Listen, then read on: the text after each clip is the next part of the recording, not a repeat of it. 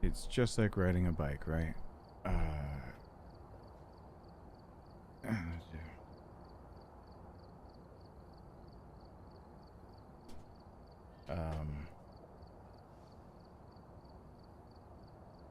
I'm in a place and a time. That's the thing now. What's happening?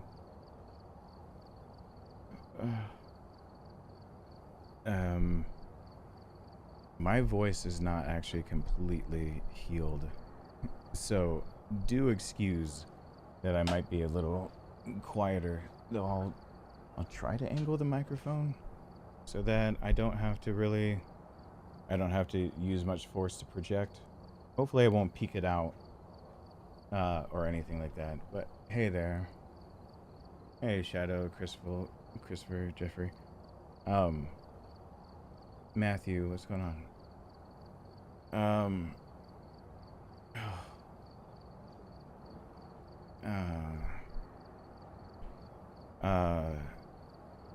I'm actually going to just like literally play a little bit, and then I'm gonna talk about I wrote a thing basically about how my dad is screwed.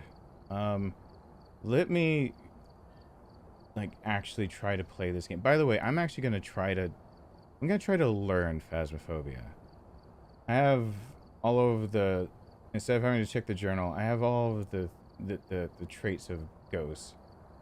Like what you have to look for of ghost orbs, riding, freezing, temperatures, EMF and all that. And ready to like do things and take notes and shut up, Windows update. Wow, it really wanted to butt in about right then. Like that.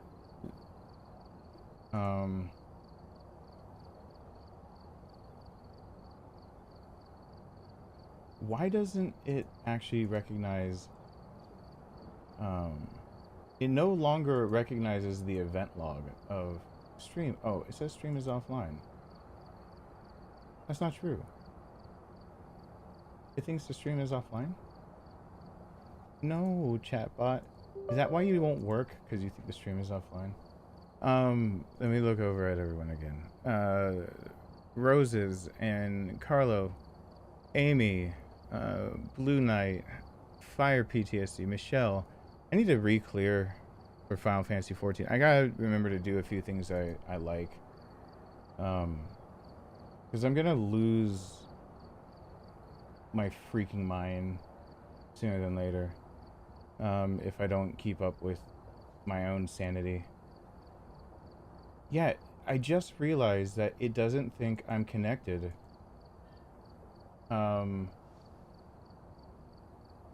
It doesn't think I'm connected. Is that why it hasn't been showing in the chat? Like when people do anything? Yeah, it does. It doesn't think I'm connected. Okay. Sorry, I learned a thing. I have no idea how to fix that right now. Oops. I clicked on things. I have no idea how to fix that right now, but I learned a thing. I'll try to fix that later. Now that I learned a thing, I learned what to even fix. It thinks I'm offline. But I'm not offline. But I'm online. I'm right here. Do I exist? In this corporeal state?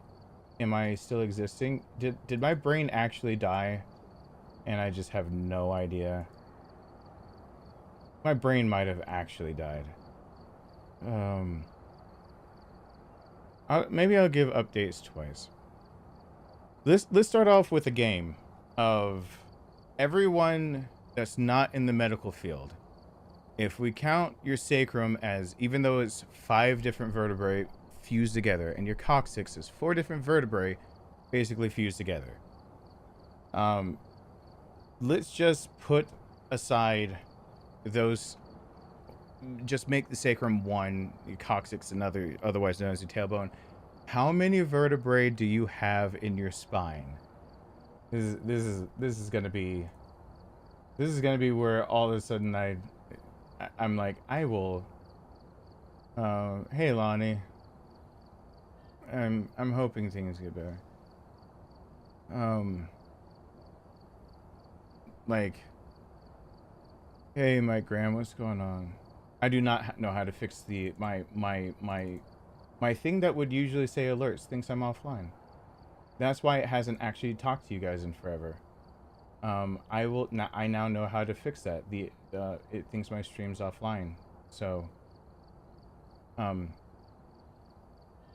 but that was a real question for people who might not know. You have your um 3 parts of your spine, and in total, uh, you've got you got some vertebrae in there. You got 26. We're gonna go that route, right?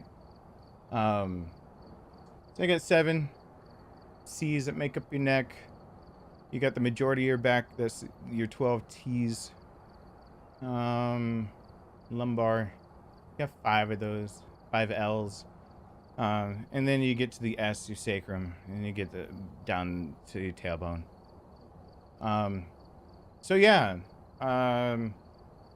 if we take out the sacrum and tailbone, your main part of your spine's like, 24. Unless my math is really, really bad, because that's 12 plus 7 plus 5, which is, I think, 24. So I did say that my dad's back was broken. That's the only real update I had for you guys. I don't know how to start off this news because I have been gone doing everything I can to hold my own life and my parents' life together and have my dad not die. And while he's older, he's not ready to die. My dad has now 11 confirmed vertebrae. If we're not counting the sacrum, that's 5 fused vertebrae, but if we're not counting the sacrum and your tailbone, we're talking about what most people think of the majority of your spine. He's like 1 off from literally breaking half of his spine. So that's a thing. I did say that he was in bad shape. He had 3 broken. I was wrong. It's 11 for now. It's probably more. That's not a good conversation starter usually. But on a flip side, a broken back sounds really, really bad for most people. Broken back is absolutely what landed him in bad condition in the hospital. That's not what just almost killed him. This is going to get bad for people that know medical anything really, really fast, because we're about to talk. My dad's in better shape, but now that I've got a grasp and trying to get a grasp on everything that's going on, he's by far not in good shape.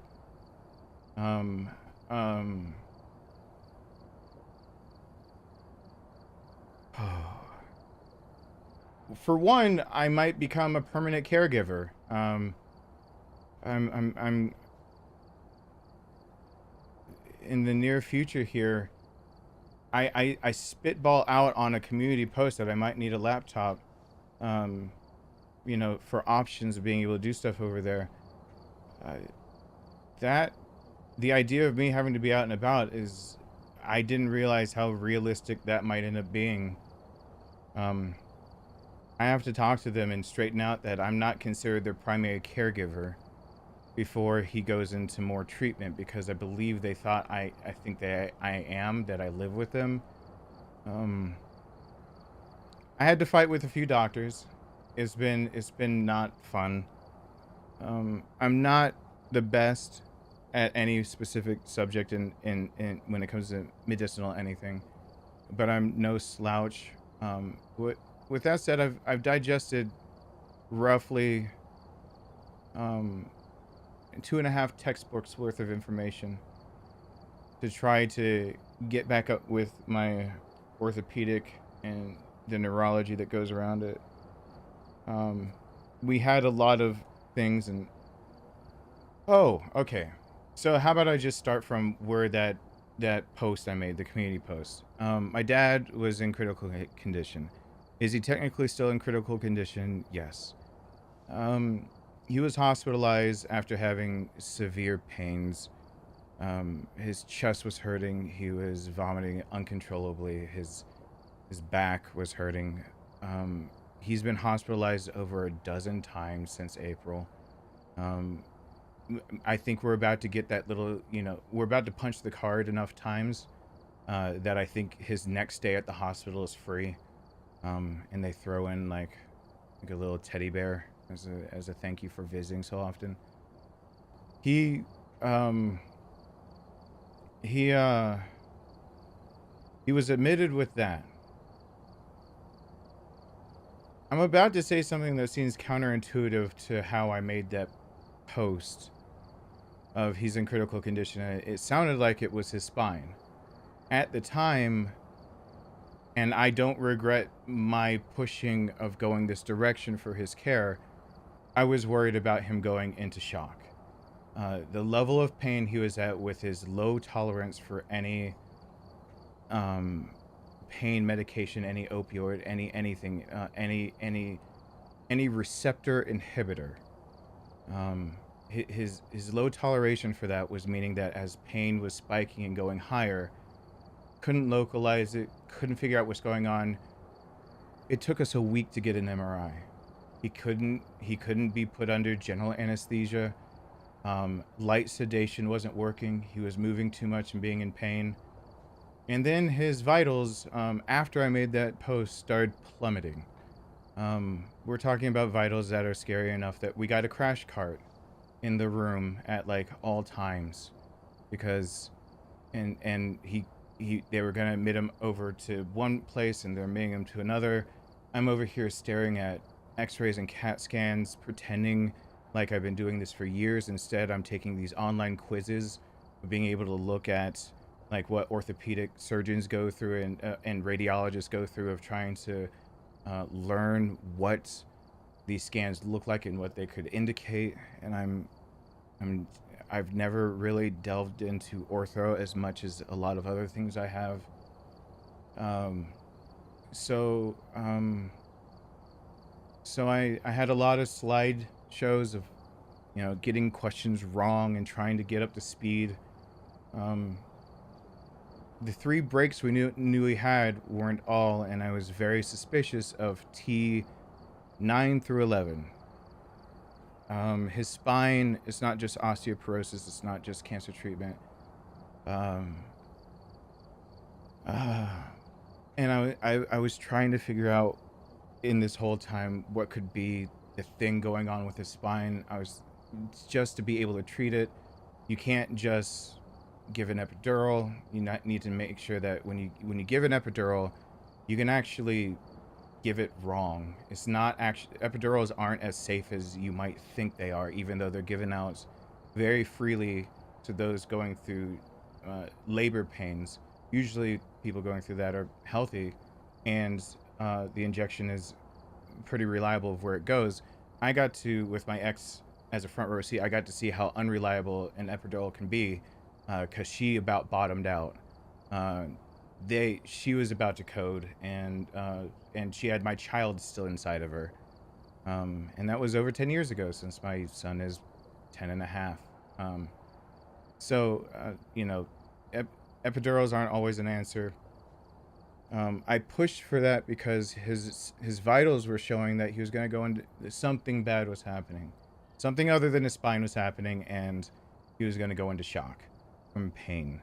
And if one thing didn't kill him, it was the other. So I was pushing for the idea of getting good imaging while trying to get pain medications in him. Come to find out that a lot of the things that I'd been trying to get through to them weren't being listened to or heeded. Literally, I can admit that I don't know everything. I just don't. I don't even come close. But I can hold my own in a conversation when it comes to uh, medicine, biology, trying to figure things out. And I know my shortcomings, so I, I mentally right now could probably give a few lectures on things that I think if I really start talking about, I just bust out into tears. Not because it, the subject matter makes me cry, it's because I don't think I can ingest any more information without sleep. Even last night, trying to crawl under any covers. Less than what, 15 minutes later, I got a call, an emergent call. Less than an hour after that, I had another. I put an earbud in to try to sleep. I got another and another and another. Um, um, I pushed for him to have um, any type of even light sedation of any sort to get the MRI. We needed clean imaging.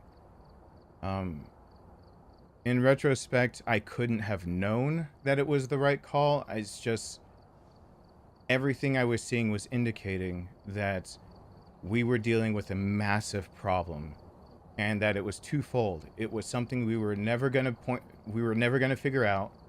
It was something that something else was wrong with his body, but we were never going to figure it out because the pain of his spine can be referred to all other parts of his body.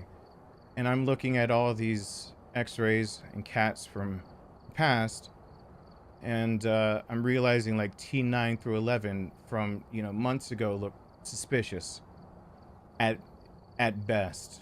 And knowing that, we've got the possibility of C7, T1, T2, with those kind of vertebrae thrown under the bus, and not knowing why his spine's collapsing, that's called paralysis. If not legs, then quadriplegic. And he's thrashing, and it's the first time I've ever heard my dad scream in pain. My dad has been a very tough individual his whole life. He was also a Marine. He he's been able to bleed out a third of his body's blood before through bleeding ulcers and survive. It seems like he can just survive anything. And he's broken things before and been in bad situations. It was just a few months ago that the hospital decided to send him home in an Uber without oxygen. And I was unfortunate enough to be on the phone when my mom was expecting him there, because I was trying to figure out where the hell he was, only to have a front row seat to something I thought I'd never hear, which is my dad, begging for his life because he needed oxygen. He's begging my mom for oxygen, and I've never had to hear my dad beg for a single thing in his life.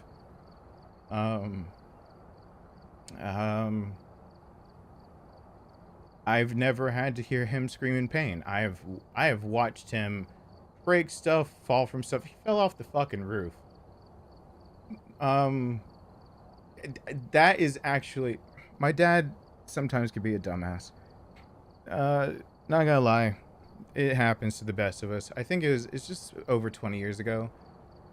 My dad was doing something on the roof, trying to fix something, and for some godforsaken reason, he decided to wear his boots, but not his good work grip boots. He wore his cowboy boots onto the roof, and slipped and realized that he was about to fall off of a 2+ story drop to the ground, and or if he rolled just right, he could instead hit the deck, which would only be just over a half a story drop.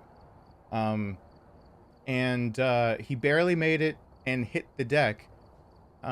He laid on the deck from I believe he said from noon until 3 or so, 2 or 3. This was 20 years ago, where he just was afraid that he had broken something. And so he figured if he just laid there for long enough, either the thing that he broke would you know, make itself known and he'd know not to move. Or if it didn't hurt too bad, he'd just climb in bed and try to sleep it off. And it didn't hurt too bad, so after a few hours of just lying there, he climbed in bed. And later on, we're asking, hey, weren't you gonna do stuff on the roof? And he's like, funny you asked that. I need to go to the hospital. And they had to check him. He had bruising or whatever. And then we figured out, oh, he actually did crack like 2 ribs. But he didn't die. And he's trying to figure out, like, how did you do this? And he's trying to tell us he wore his slick ass, worn out cowboy boots on the fucking roof. And I'm sitting here going, what the hell, dude? Like, this is my dad. And I'm sitting here, like, realizing I could have just lost my dad to one of the dumbest things I would ever have to explain to potential kids in the future, or family, or friends. Like, how'd your dad die? Well, he died trying to fix it. How did that happen? Because he decided to wear boots with no grip on them, because it's his favorite pair. He was also wearing jorts, because as anyone who's ever been served military knows, you lose all sense of propriety for style, and it's really hard to get it back. So it's not the easiest. He was wearing, you know, calf length socks with jorts and a long sleeve, like, flannel shirt with a cowboy hat on, fixing a roof. It's he if I was gonna hear him, it would have been when I gave him a big hug and didn't realize that, you know, I say his ribs are cracked. A fracture is a break in your ribs and in any bone. You know, I bear hugged him, realizing I could have lost my dad, and that didn't even get a peep out of him. My dad bled out a third of the blood in his body into the toilet from his stools, and was just like, I should go to the hospital. And we were told he should be in incredible pain. Without any painkillers, he's the one trying to reassure us. As he gets older, you know, I luckily came home from a Thanksgiving break when I was living down south, and I walk in the door, and I walked in at the perfect time because my dad had started collapsing from a heart attack and was reaching for my mom but couldn't get a word out. And so I walk in the door, my mom barely wakes up, and then I hear her scream bloody murder. My brother's still alive at that point. We grab my dad. He tells me that we're gonna just drive to the hospital.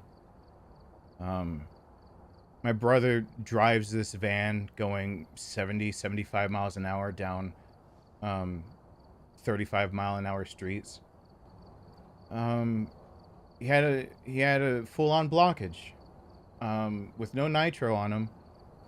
No permanent damage because we got him there faster than any ambulance ever would get to him and then get back to the hospital. The doctors said, while highly illegal, my brother's actions of driving so fast and yet ending up there safely saved my dad's life and everything. But the complications after that, we were told he'd be in a lot of pain. This was a serious thing. We're gonna have to look for long term. Never heard a peep. I've seen him break his foot. I've seen him break his hand. I've seen him cut the tendon in his thumb completely off. I've seen the video footage from Home Depot where he calmly, after making his thumb now literally unusable because he cut all the way through the tendon that controls your thumb, he calmly talked to a customer in front of him that had distracted him while he was cutting open boxes, and very way too calmly told them that he would get another associate to help them and that he needed to take care of this in an appropriate manner. My dad had a laceration deep enough to see bone. He had to go through surgery of taking one of the tendons out of his forefinger and putting it into his thumb so that he still had the ability to grip. He is bleeding a pool of blood into his hand and onto the ground. And he worked for Home Depot, and Home Depot tried to figure out a way to fire him. You don't want workplace injuries. You want to be able to blame the worker. That's just corporate normal. They reviewed that tape so many times that they finally said, you bled orange that day. Orange is the color of Home Depot. And they paid for everything because he was that by the book. He didn't scream, yelp, not a single sound. A laceration deep enough that most people would at least make a peep. He cut through. You've got 2 in your thumb. That's why your opposable thumb is so important. It has extra strength. You have one, but one major, one minor. You've got things in your thumb that make it so you can grip, and you've got 2 in your index finger, and that gives you that grip strength. And they took one out of his index to give it back to his thumb to give him grip strength. He didn't make a sound.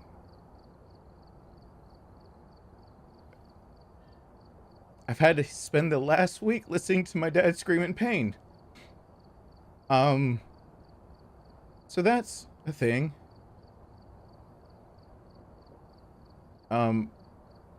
My brother was described as having the worst pain imaginable on this planet when he had a direct impingement on his optic nerve.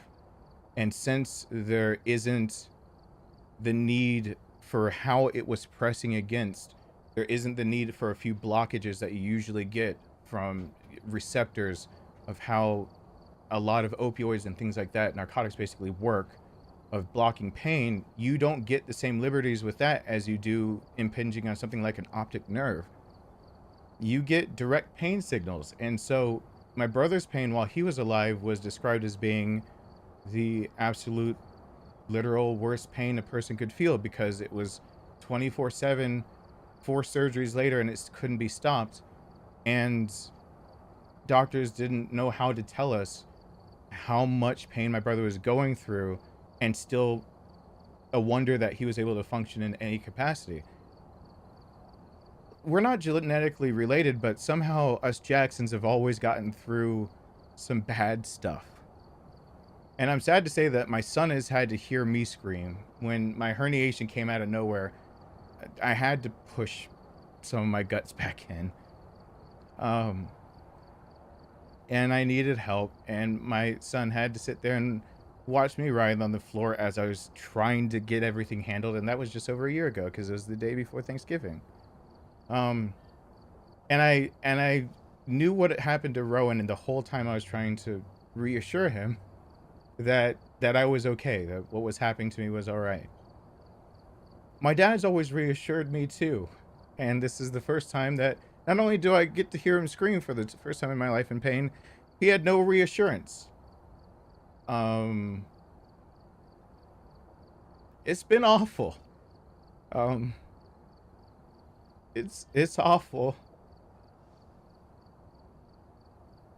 And that's just me. I'm the bystander, not actually having to be in the pain. But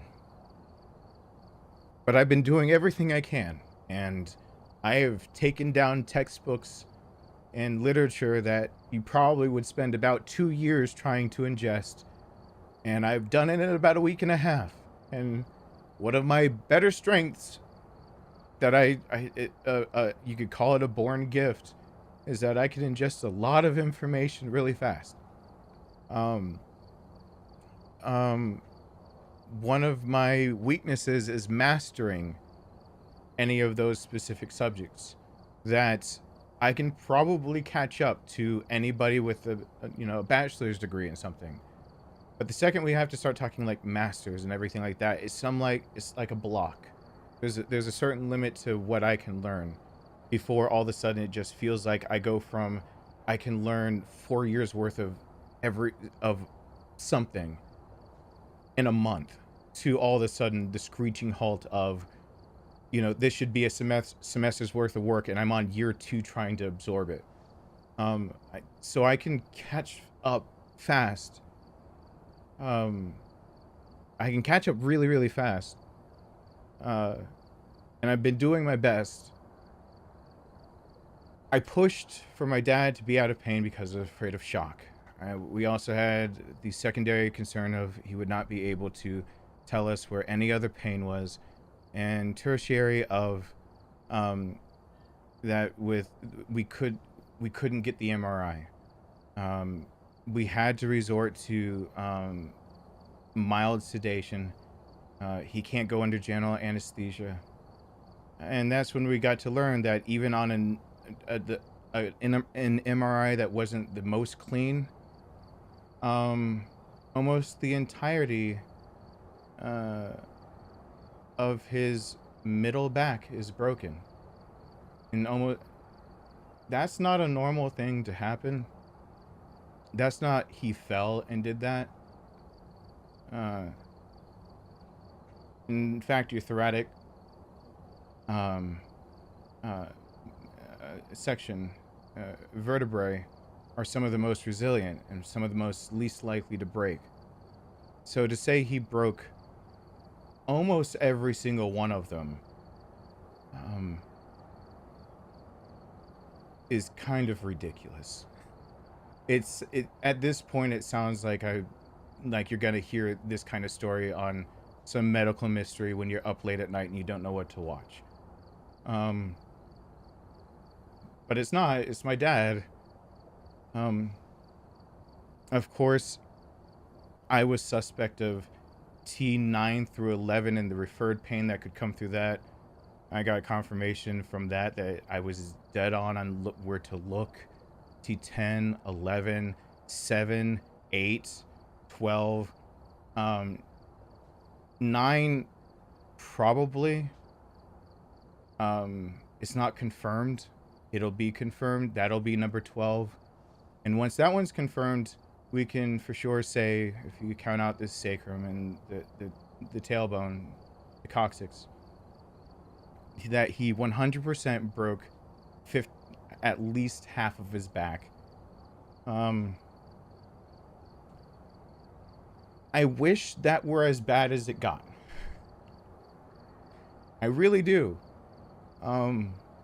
But it was a struggle to get them to understand of why I was having to I was having to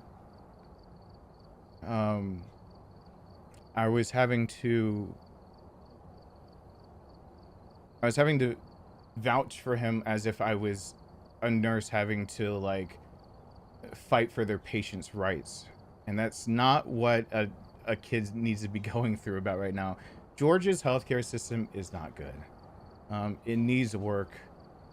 It needs a lot. Of course, he's got osteoporosis. It would not explain what's going on. We actually don't know. That's coming. I'm being slow in telling things because I feel myself getting emotional. I'm trying to bring it back. I'm trying to keep it in check because I don't have emotion to spare. My brother's dead. My dad, I'm really trying to keep from being right there next to him for a little bit longer. Because if I lose my dad, I lose my mom. And there goes all of my family. And my worst fear, as I've stated many times, even before my brother died, is being the last person standing. And I'm pretty much guaranteed to live that fear out now.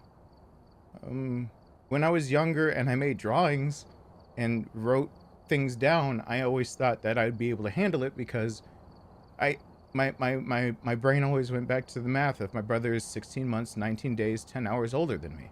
So when I'd go through the idea of eventually you're supposed to bury your parents, my brother would be next to me.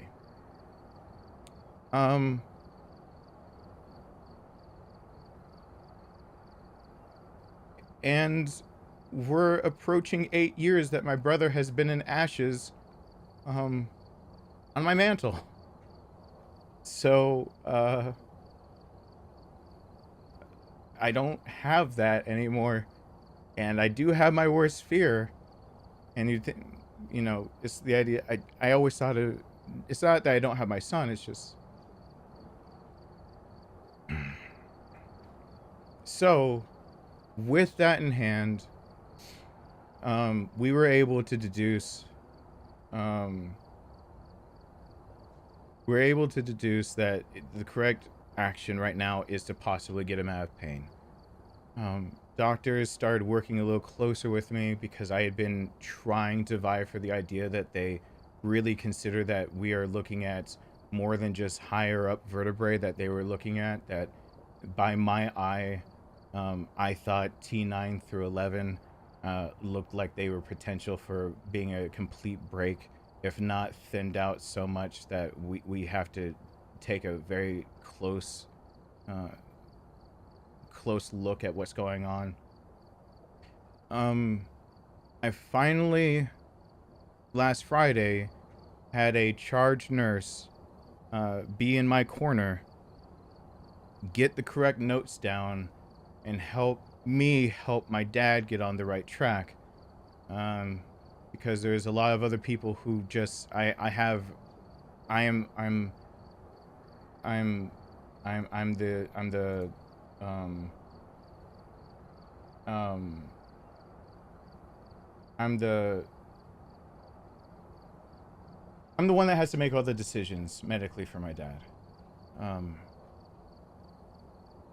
um, and I'm the one that has to give the okay and the authorization and have the uh, audible witnesses in the background where two people have to hear that I give an okay. Um, but once they started working with me instead of it felt like against me, Dilaudid, hydromorphone is the only thing that really I thought would be a good candidate for getting his pain under control so we could move on to whatever else was happening. While the first time around it didn't work, the second time around it did. Which is good because his stats were plummeting and we were trying to figure out what else was going on. What the nurses didn't tell me, because that charge nurse had a day off and they were able to just kind of skip over a piece of information, is that my dad had retention. Um, um,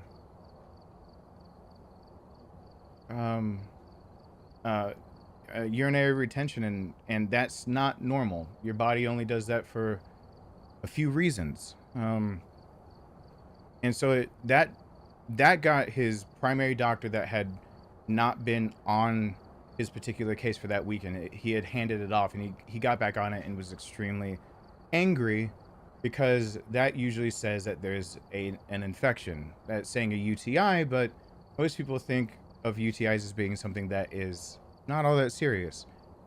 Not true.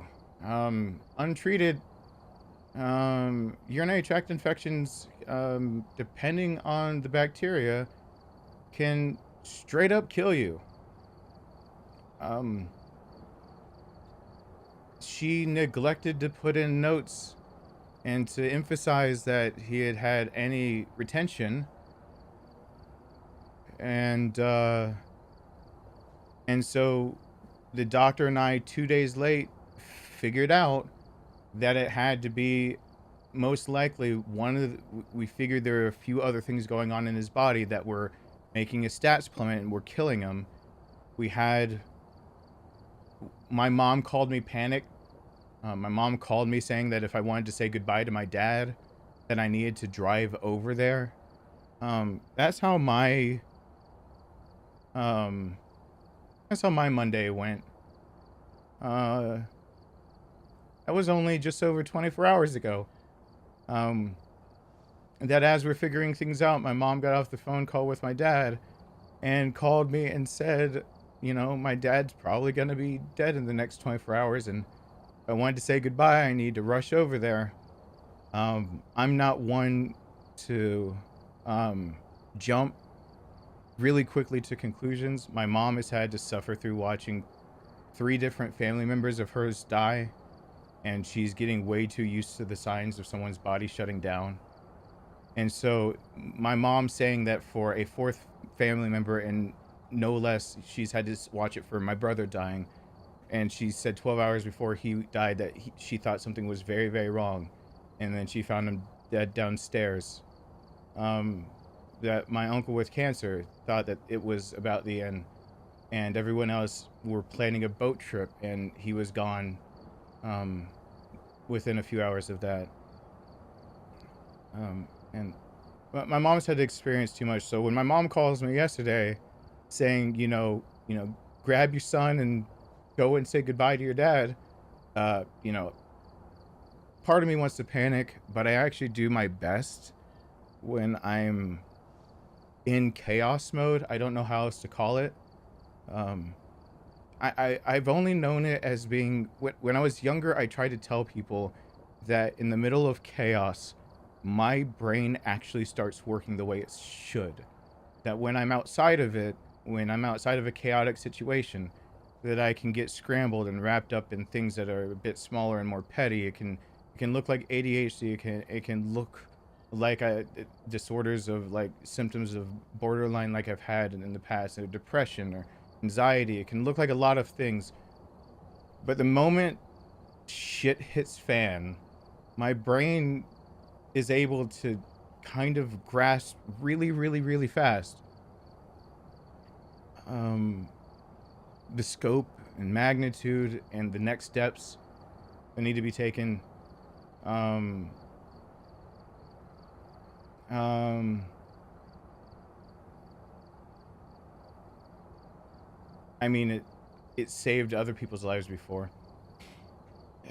I got in contact with the doctor immediately. I got a status update yesterday. He admitted that my dad's stats were going down. Yesterday was he said we have 48 to 72 hours of my dad being like this, and it has to change or he dies. He did admit that, but he did not think that in the next 24 hours my dad would be dying. And that's when we got finally to some of the nitty gritty of, we got some cultures back. Knowing that he had some kind of infection at least led us to one point of why some of his symptoms were manifesting. Knowing that it's bacterial, we threw some generalized antibiotics at him as we were waiting. It didn't take long to figure out that he's supremely unlucky. Um, um, and oh God,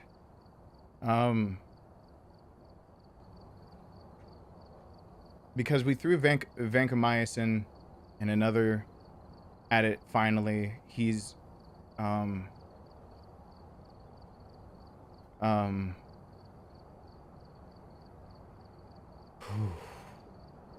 this has been a lot, hasn't it?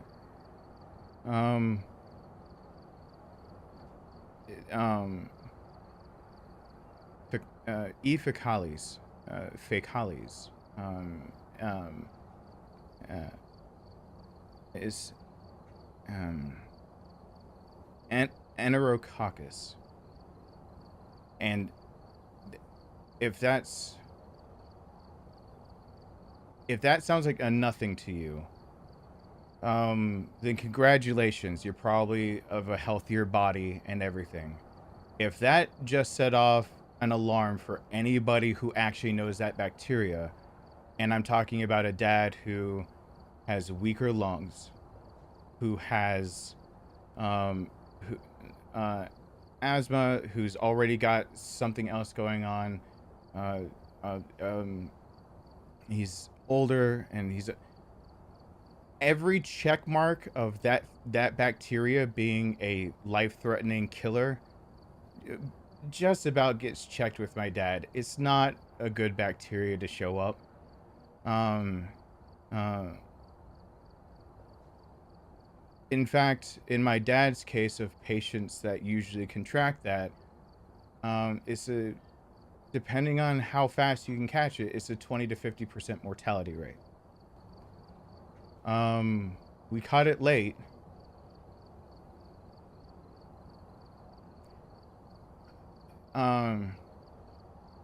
Enterococcus Eficalis.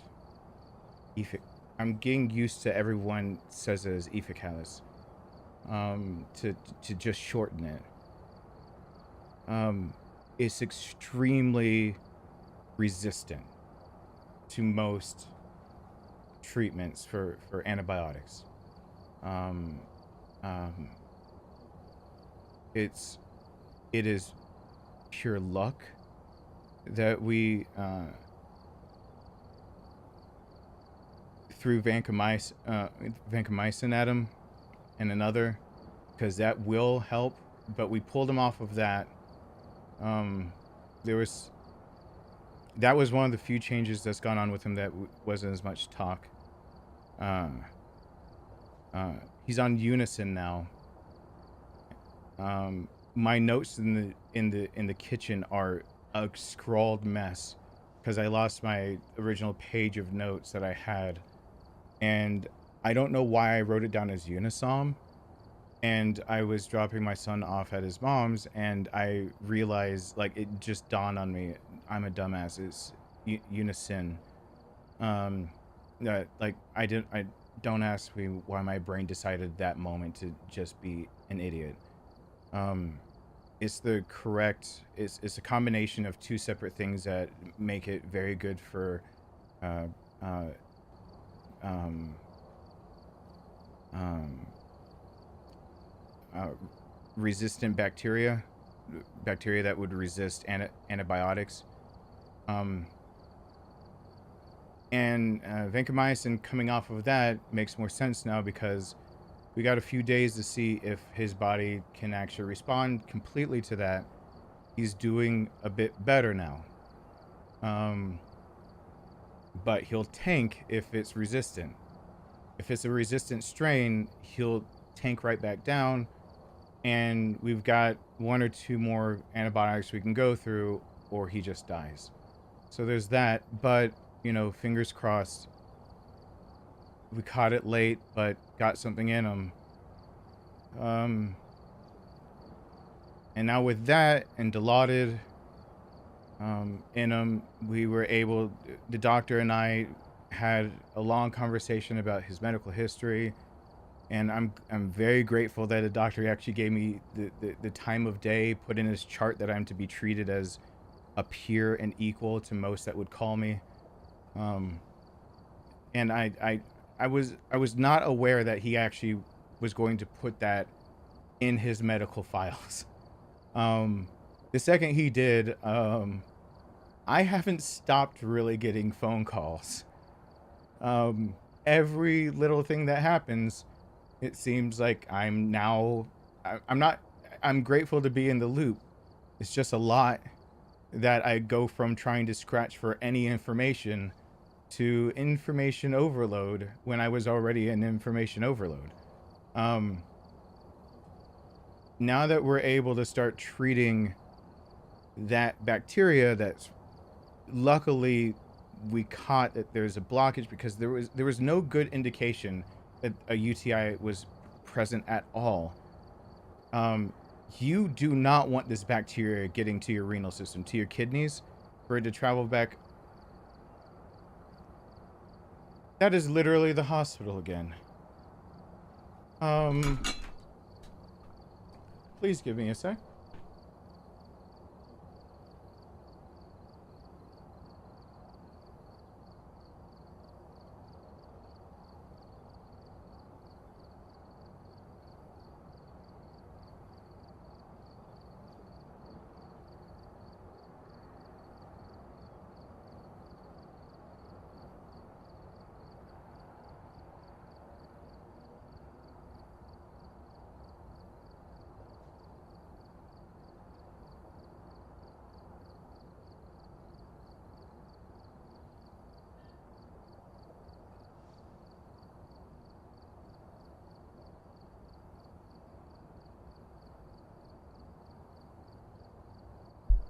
Not a call that I couldn't put off for a second. Cause I'm about to break. Now that we've got a bacteria in check, it's more obvious what happened to my dad and where he's going and where treatments are going and where my life might be going, because my life might be completely changing.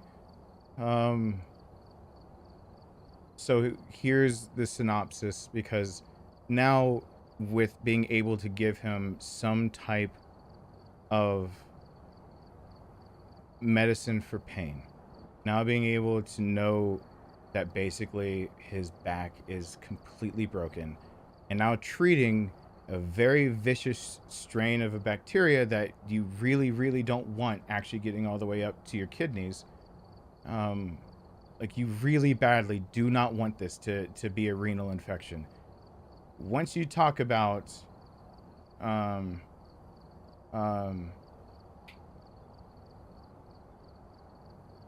what, uh, once enterococcus gets to the renal system, it's, it's, uh, it's over for someone my dad's age. It's just over.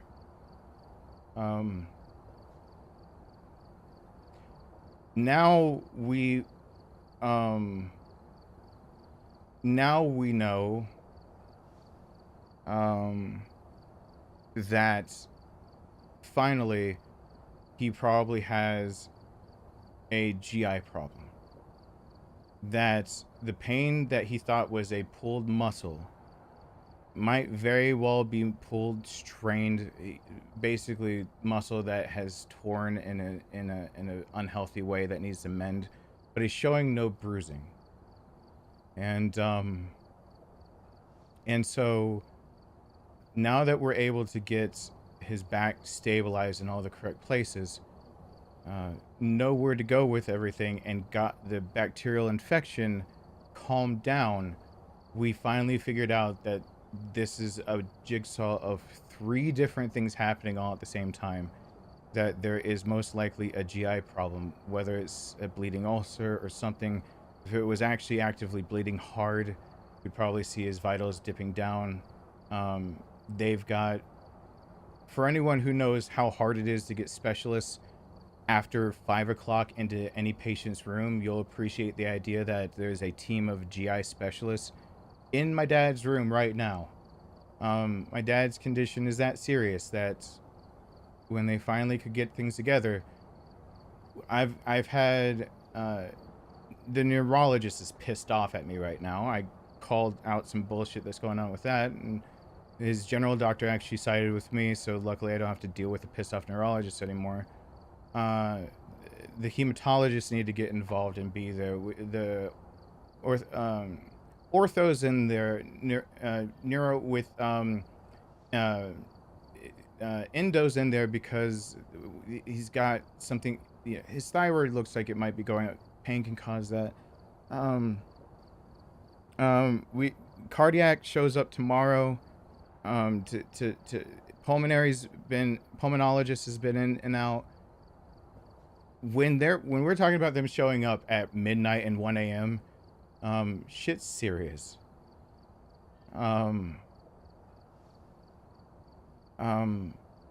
This morning I gave authorization for something called kyphoplasty. The radiologist, yes, a radiologist called me. Again, for anyone in the medical field, I've actually now gotten to talk to a radiologist to probably more of an extent than you ever will. Radiologists are these recluses that you get to see when they're doing imaging, and then they disappear. And a report comes across a desk with what they believe they found, and it needs to be, broken down by whatever specialist ordered that particular imaging. And then they go back into, I guess like a funnel spider hole web thing that they make, where them and all of their images can be at peace with bright light shining behind them, reading them. To be able to say I had like 20 minutes to talk with one,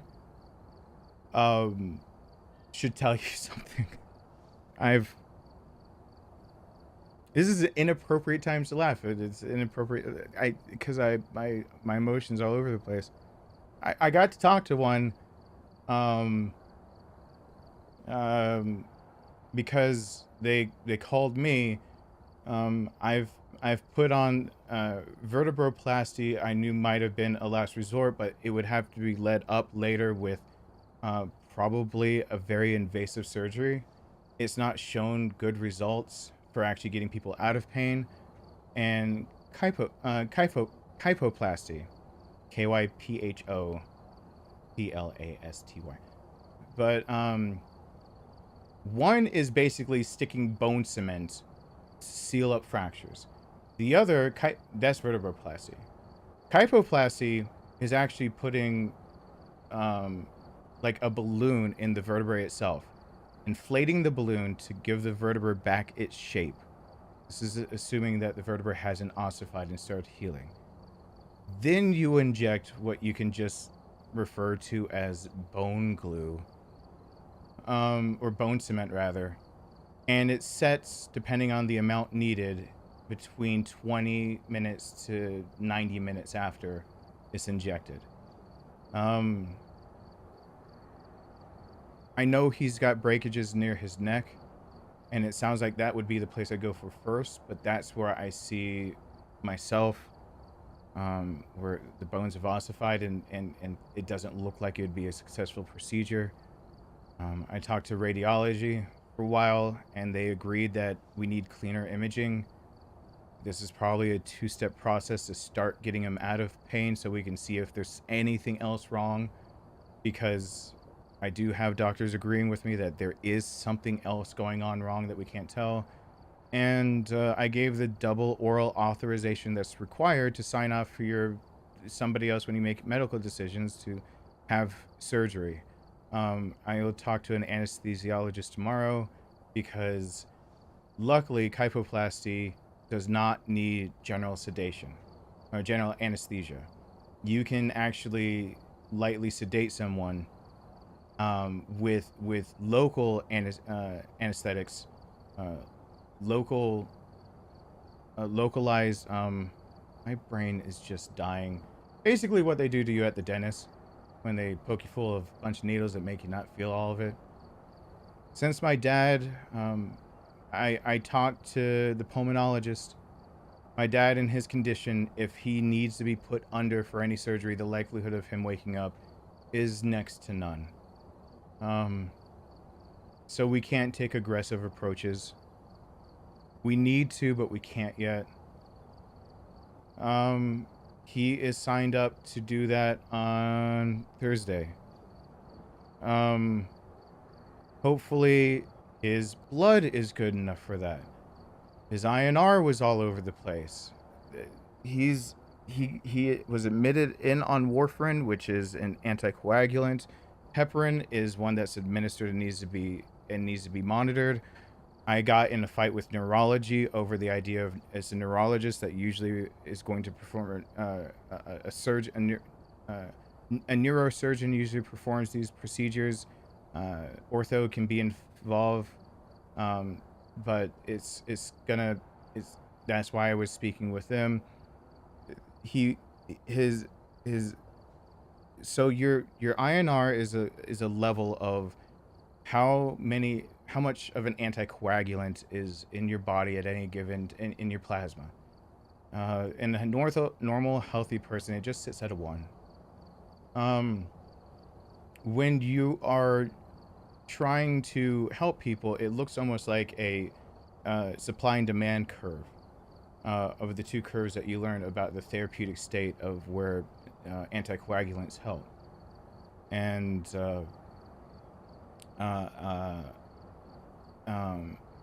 heparin is an anticoagulant to help with the idea that he doesn't have a thrombosis that gets thrown into an embolism that leads to a heart attack or stroke or something like that.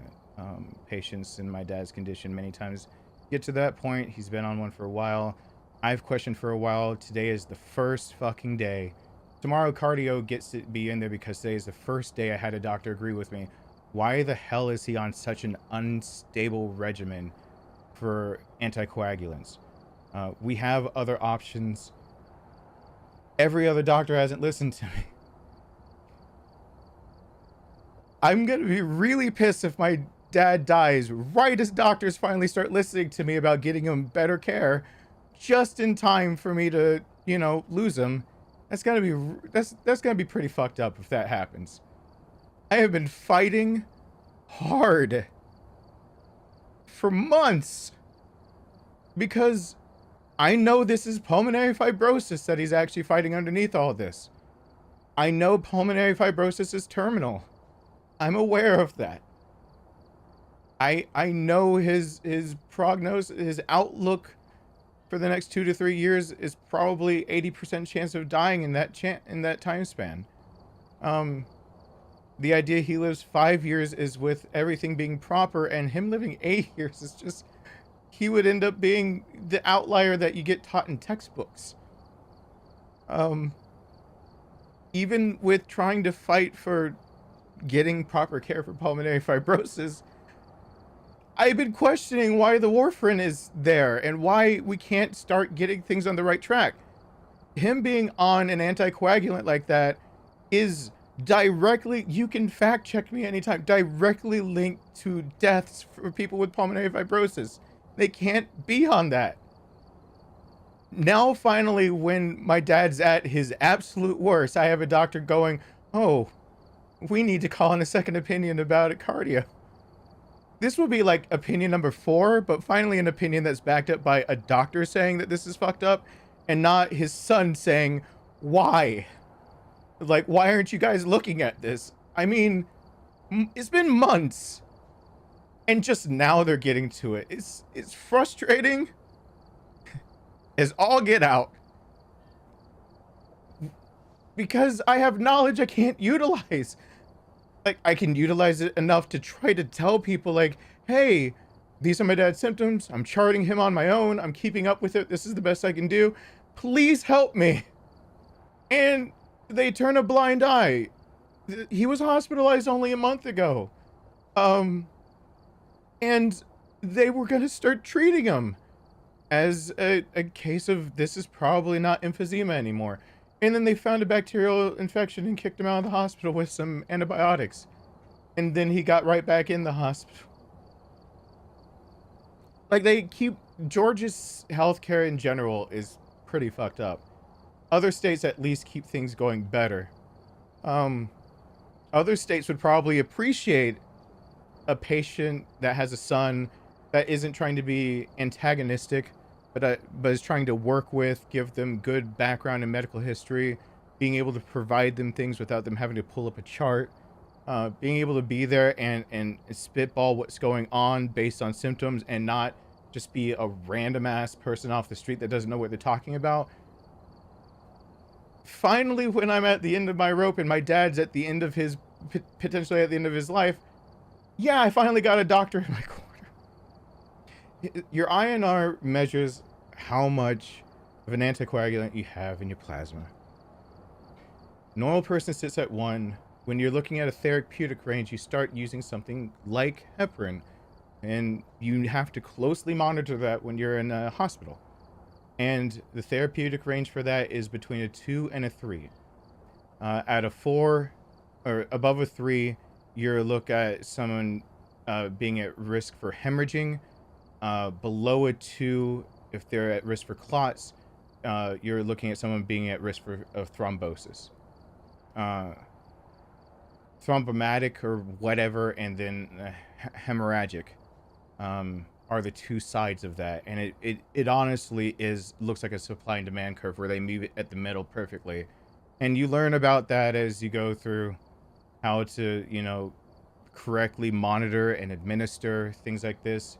You look for different levels of how it's acting in his blood. There's a test that you do, and one of the tests that's for long-term checking up on an anticoagulant basically takes a sample of blood and see how quickly it coagulates. On a higher dosage, you would expect 60 to 100 seconds to pass before it does. On a lower dosage, you can maybe as low as 40, but 40 to 60, maybe 80. It can vary depending on dosages and whatnot, basically. In all of that, him sitting at a 77 was running completely counter to the idea that they were starting a heparin drip, and he immediately went to a 4. That is called, for someone in his condition, you accidentally scrape yourself and you just bleed out. It's not a little oopsie. You're not going to get even non-invasive surgery. They can't risk it. You're going to bleed everywhere in a way that you can't coagulate your blood. Your blood cannot stop it. So it's not a little oopsie. And come to find out, they are using a method that is not the method you use to fine-tune how much of an anticoagulant like heparin you get. And it's really fucking ridiculous that it took until today. That's why I got in the argument with the neurologist that the method that they're using is not the tried and tested true method of dialing in the amount of heparin you should be administering to a patient. They're using one method of PTT as opposed to another method that gives you more of an anti-XA. It gives you a fine tune of where it should be, and you get a better feel of what's going on. Doctors tried to fight me on that. Luckily, the doctor overseeing his case in its entirety got my back on that one, and now it's being monitored correctly, finally. Every step of the way has been just stupid. There's icing on top of all of this. If you didn't know, people can be declared medically unfit to live on their own.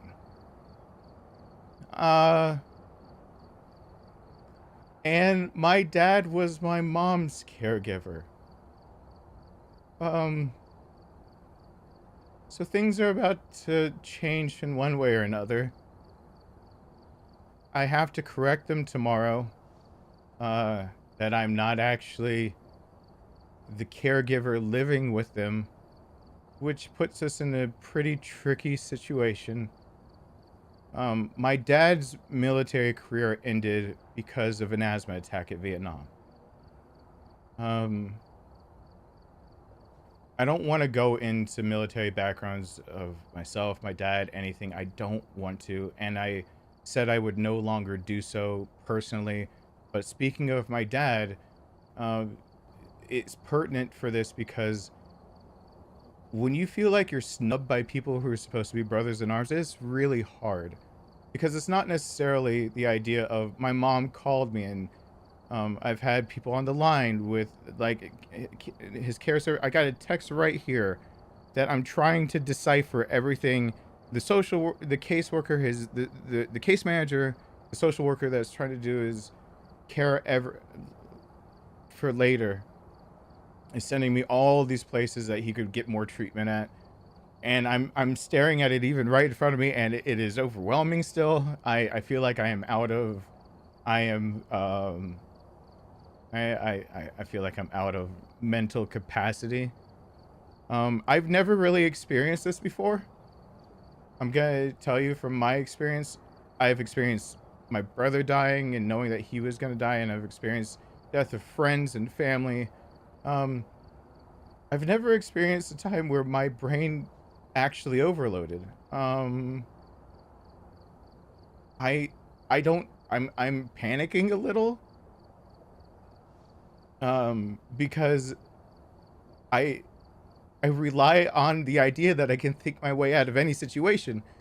And now it's kind of clicking that we've got to wait a few days to even know if this antibiotic is going to be life-saving for my dad or if it's going to kick it on right back. And we got to start going down a very short list before he just is gone.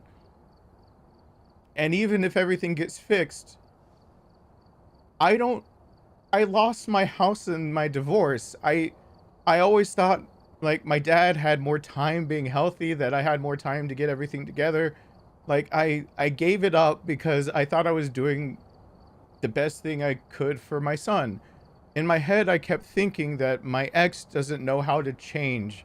She doesn't know how to, like, she has no idea how to basically mold to a situation and make it work. Anything that's really life-changing shatters her enough that when I decided on 50-50 custody for my son, I decided that I wouldn't be fighting for things like the house.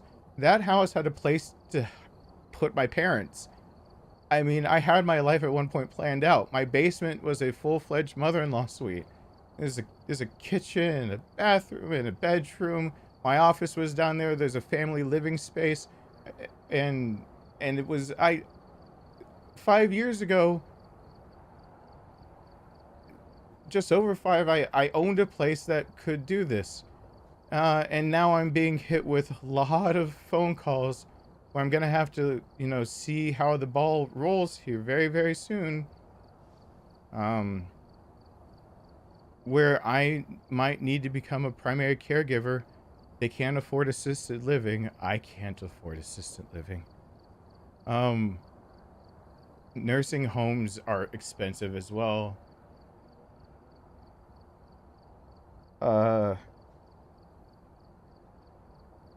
And they're gonna bring him in on a stretcher, and I gotta figure out my mom's living situation and at least make it temporary enough so they'll release him if he's released.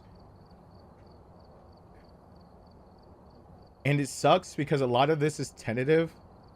I wish I had like definitive answers. I can sum it up. Half of my dad's back is literally broken, and osteoporosis, old age, and radiation treatments do not account for the loss of bone density to this greater magnitude. He would have died from shock from the pain of that alone. He got hospitalized again after repeatedly throwing up at home, vomiting, and from there it was obvious that he had at least 3 broken vertebrae. That didn't account for why his stats started plummeting. But since we couldn't figure out why that was occurring, the only thing I could do was try to vie for how do we get him out of pain to see where this other thing is coming from, because cultures are not coming back and giving us answers. Some have to sit for 5 days. I had 72 hours. My best estimate the first time around when he was... I had 72 hours to figure some shit out, or my dad's gonna die. Either from shock, from all of this pain, or from whatever else is actually taking his stats down. One of the two is gonna kill him, and I gotta solve one of them. And doctors had... They gave me the damn tone of just sounding like he's already dead. I hate that.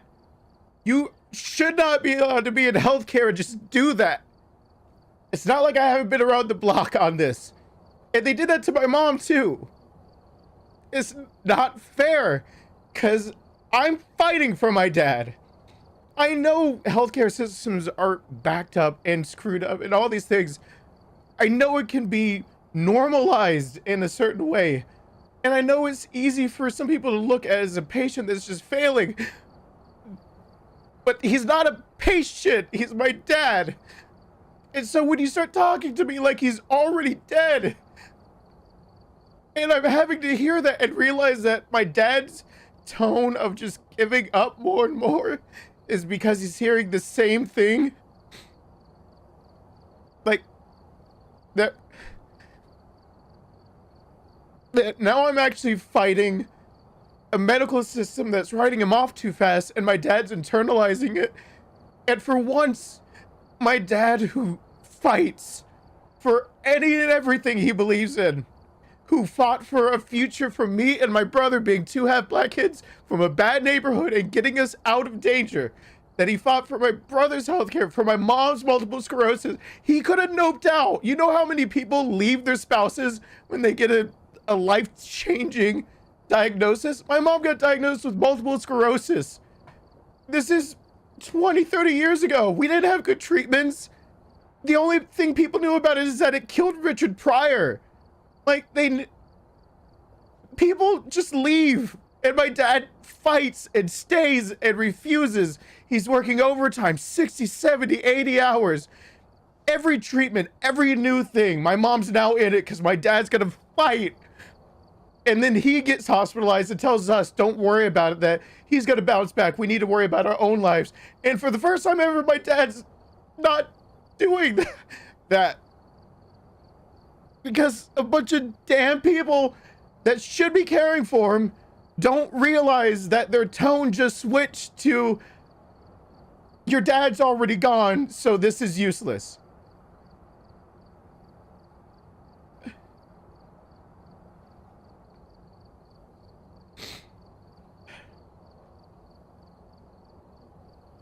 And for the first time, now I've heard him beg for oxygen.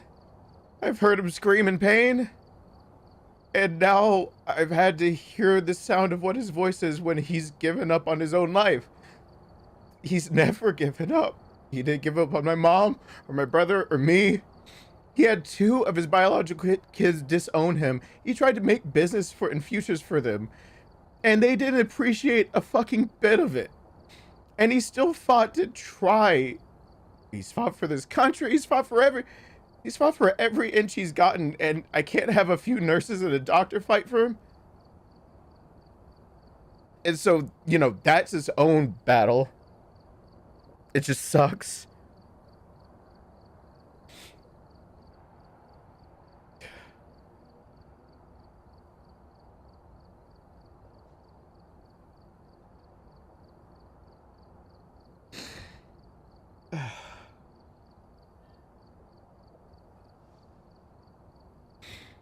At least now the doctor that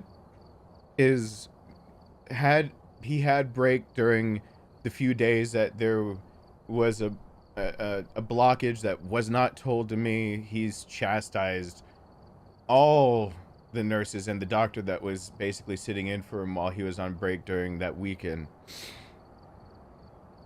I've got one doctor that's actually helping me, and I'm hoping it's not too late. Most likely what happened is that my dad had, I've been eyeballing T9 through 11 for a while. If you know anatomy, that's getting close to where your diaphragm, that if your diaphragm, your lungs were compressed, your thoracic vertebrae do a lot of the support for things like attachment for your rib cage and air support of, you know, things like your diaphragm. So it's when you breathe in and out, or you know, when you go to sing and they say sing from the diaphragm, like use your whole diaphragm, not just the front, but it wraps around your whole body to your back. You're talking about a whole big group of muscles. Well, those are the same muscles that happen to squeeze down when you start vomiting. And so most likely we know the chain of events that at least got us here. So I can recap, if you will. My dad had a bacterial infection at starting probably about 2 months ago. They caught it in his stomach, and they overlooked that he was saying since April he's had back pain, and that he's had GI pain. Every time he's been hospitalized, they're saying it's acute cases of his emphysema flaring up. So they weren't looking for that. When his chest he's saying is tightening, they're saying that that's probably also from that. They weren't basically listening to the patient. They weren't listening to me. Now he was released from the hospital. He had been out a whole, I think, 6 days. And my mom said, just plan Thanksgiving without us. You know, we're not doing too well. And then like a few hours later, he's being taken to the hospital. Most likely it was a cascading effect that whatever GI problem we haven't found yet, or just the bacterial infection that was starting inside of him that wasn't the one that the gastro one that they had caught in the prior hospitalization, that infection or his GI problem started a cycle of vomiting, and therefore that was probably the last vertebrae to break, where he is now, every time he goes to vomit, he's impinging on now directly on into a nerve, causing extreme pain. That pain being the figurative straw that broke the camel's back, bad turn of phrase given that his back is broken, led to a cascade of knowing that we had to get him out of pain because his vitals started dropping. And they had no reason to drop from back pain. It's really hard to describe it, but when you have patients that actually have broken backs like that, you have a lot of pain. But if you have them stabilized in braces and things like that, many times if there are dips in their vitals, you're looking at extreme amounts of pain or something else is happening. And my dad was hospitalized and now stabilized because they knew 3 vertebrae at minimum were broken. And so now he's being stabilized in an extreme amount of pain. Medically speaking, if his stats are dropping, we would know from that point forward that there is something else going on, internal bleeding, an infection, something possibly secondary to what's going on, something that might be caused because maybe he's not respiring enough. We could look for pneumonia. We're looking for something. And now we're fighting a clock because there's pain. Most patients can tolerate some kind of pain medication. My dad was not tolerating it at first. And by tolerance, I mean you can't have a patient with broken vertebrae just asphyxiating. You don't have a good way to have them throwing up. You can't take as many chances. And we couldn't get him into an MRI because it was too much pain for him. The cultures weren't coming back with anything other than his thyroid is acting up, his levels are off, but we've got the IV in him now. We're shooting in the dark. One nurse that didn't give proper report could have helped us 2 days earlier, but didn't. But the charge nurse the day before finally worked with me to get him out of pain. Asking for him to be restarted on Dilaudid. She got it greenlit, and it worked this time because I asked for it in a lower dosage because I wanted to minimize pain, to minimize the risk of him dying just from shock, because there's too many things going on, and to be able to localize at that point in time what I thought would be secondary, but being able to figure out the MRI and where the breaks are, because these must be breaks that are impinging on something that I don't know. So my brain was going in 2 directions. That we've got a secondary something else going on, but his back I thought was, the primary thing that we're going for. And then it started to dawn that it might not be that, and I'm having to go through what could it be. His labs, I have them all sent to me, and none of them are making sense of why his stats are dipping. About 2 days ago, they're at their lowest. They had a crash cart ready for him because they thought they were about to call code blue. That's not fun being on the phone for either. It's really not. Them talking about coding your dad right in front of you is not cool. I'm glad I was on the phone though, because I was able to help them with anything. They just needed information of how they could help him better. And he's not able to answer any questions, so I've got the background for him covered.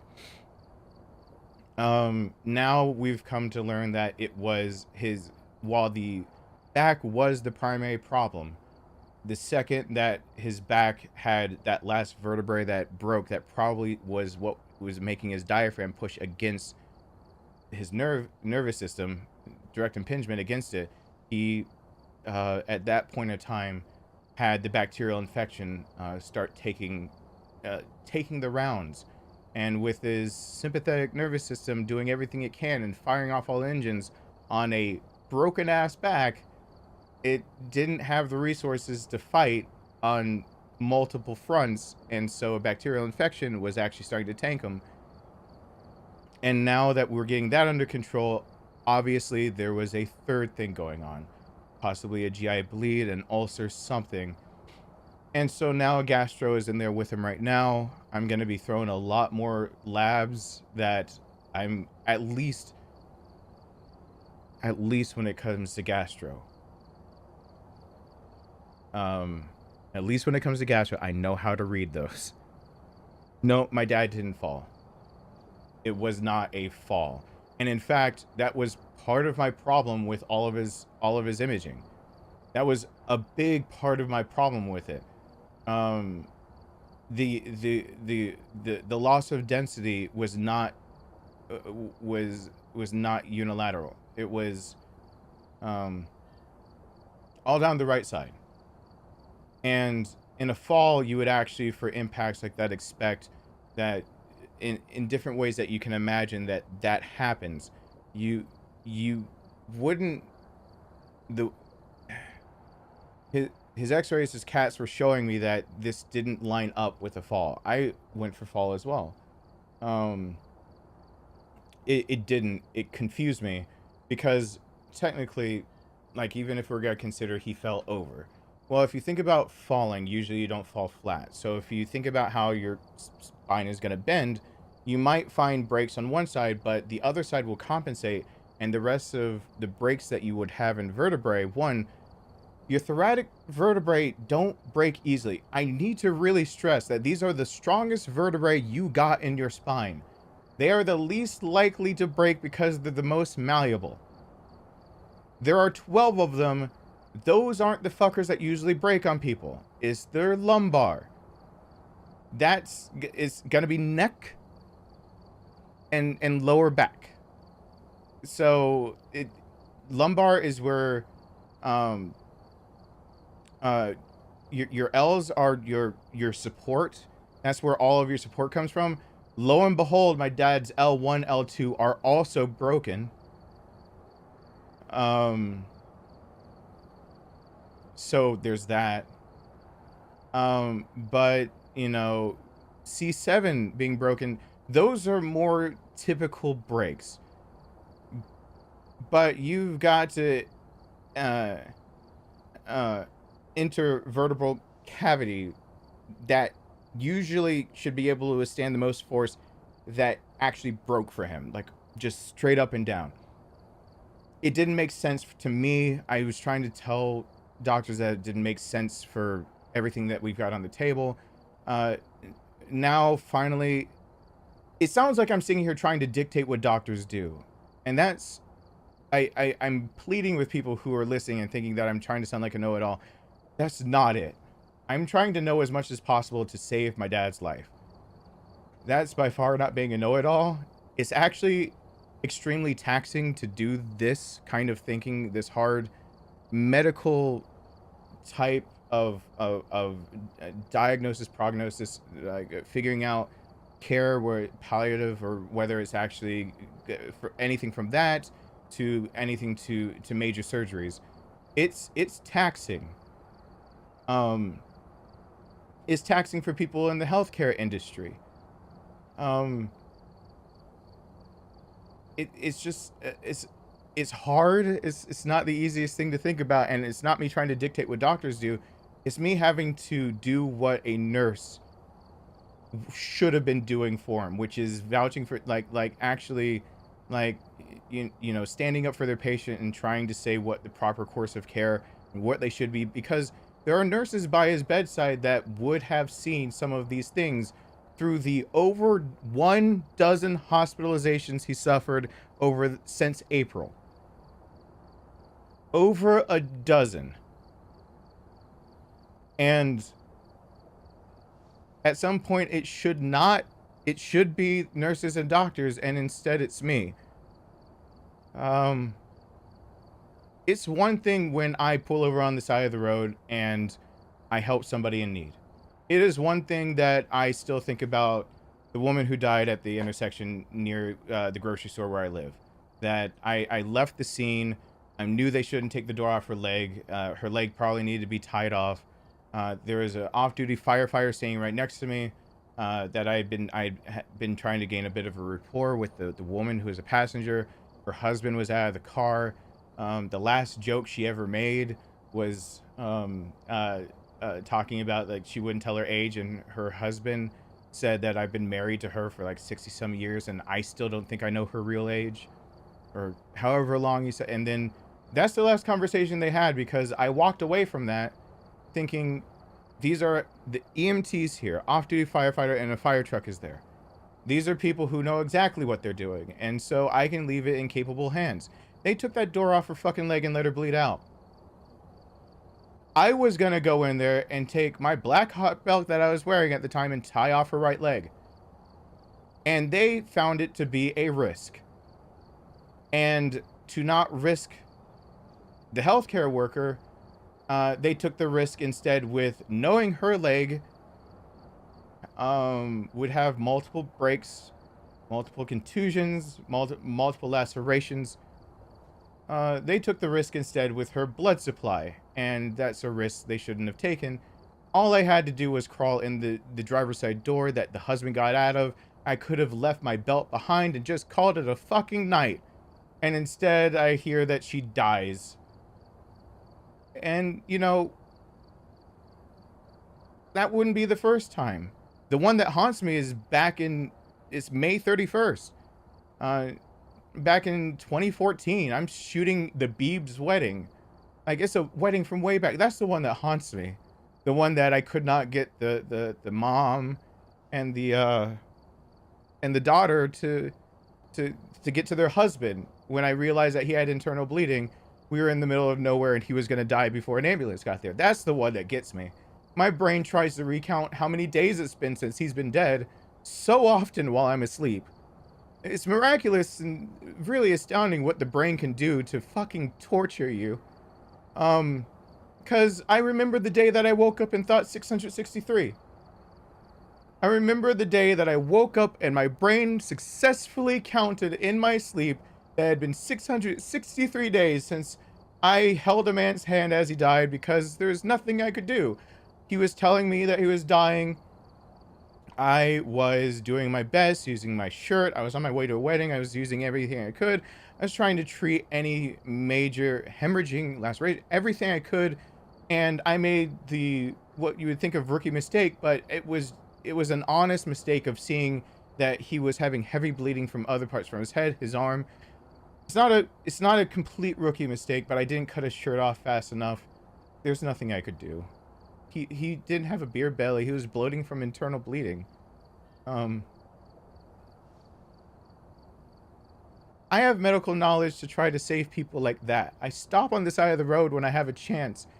Not as much since I've had my son, since I don't want to just leave him, but he's had to sit, in a parking lot where I say sit right there, look straight at me, like here's a whistle or here's something, get my attention if you need me. Otherwise, like, I have to help them because they're in dire need. I've done it once or twice with him, just a few yards away, and he's, of course, protected, but I can't stop nearly as much. Now I can when he's not with me, if I'm on a walk or something. When it's somebody else, the one that haunts me the most is it was a dad.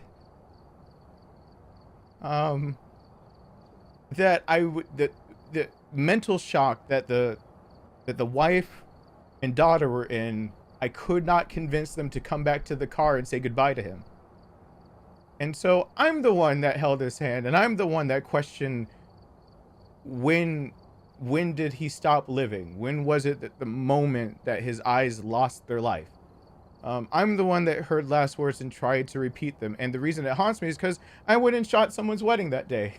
And my brakes blew out, and it became a whole big thing, and it took forever to get home, and I had to jerry-rig my brakes back together, and my ex-wife had to follow me with my just over 1-year-old son in tow in the middle of the night, going down a highway an hour and a half away in the middle of this, and I'm having to feather the e-brake so I can get to the mechanic that I know, but it's the middle of the night, so it's not busy, and it's in the middle of bumfuck nowhere.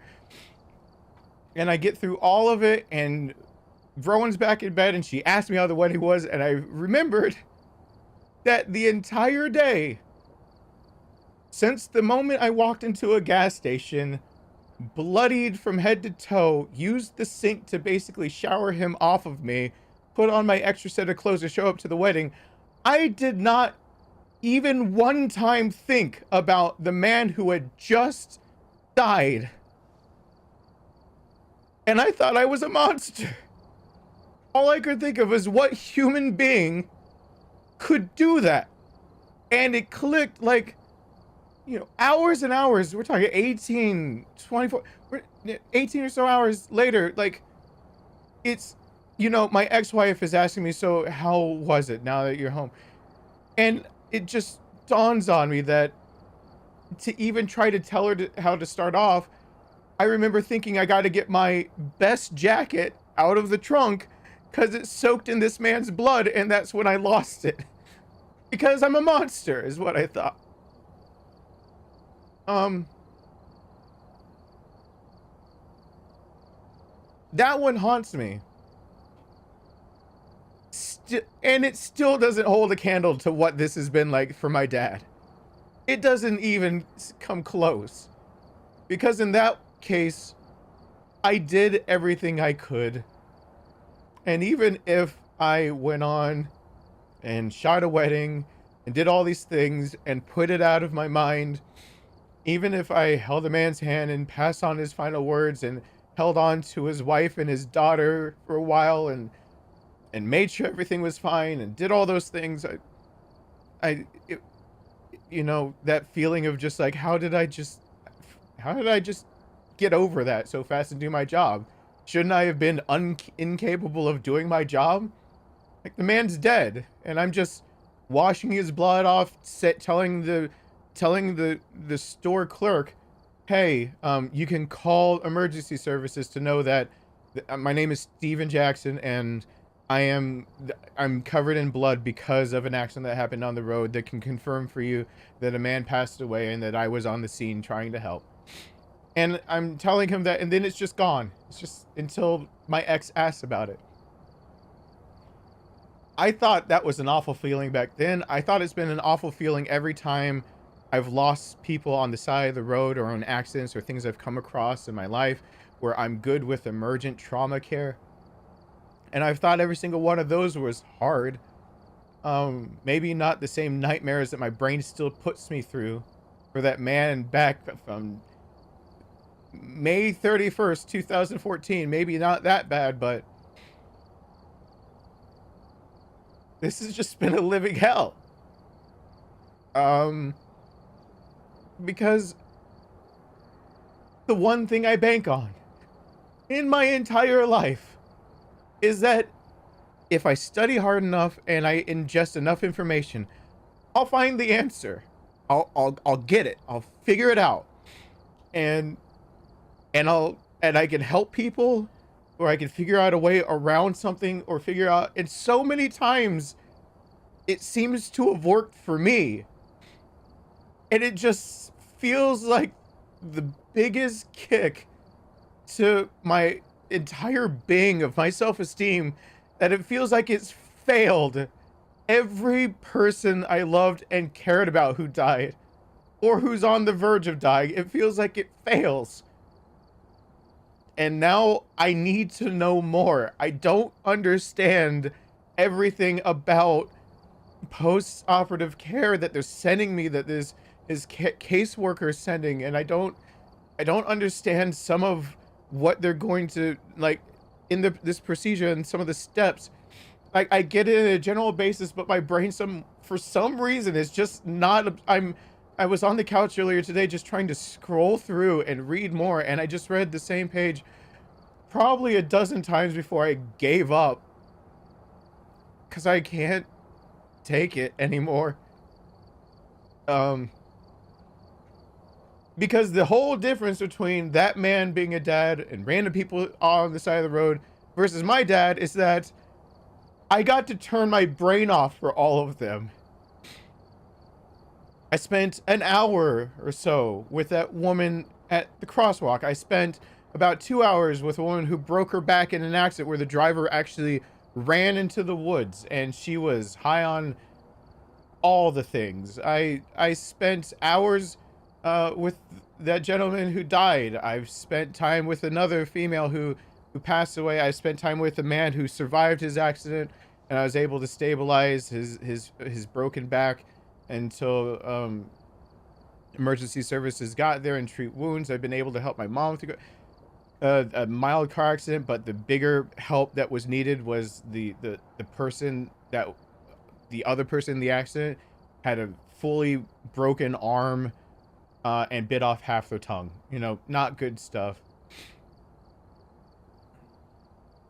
And right when I really badly need my brain, not for some stranger, but for my family, my brain finally is like, oh, it's time that you're overloaded and you're done. You're just done. You're not gonna learn anymore. You're not gonna figure anything else out. You're not gonna be any more help. I hit my brick wall. And my dad needs me to not be at my brick wall. My dad desperately needs me.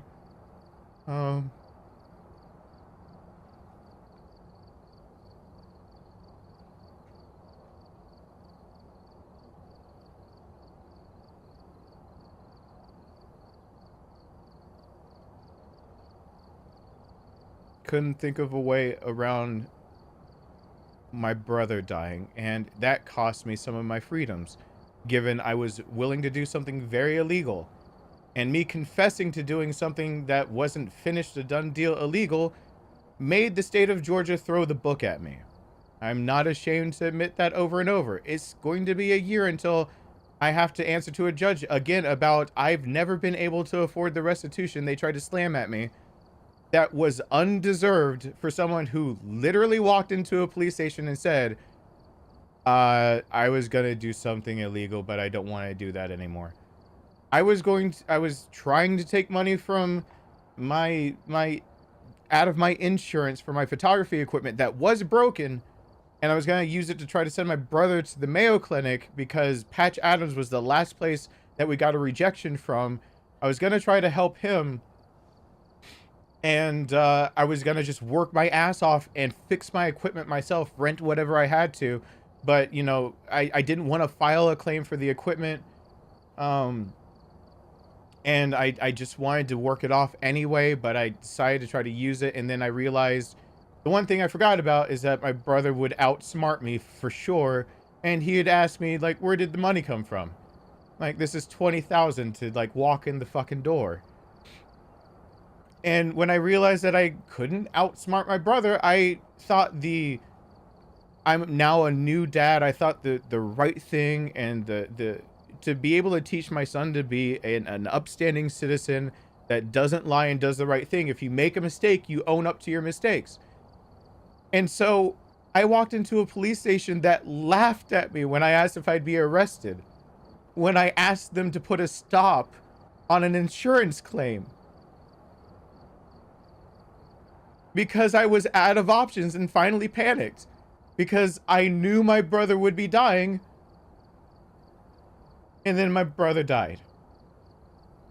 And now, 9 years after that, I still can't pay back all the $56,000 that the insurance company is apparently due because they're humans that didn't lose money, but I get emotional damage. I don't understand. Never gonna try to figure that out. The case in front of me is a guy who stole jewelry from Kay's Jewelers. He was asked to return the jewelry and pay a fine of in total $1,500 and 40 hours community service. True story. The day that actually all came to pass, if you think racism isn't dead, the very light-skinned gentleman in front of me who straight up stole diamonds from the local mall and still had them in his possession was just asked to return the diamonds and pay a fine. Community service later, and it's all finished. I step up, having not taken a dime, trying to do the right thing. My lawyer does nothing to vouch for me, and they tried to throw at me at first $88,000 in restitution. With what? How many hours of community service did they throw at me? 200 plus? Was it? For telling the truth and actually not taking anything. In a year that could cost me my freedom. but I thought I was doing the right thing then. I thought I was doing the right thing by giving up my house that could support my parents right now for the stability of my child and even the stability of my ex. I was looking out for my ex because I thought that's what you're supposed to do. I thought that's what you're supposed to do when you have a child caught in the middle of it. It's not their fault. It's adult problems. Your adult shit went sideways and the kid's caught in the middle. I thought you're supposed to still look out for each other. And now there's so much regret that I can't take back from that because I gave up $20,000 and then I found out it was $200,000 I gave up. I had been severely mistaken on the revaluation of the home I used to own. I bought it at a peak time. And I walked away from everything I had earned up to that point because I had piled it all into my home and her retirement because her retirement matched penny for penny. And I walked away from $200,000. Because it's the right thing to do to make sure she's steady so that my son has 2 households. I do the thing that, if anyone remembers, the divorce registry to try to remake a second home. I feel like I'm just fucking it all up. Yeah. I'm sorry. I know it's an update about my dad. It's just really, I'm trying to figure out what to do. I feel like a complete failure as a parent, a failure as my dad's son, and his only surviving son that cares about him. His biological youngest son, Robbie, is a millionaire in California. He got lucky, bought real estate, sold it, bought more. I believe he is now worth upwards of 8 digits, not 7. And he can't be bothered to take care of the man that gave him life. And now I've got to convince my dad that a military that turned its back on him might be his only way out of a bad situation. Because even if he lives through all of this, he has no place to really go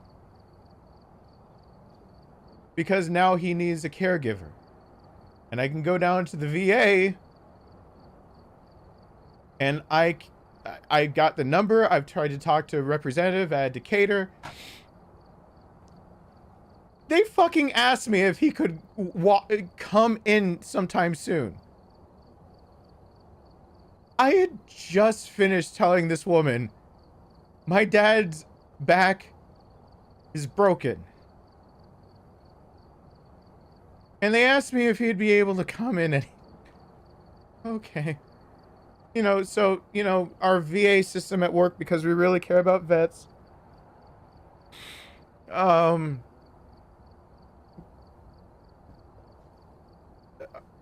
I know his last chance for having reliable support is going to be his VA benefits.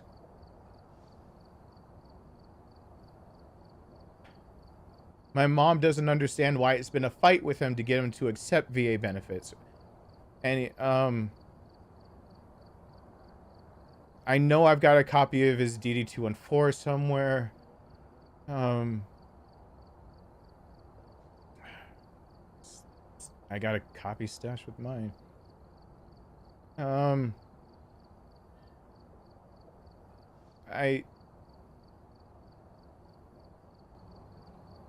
And what I think what I can't express to my mom enough, even though she kind of understands, is that what happened to my dad in Vietnam is that he had an asthma attack. His platoon, out of them, he was the shortest at 5'8". They tried to get him to not be a Marine. When he saw that it was his time to be drafted, instead of being drafted to a random branch, he wanted to be a Marine. And during my dad's training, they did everything they could to basically haze him and harass him out of being a Marine. He barely made the cut. He was smaller than most and scrawnier, and he's a strong guy, but 5'8" being a minimum and everything. And so he enlisted with a friend of his, and he's a California boot. So, I mean, I can't judge him too hard for that. He didn't get to choose where. Um, they put him up against a friend of his for a drill where you, back then, it wasn't the safest run. A drill where you would need to take someone oncoming and get them to the ground with you still being on top. There's a few ways to do that. The drill that they were running basically involves a form of being able to use their own body weight against them and flip them onto their back or their head. And to try to prove to my dad that he didn't belong in it, they took a friend of his that I believe he said was 6'1", 6'2". Put him up against him to run this drill over and over and over. And my dad got tired and slipped one of those times because they were trying to push him hard. And one of the times he flipped one of his close friends, his friend didn't get up. He had accidentally landed his friend straight onto his head and killed him instantly. And still, he pushed forward because he thought it was his fault and now his duty, because he cost his friend his life for not being strong enough while still a boot out in California. Like,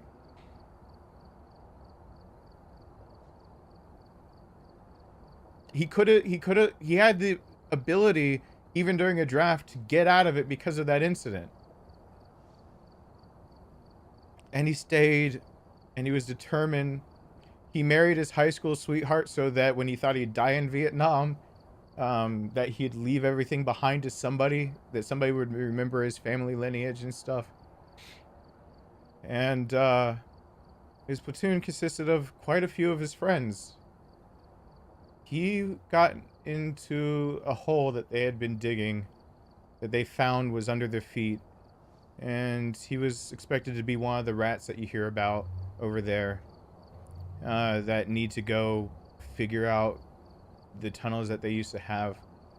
And he had an asthma attack in those close quarters, and he had to come out of that. They had to cut a husk for him, flying back to Hawaii, flying back to California. The fucking bastards let him know the moment he finished getting egged landing in California. The bastards let him know that his whole platoon had been wiped out a mere 2-3 hours after he had been evac'd. You hear about in history books Hamburger Hill situations. It's my dad's entire fucking platoon. He's the sole survivor. And instead of mental counseling or helping him through it and doing everything they could, because he's going to go through survivor's guilt and all these other things that he had persevered in memory of his friend that he accidentally killed in training. They tried to say he didn't check the fucking box that says he has asthma, and that he should have never been there, and that his discharge, it would be denoted correctly. It couldn't be an honorable discharge. He shouldn't have been a Marine. He asked them to produce the papers then, which they never did. They threatened instead that if he ever claimed VA benefits, that he'd be imprisoned. He'd be thrown in the brig, and they'd just throw away the key because he doesn't deserve shit. Because he didn't check a... Now that we've got things digitized and we've got better records, they're a bunch of fucking liars. He absolutely checked that he had asthma, and they didn't want to take the blame. They had it right in front of them, and they let it go because it's Vietnam, and they let a lot of shit go that they shouldn't have. Now my mom calls me asking why he won't just claim these benefits. Because he's done it once before. To get us out of that place, once my brother was beaten half to death when he was in 6th grade and I was in 5th, the first time we had ever been split up, and my parents found out that we were actually targets, and my brother literally beaten half to death, needed to be hospitalized, needed to have intensive care, that we couldn't have each other's backs. My dad, knowing that he'd had this guilt hanging over his head for so long, of he can't claim that he's a Marine. He can't claim he's earned every right. He did everything expected. He's the sole survivor of a group that gave their lives, and he didn't die with them, and they didn't do anything. They won't respect what he was willing to do for this country, and afraid of being imprisoned. You know what his response was to my brother being beaten half to death, them realizing that this neighborhood could actually really kill us? The first time he ever claimed VA benefits was for a VA loan, so we could have no money down and get the fuck out of there so we wouldn't die. He didn't care if he got imprisoned anymore. He had 2 kids. He had 2 kids that he had 2 older ones that were turning into jackasses. Absolutely, I've met their mom, and they are absolutely products of their mom. That Rick did try his best. My dad did his best. And all she is a bigoted, fucking self-centered asshole who knows nothing but how to teach people to be greedy and look out for themselves and snub their nose at anyone who doesn't have the best fortune and luck in the world. She knows how to only leech off this society, and she gets paid millions from my supposedly legally older brother. Since my dad adopted me, that is my older brother Robbie. She gets millions from him and lives a comfortable life. He fucking changed his last name to not have to name Jackson. He can't even give a little respect. The reason he even disowned my dad was that my dad asked politely that he not have sex in the living room of the duplex that we were living in, because it shared a wall with my brother and I's bedroom. He decided to anyway. He invited his boyfriend over. My dad had no problem with him being gay. My dad said that, like, he was 4 years old and he knew that Robbie was gay and he loved him just the same, and that he had been preparing for his whole life to defend his son against his family in case they had any problems with it. He started paying for a psychology degree for him to go through college, and Robbie brings his boyfriend over. He had my mom and dad have one rule about him staying over the night. He can't follow it. Robbie calls my mom a bitch. He tells my dad at that moment to also basically admit that my mom is the wrong one, being a bitch about how her rules are, and to that, you know, he needs to either shape her into shape or get away from her because she's not good. And he sided with, no, not having sex for one night is a reasonable rule. That is the reason his youngest biological son moved to California and disowned him and changed his fucking last name to Kendall, but spelled Kendall as in, you know, Barbie and Ken. Fuck you, Robbie. It was one simple rule. Don't have sex with a wall that shares with 2 kids, when either of them could wake up to go to the bathroom and see what's happening.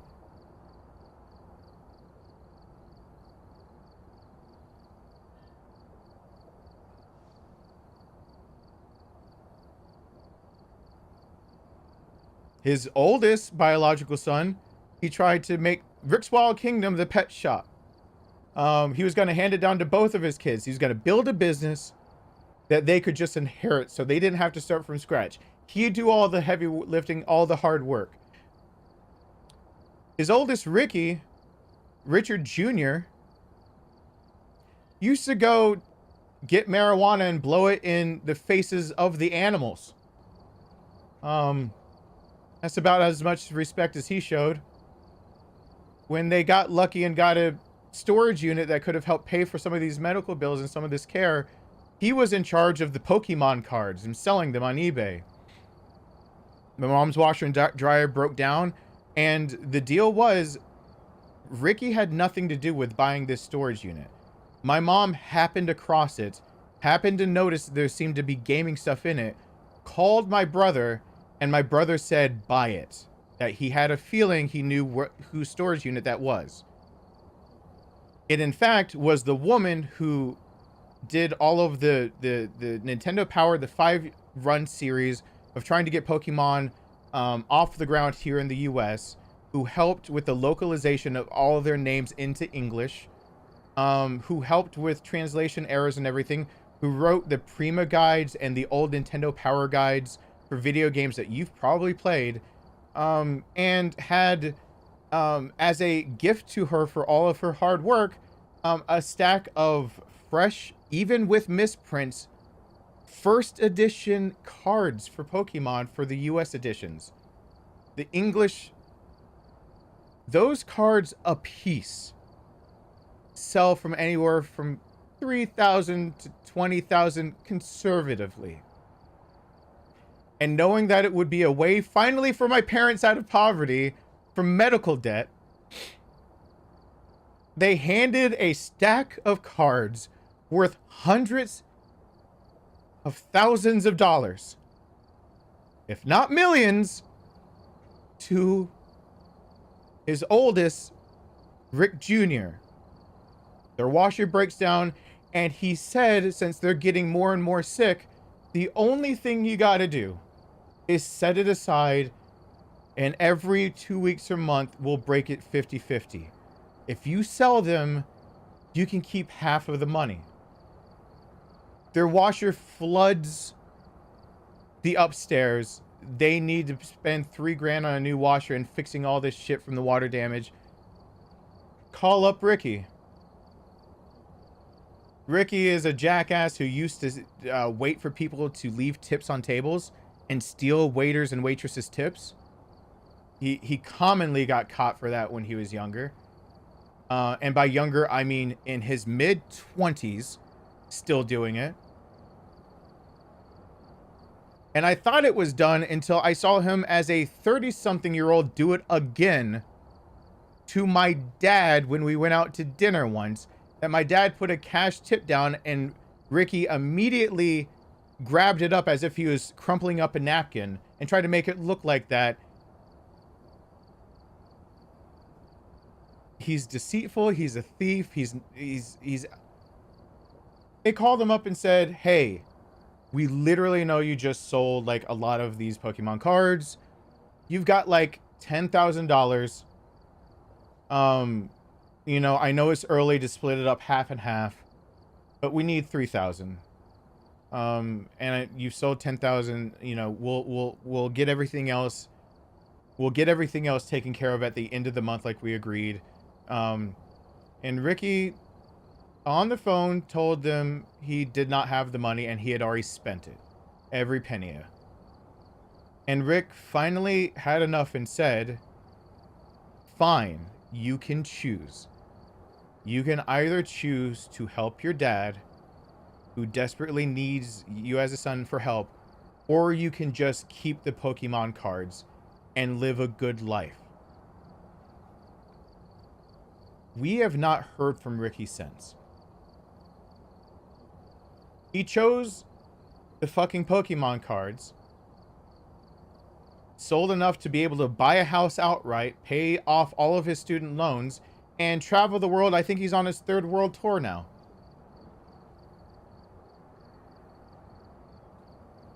He didn't even have the decency to show up to my brother's funeral, just shortly thereafter.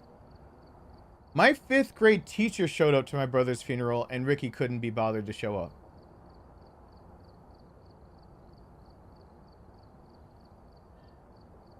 Nathan was going to be the one to take care of all these things.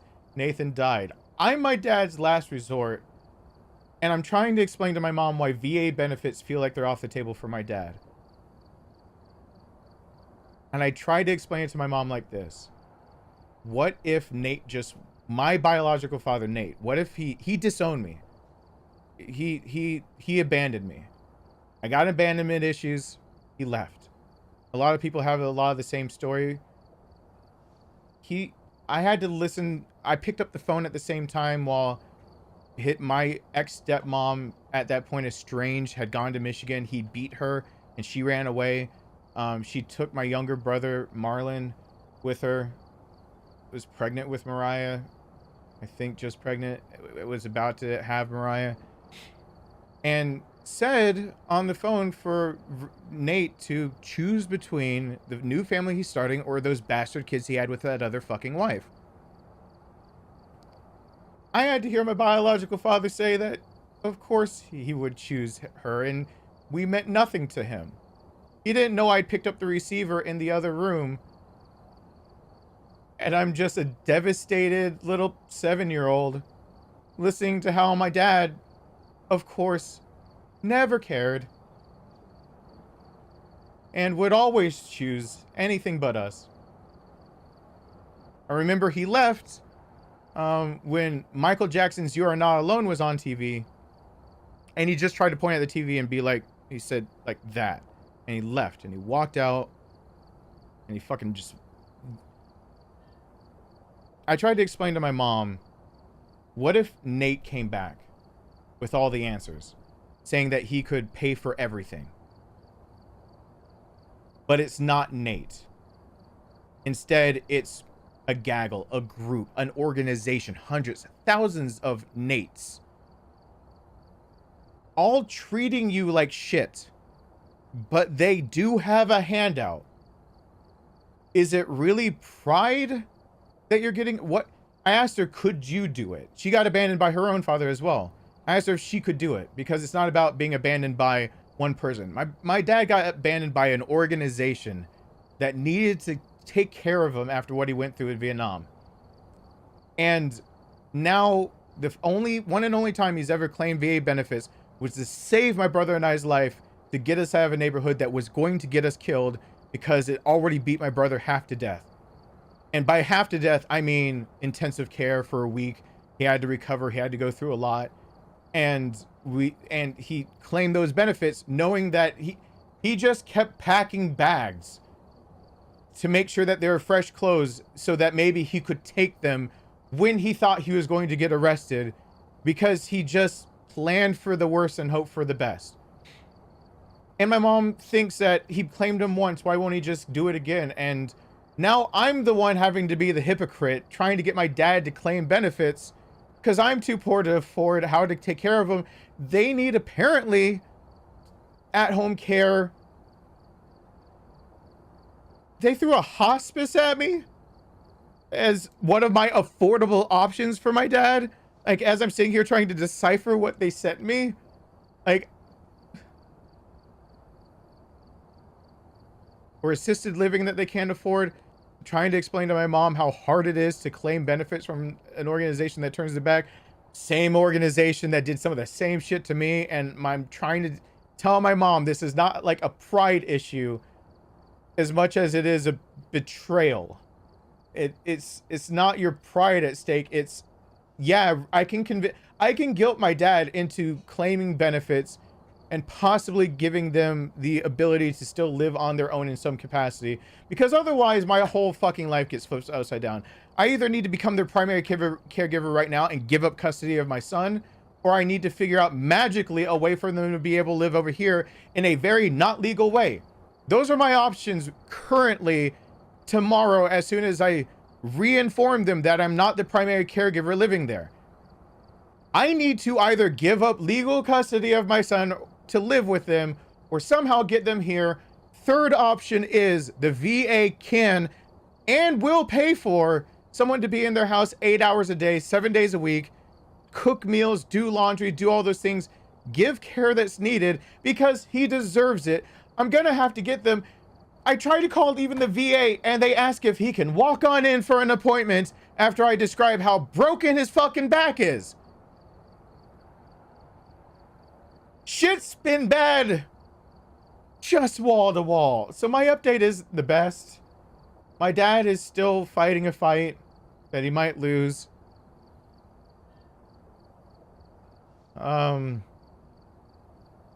At least a general doctor and a charge nurse give a shit now. So that's good. He could have died yesterday. If we hadn't caught it, he would have died yesterday.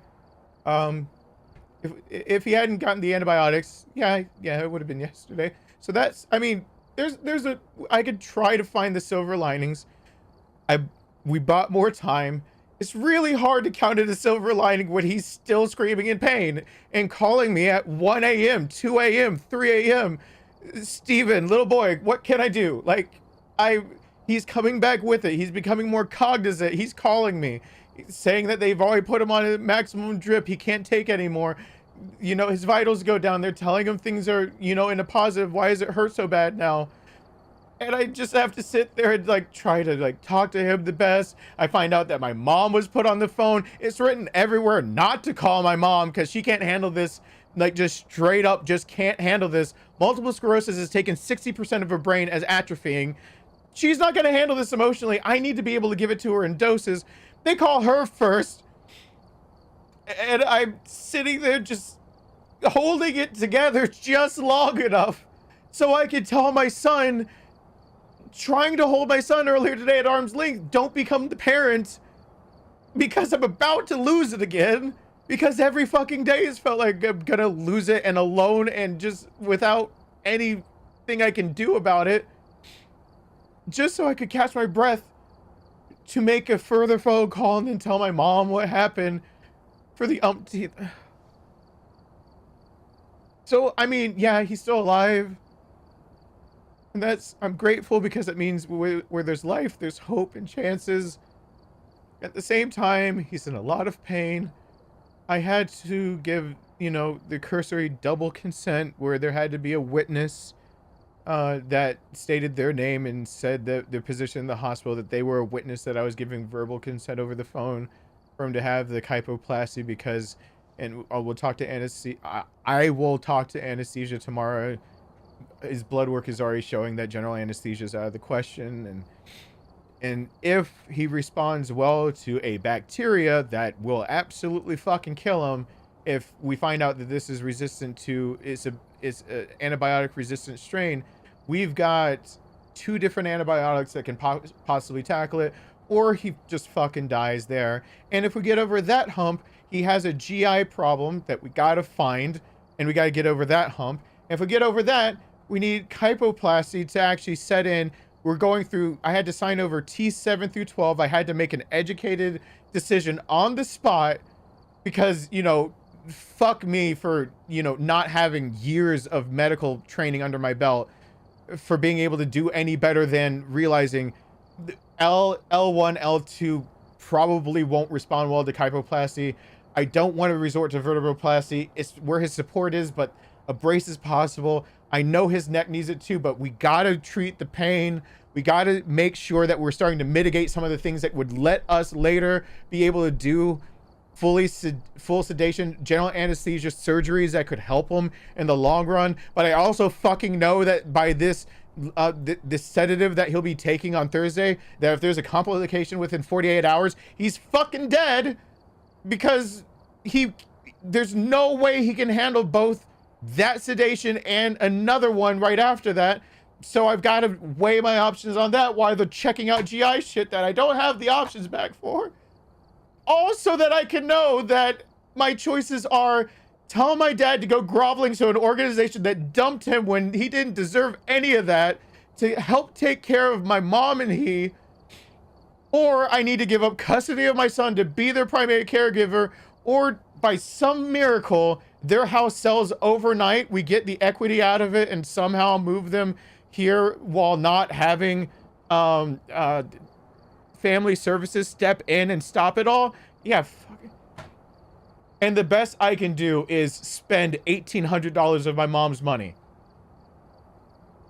because they will not even take them back home unless they can get things through. And my mom hasn't had the ability. She's had so many things sorted from my brother's room, my room, and everything.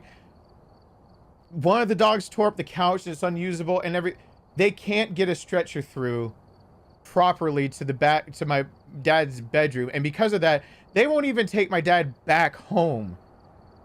And since I don't have the time, I've got a herniation that I haven't fixed. God, if I had actually had surgery on my herniation, I'd be laid up for about 6 weeks without any ability to do anything. And so for the first time in a long time, I'm like, thank God I didn't help myself, because I'm possibly needed, but I can't lift all of that. I've got my intestines on the regs coming out of my abdomen. And so all I can do is tell my mom towards a company who quoted her at $1,800 to remove everything needed from the house to make it nice and spotless, so that when family services comes to check and they come and bring him back, maybe they won't fucking put him right back in the ambulance and say that it's unfit living conditions. And maybe they give me one goddamn second to breathe and figure out what the hell to do with my parents when I'm the fucking failure of the 4 kids. But the rich 2 abandoned him, and the one that was more capable than me is really fucking dead in ashes on my mantle for 7.5 years.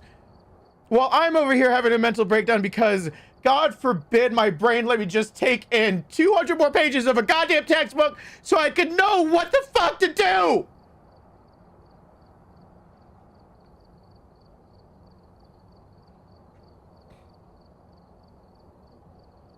So that's how things are. It's so wonderful, and I'm glad I booted up this game so we can play a little.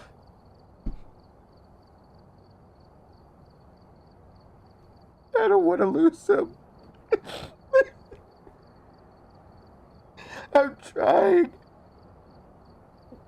I'm trying.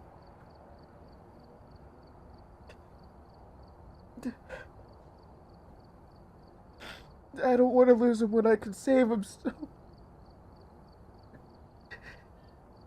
He's still savable. I don't want to lose him like that.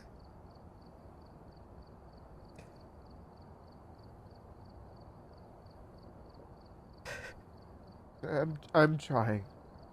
So my dad's not doing the best, but it could be worse. He could already be gone. And things are bad. I'm 1,000 short on even my own shit. And the bar's there to help my parents. I put $1,800 on it because I spent my mom's money. Because God forbid her son be strong enough to just go and lift boxes without his fucking guts popping out everywhere.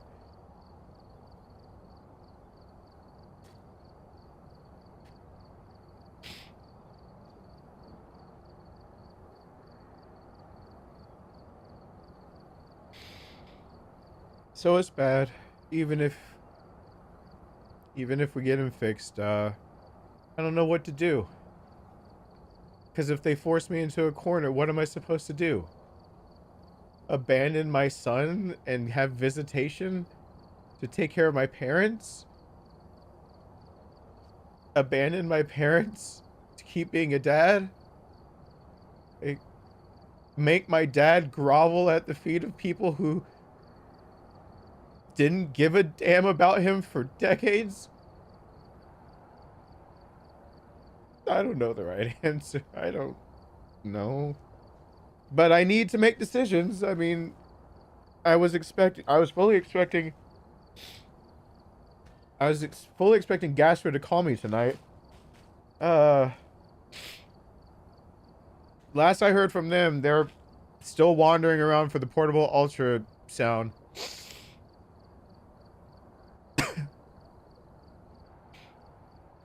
I might have to sign consent for them to be able to scope them.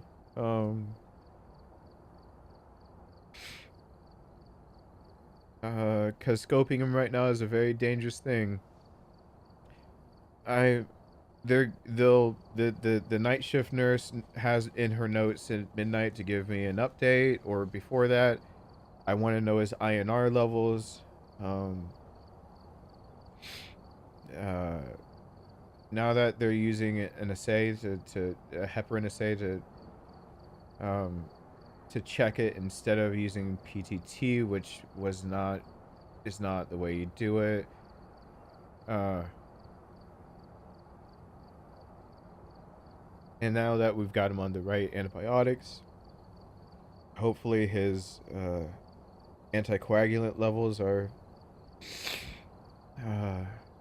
within range. We're looking to actually dip below 2 by a tiny bit now. After a few preliminary tests, he might need to be at a 1.8 to 1.6 to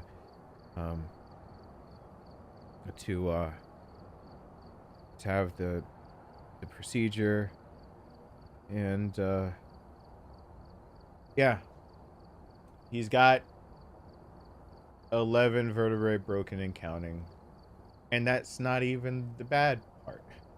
Like, it feels very, very awful and hollow, and like I've got nothing left. When I can honestly look in a camera and say, in an update about my dad's health, the 11 confirmed broken vertebrae are not even the issue.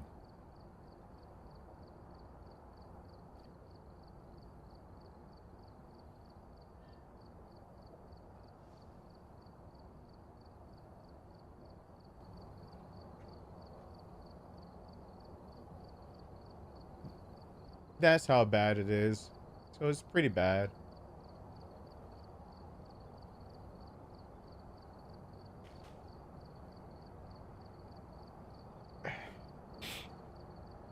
I know that's what it'll feel like to my dad groveling. He deserves his benefits. He's gotten his benefits before for getting his VA loan. And they didn't do anything. In fact, if I would say one last note on a subject that I sorely would like to put behind me and really just not talk about again on this channel, he's the one that has been, he's one of the adamant supporters that I do not talk about my own past on this channel because of his own experience of what he went through. As a small story, as a hypothetical, because I'm not going to confirm or deny anything at this point, because I'm not. My dad is the one. Years back, there was a stream that I did that is hidden now, and somebody, because of words I spoke, was able to realize and recognize part of my past that I have successfully covered up for a long time. Successfully, with my brother's help, went down a path that didn't work out. And I'm grateful to my brother for having the foresight to leave my parents in the dark about it while I explored that as a possibility for my life. And when shit went sideways, I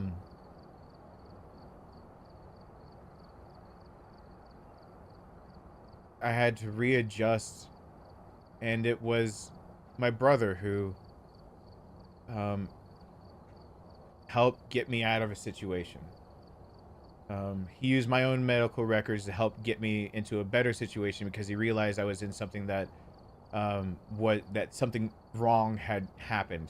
He in a phone call, my brother recognized that I was in a bad situation and was able to use my previous medical records that had been glossed over at first to help get me out of a situation that honestly had no good solution.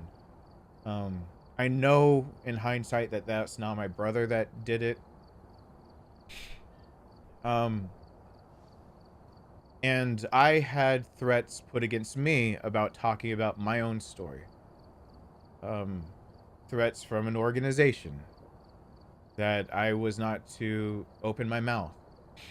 I went to a particular place where people who have been in the same situation, who have done the same thing as a career path that might lead them to go to other places and do things that you might not do as a normal day-to-day job. I went to a place that people like that gathered for support, and someone there was willing to buy me my first shot. I almost did have my first alcoholic beverage before I was 21. I did not drink a drop of alcohol until I was 21 years old. I almost had my first when I was 18. That I talked and I cried. And I thought I was in a place that would be more or less supportive. I broke down. I didn't mean to. And there was a guy who wanted to buy me a shot. It was all slapped out of my hand. And another man from the same organization said that for me to be part of that and claim to be part of that organization, that I might as well take the symbol of that organization and turn it into something bad. There's a very bad name you can give the symbol of that organization I was working for. That symbol has a proper name, and the improper name is known by most who have served or worked with them. I was doing a stream and somebody recognized that I used a few terms and a few references that I shouldn't know about.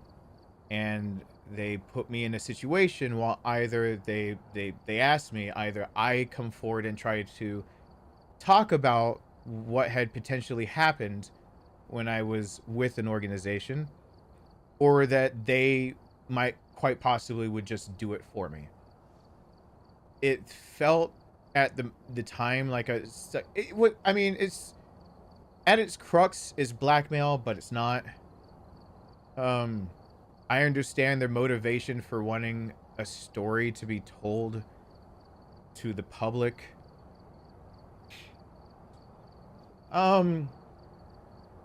My parents were watching that stream. It's the second to last stream they ever watched of mine.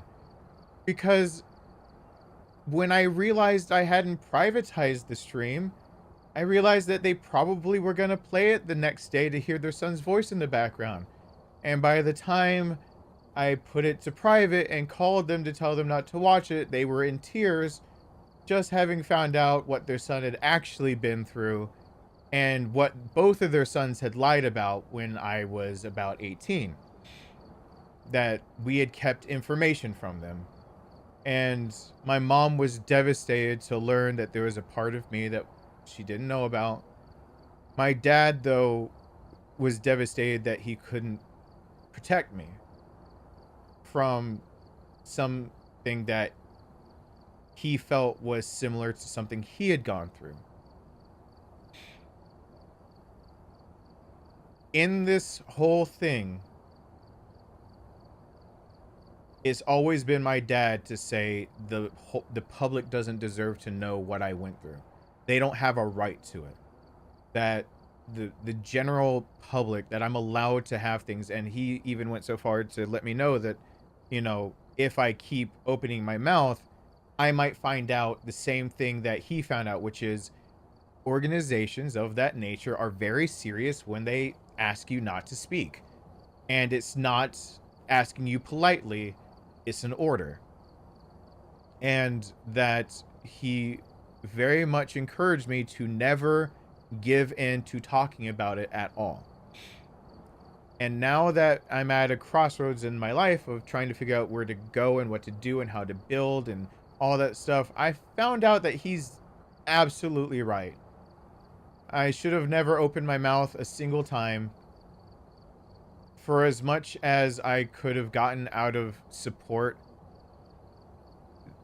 of feeling alone with a lot of feelings I've had, and feeling alienated and feeling lost and feeling like I'm a bad person, or that things that weren't my fault are my fault, or other things that I need psychological help for all of that, it didn't require me to open up to the internet at large. It's my information.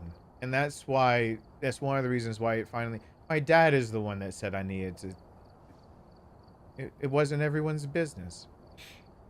And I did tell my dad that I was in a position to help other people. That if other people had been in a situation like mine, that maybe some words I had to say. And he told me, of course, he always says you do what you got to do, but he did let me know then and there that he asked me, when am I ever going to help myself?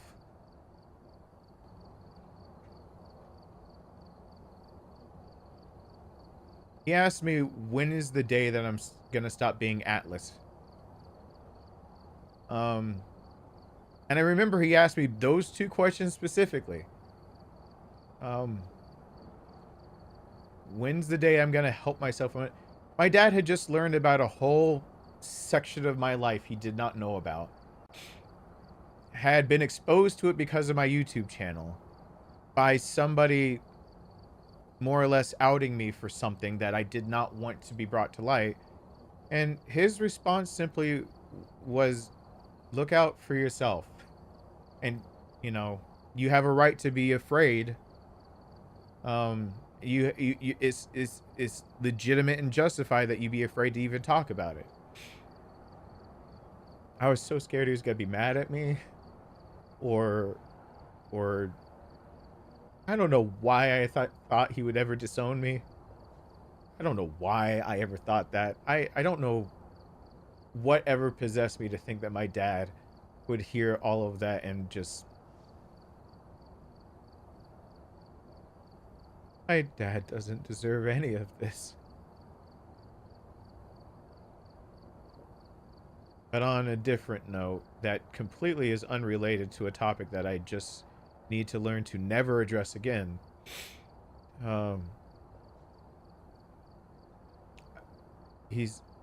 The third option is getting someone from the VA, from the Decatur branch, to understand my dad, with 11 broken vertebrae and counting, cannot walk through the doors with his DD-214s. That's not gonna happen.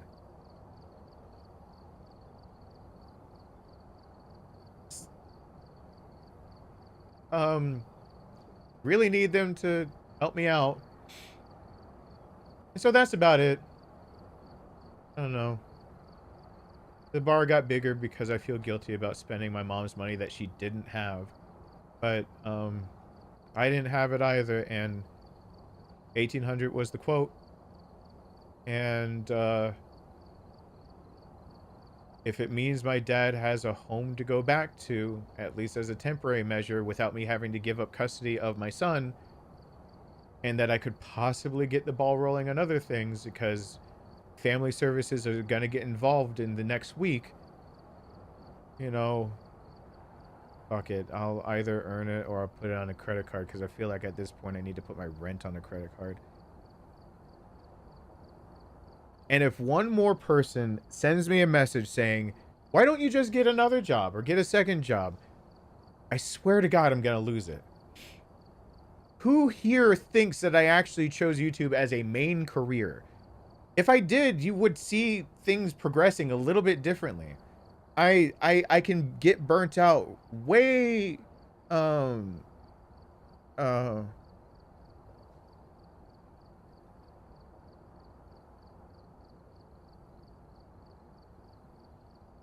my son. Rowan always has the best timing.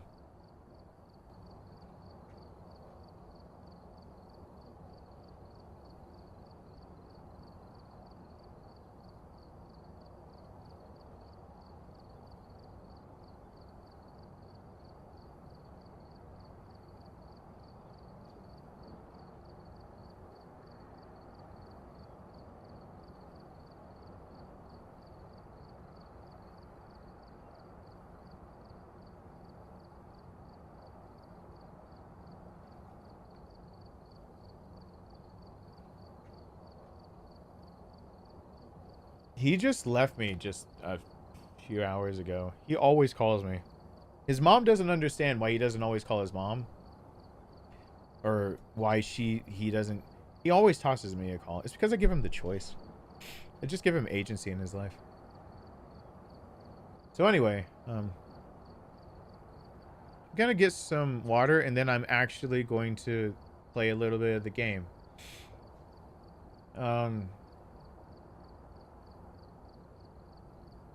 I don't know.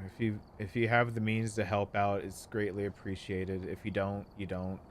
And Yeah, I was gonna say it probably in a tone that I shouldn't say. I know a lot of people think that it's just easy. I should just go grab another job. In reality, I've owned my own businesses for so long that for anyone who's used to the hiring process of going through things, um, thank you, Darren. Thank you, Philip. I appreciate that. For anyone who's gone through all of that, you're gonna understand these words really fast. Overqualified. Nobody wants to employ someone. Think of it from HR perspective. Think of it from the person that's hiring me's perspective. If I've owned my own fucking businesses for 15 years strong now, give or take a decade, given if you want to talk about my lawn mowing business that I legally was writing kids their thank you, Kelsey. I was legally writing kids their 1099s because I was paying them over $600 a year. So at age 15, I'm trying to figure out how the hell that works. Nobody likes hiring me at a wage that will do me any good. Because one of two things happen. One, I'm going to tell you right now, nobody has ever applied for a job and been overqualified to get money to live. So I'm getting really tired of that bullshit of overqualified. I'm getting really tired of that. I don't think I am overqualified to work a position that I obviously, $20 an hour. That's not what is required of me. But if it's a second job, it's not below me to get $20 an hour. If I'm sitting there applying for the job, knowing that if I only worked that as my full-time job, $28 an hour, 40 hours a week, it would not pay my bills. If I applied for the job, that means I'm okay with it because I'll do what I have to. So I don't understand how all of a sudden I am overqualified to get a few bucks from other sources, and people just make it sound like it's just that easy. Just go off and just why don't you just get a normal job? Why don't you do that? No one likes hiring someone who's on their own jobs. And then when I am qualified, there's another problem. I've been my own boss and I've hired other people. I've fired other people. I've been the general manager of one store. I've been a manager of another one. I have run and managed my own business that did have an employee at a point. It wasn't just, I had to turn it to an LLC. Not proprietorship or anything like that. I had to, have my own protections and everything. When that person's hiring me, please, people who keep recommending this, understand when I have to give my resume, as much as I want to backstack it, they're like, yeah, what's with the gap in your resume? Which to them, I always want to say, what's with the gap in your employment? Don't fucking ask me what's the gap in my resume. If I put it there, it's because I'm trying to put my best foot forward. What's the gap in my where's the gap in the fact that you need another worker and you're hiring? But the second other part would be, as soon as I say the gap in my resume is actually that I own my own business, I never get a callback. The only way I get to a callback for interviews, that people make it sound so easy for me to be qualified. Doesn't matter that I have a bachelor's. Doesn't matter that I have managerial experience. Doesn't matter I have plenty of work experience and everything else. The second you say you own your own business, you know what the person hiring you is scared of? That you're going to take their job. And so you don't get a call back. Because you could take their job. Since you can run your own business and you've proven your chops at being able to self-sustain, people do not like hiring you.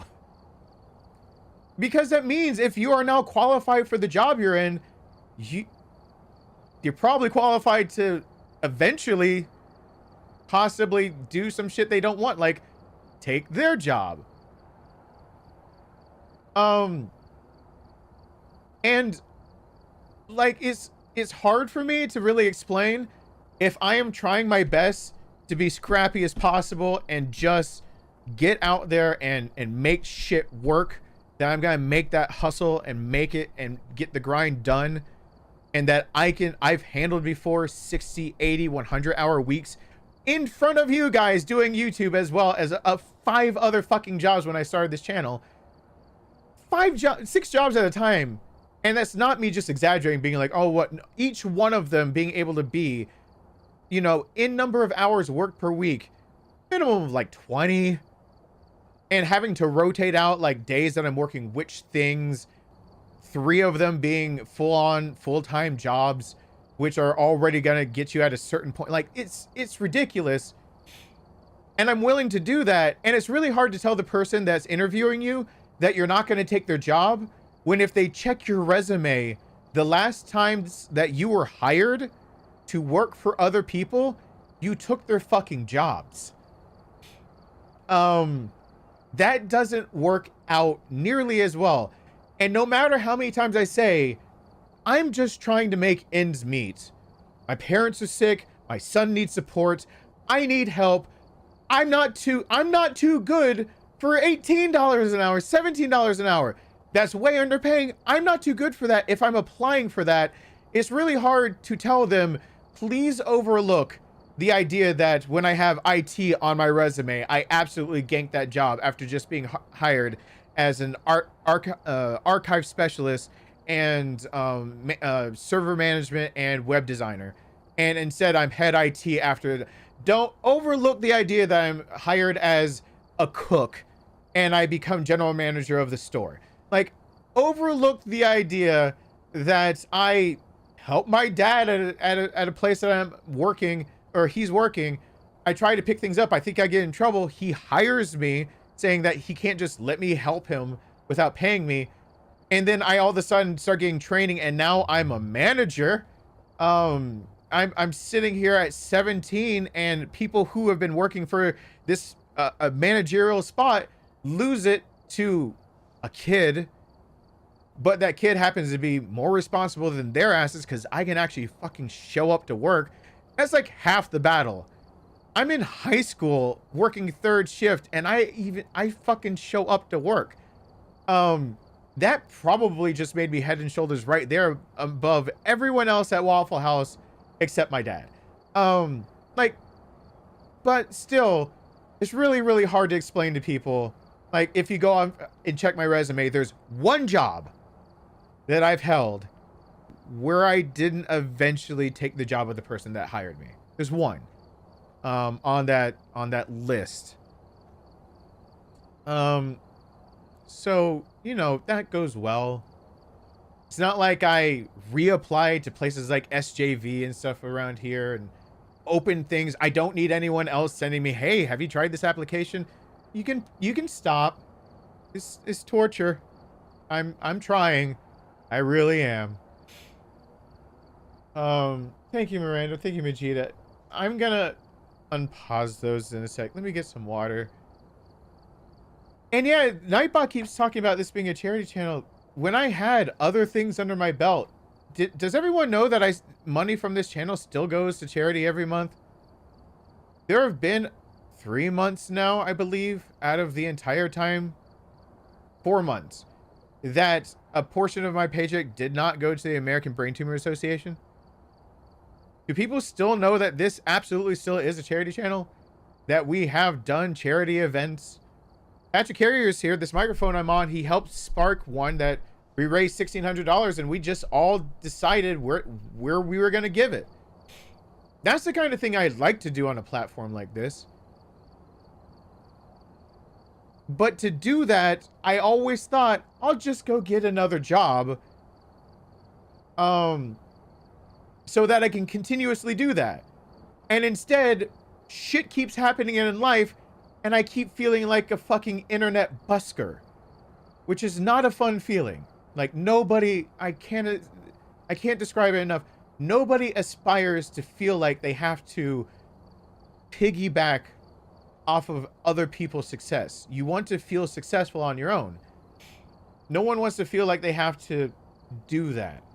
And this job, to build it, you need to create content and continuously on a schedule that, you know, the algorithm will like, the algorithm accepts what you're doing, that people engage with, that they do all that.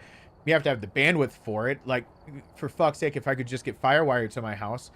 But then after all of that, you really have to commit to it, and you have to treat this like a full-time job. It's really hard to run a charity drive when you're sitting there going, and the charity should be toward my parents for their $1,800 bill of having workers come help them clear out the top floor of their house so that my dad can possibly come home if he lives. Like, you know, and then on the side, American Brain Tumor Association still gets theirs because they're the only ones who gave a shit about my brother while he was dying. They're the only association that even tried to save my brother's life. So I owe them a debt. I owe them. I got extra time with my brother that I wouldn't have got without them. And I would have lost that. So yes, this is still a channel that gives to others. And I know what it takes to build a business. It usually does take working 2 jobs to build a business. Write that down. If you feel like building a business for yourself, be prepared for the first 2 to 5 years of building it, that you need to work full time at your normal job and treat your job that statistically will not cut you a paycheck for the first 2 years that you're running it. You need to work a 40-hour-a-week shift at that to get it off the ground. And people who don't understand that are the bigger statistic of within 6 months new businesses fail, because they don't understand you got to do both. You got to work your normal day job, and then you got to come. When I was building my photography job, I'm sitting here crawling under houses doing pest control, you know, crawl spaces that made the tight squeezes that I did in some of the caverns look pretty damn cavernous, when I'm got, you know, 13-inch clearance and I need to crawl under the whole damn house, you know, filled with bad, nasty spiders and snakes and everything that most people don't want to run into. And I can't stress enough, had to do that at the same time as 40 hours a week devoted to taking photos of something, of reading things, lectures, learning from people, something. Like, I have to build up a portfolio. I have to build up the ability, my skill set. I have to dedicate myself to the idea that I'm going to be exhausted all the time. I have so many pictures of my dog from from years and years back.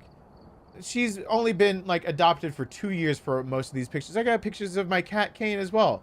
I'm trying to find the one where you can see myself in his eyeball, that I took a macro photo and you can see the reflection of me completely in his eye. But you know, my dog got so used to me coming home and practicing photography, using my external flashes and getting used to being able to do that outside, inside, wherever, making any light situation work, that when I would pull out my camera, she would just sit and wait for me. Like, my dog would just start seeing my camera and sit and wait and wag her tail, and she knows that, I'm about to flash her with a bunch of flashes. That's...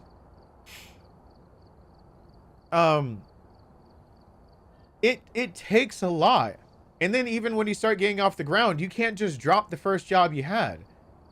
And then I learned the hard way of, you have no safety net when you own your own business. If it goes under, it just goes under. There's nothing catching you. You have to build a safety net over time, and if you don't have time to build it, you just don't have anything.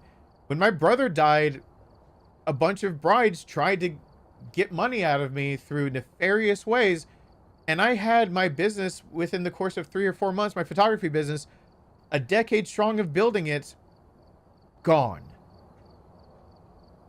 Now, how many of you watching can take a decade's worth of your hard work, erase it, and just say, oh, that's just how it is, and start back over, and somehow still keep your house, your kid, your car, how many people out there really think they have it in it that they could just tomorrow learn they lost their job and you'll never get it back.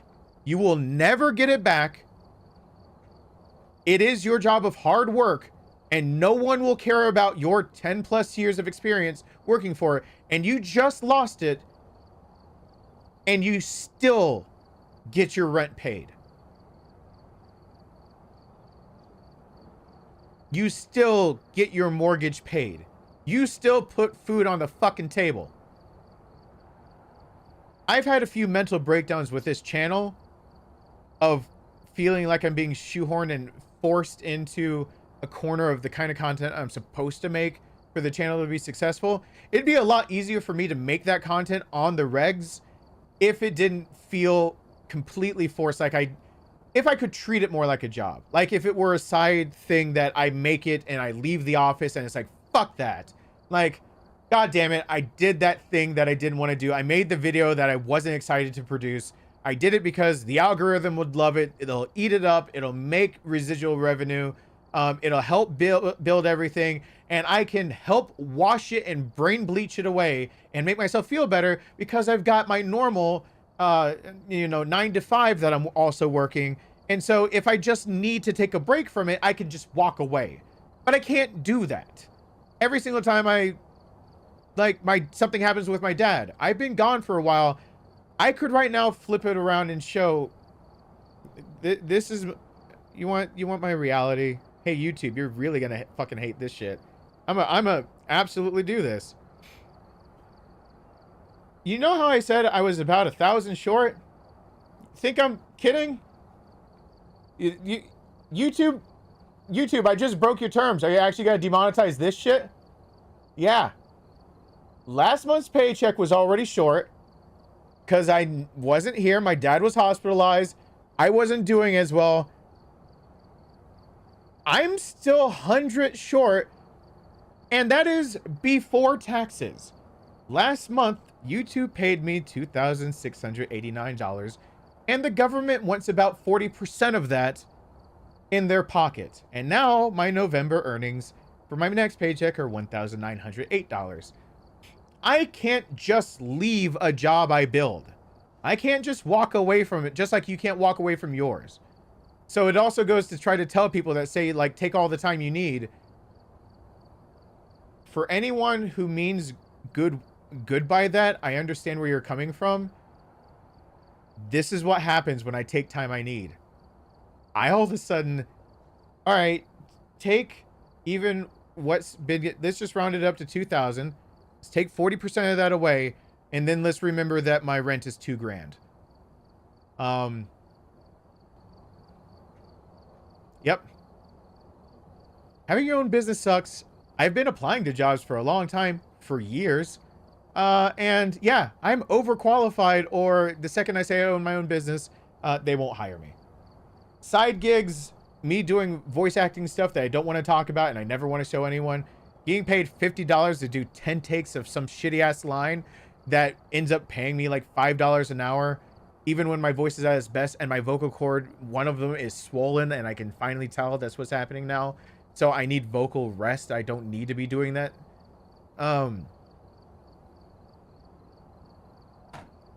Like, yeah, side hustles sometimes aren't even enough. I'm gonna get water. That's the update.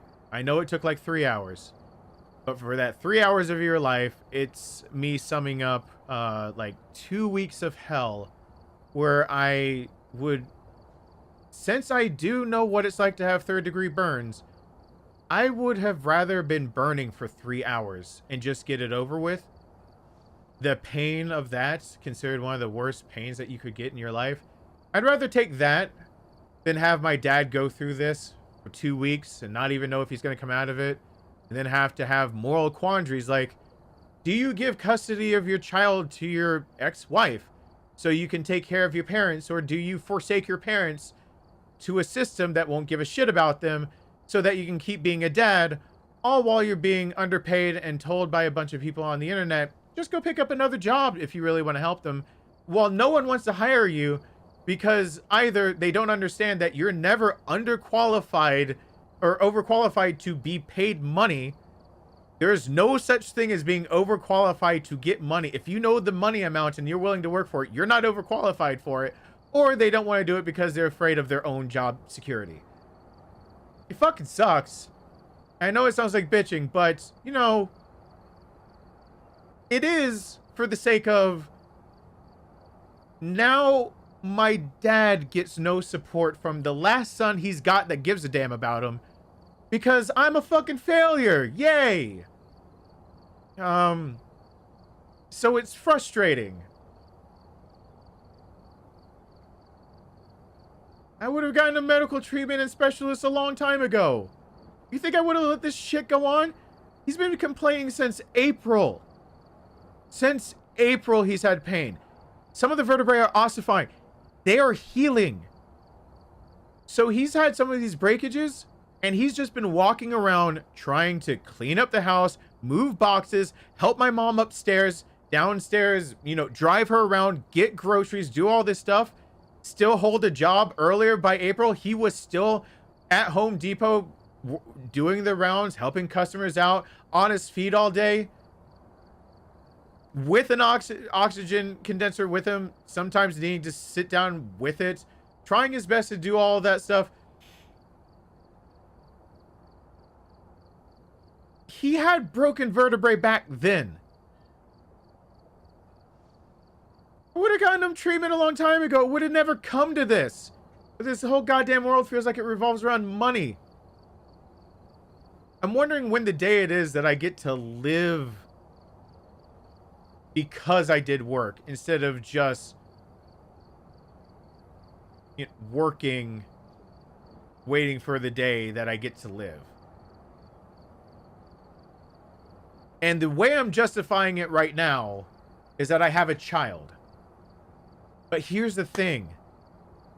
In 7.5 years,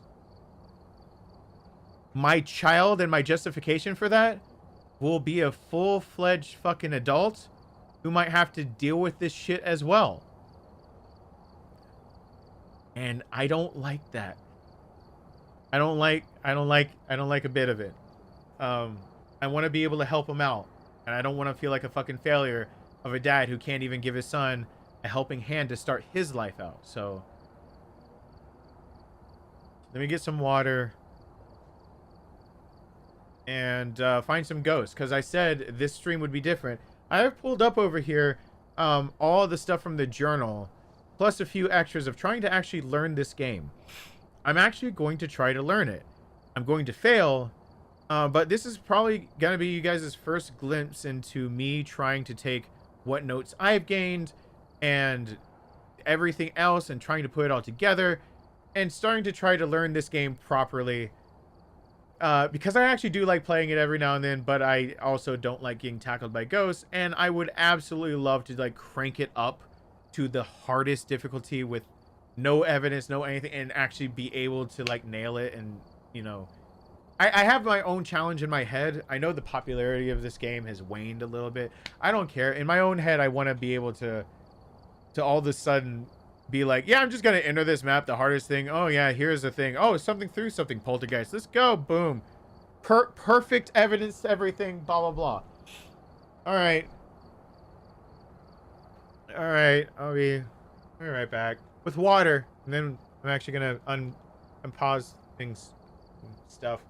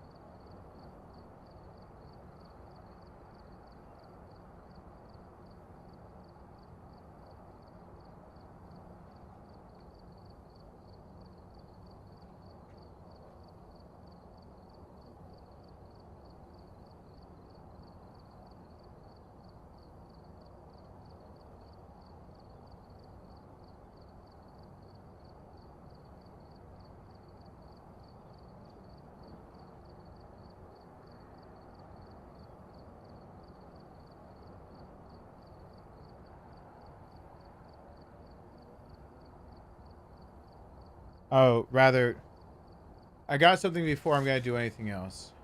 You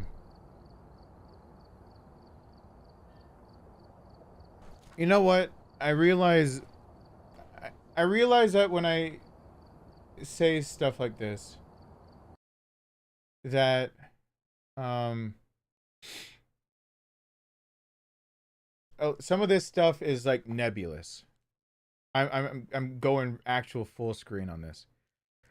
And I turned off the game volume. It's weird. I'm someone you haven't met in person for most of you. There's some of you that are watching that have actually shaken my hand and you know, even some met my son. If Russ is here, you know, our children have played against each other. My dentist has showed up a few times. And his daughter and my son were really good friends. Some of these things are, I'm just a person that gets on here and does something that can be fun or can be informative or it can be a lot of things. But then I talk about a subject like this and it's just a thing. It's just a nebulous concept of here's a tragic story of something that's going on. And everyone, the older you live, the more tragedy you see. You do the cost, the price you pay of living longer is seeing others die. It happens to everyone. It's not like this is, you know, only me. I know that even if my dad gets through this, I'm probably still gonna bury him in 2 to 5 years or so. The difference is that I'd rather bury him in 2 to 5 years. I want my dad. I selfishly want my dad, but I want him healthy. And I talked to you about like my mom and my dad, and it's just you have to make this image in your head, right? You have to make this image of like there's a guy, and he adopted me, and he was there. He married my mom. Married my mom first, then adopted me as his own child. He did everything he could to give us a better life, and now he's sick and needs help and needs me to be able to do what I can. I've had to ingest 2.5 textbooks.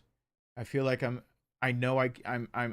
struggling because this is the first time in my life where I've hit a hard brick wall of I just can't learn anymore. And I keep talking about this guy who sounds real great. And it's just words. And I get it. For a lot of people, it's just words. Except for, I don't know why I brought it in here. This right here. I think I brought it in a while ago because I wanted to show you guys something else. Before my dad got sick. It's been sitting here in its bubble wrap package that I'll never leave. This book has been sitting here for 2 months.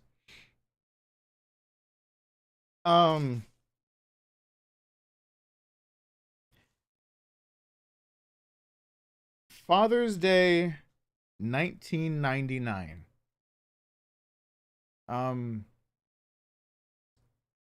I would have been, what is that? Oh God. That would have been my 8th grade year. I think I'm in 8th grade for that. My brother and I, for my dad's Father's Day gift, we got him some other stuff. We actually woke him up with breakfast and a concert. The song Foo Fighters' My Hero. My brother and I played that as a duet on our guitars and woke him up with singing Foo Fighters' My Hero for that Father's Day. And my dad thought that was a highlight. And then we gave something else to him. And I don't know why I brought it in, but maybe this isn't such a nebulous concept anymore if I just show this. My brother had an idea. He wanted to show Rick how much we cared. And I was more of the, like, I can look at something and think of how is it supposed to be designed, and I can think of words, but he can make it sound like Dr. Seuss. And it became this idea of, we're gonna make a book for my dad. Now that we're in a bit better house, and Nathan's leeching off of my lawn mowing money, so we have the ability to go bind a book. We made a book for my dad for Father's Day. So we woke him up playing Foo Fighters' My Hero on guitar. Nathan had been playing for about 2 years at that point. I had been playing at that point for like 6 or so. And he still wanted to play lead. Nope. And yeah, it's just been sitting here. It's not a nebulous concept. That's my dad. I don't know why this camera really doesn't want to focus on. Whee! It's got to eventually. Right? Right? But if it won't autofocus, I'll force it to focus eventually. Like, it has to. But that's my dad younger. The Making of a Dad, Father's Day 1999. It's been just sitting here.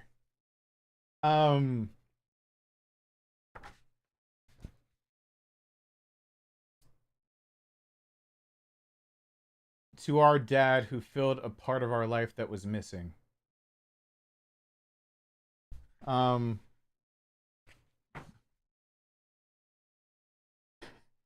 If you want to be our dad, there are some qualities that must be had.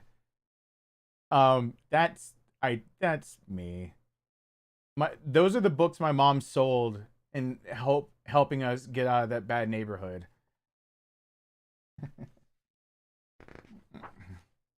Good looks, humor, wit, and charm, and our mother on your arm. That is. That's an old picture, but hold on, did it focus? The autofocus is crap on this camera. Remember, everyone. But is it gonna give you guys let you guys actually finally see my mom and dad younger? There it is. That's my mom and dad. That is the mom I came out of. That's my actual birth mom. And that's my dad who adopted me. Yeah.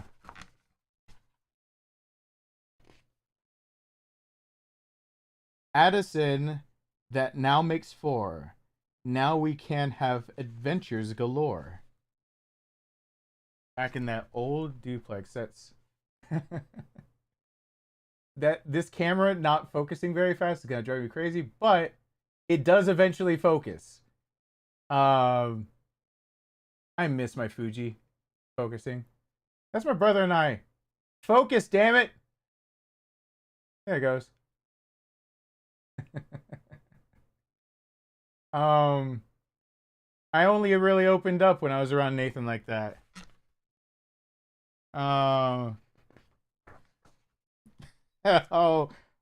God. Riding, running, fishing, swimming. It's always good to do some playing. I can't express enough how poor we might look and how 80s this looks, but how much it is definitely not 80s. This is 90s. Oh God. Yeah, my dad's fashion of boonie hat, that flannel. He did have jorts on that day with boots. He absolutely had jorts and boots on that day. You just can't see them. What? What is this you say? You do not know how to play? Okay. That's okay, well, that's well, we'll teach you. Yes, we will. It's not us that it will kill.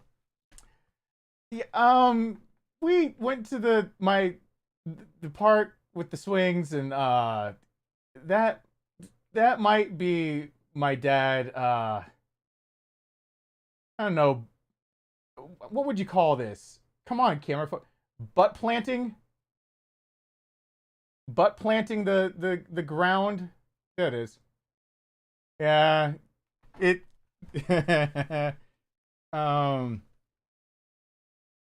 That's it. You've got it. You're doing good. Now it's back to the woods.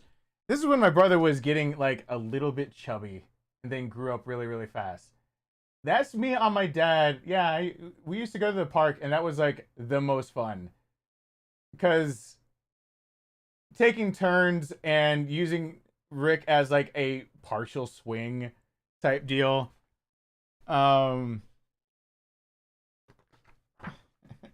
oh God, your outdoor fashion is the best. It cannot be touched by the rest. Oh God, Nathan, why did we include this? Oh God. Yeah, don't focus, camera. This is the one you don't have to focus on.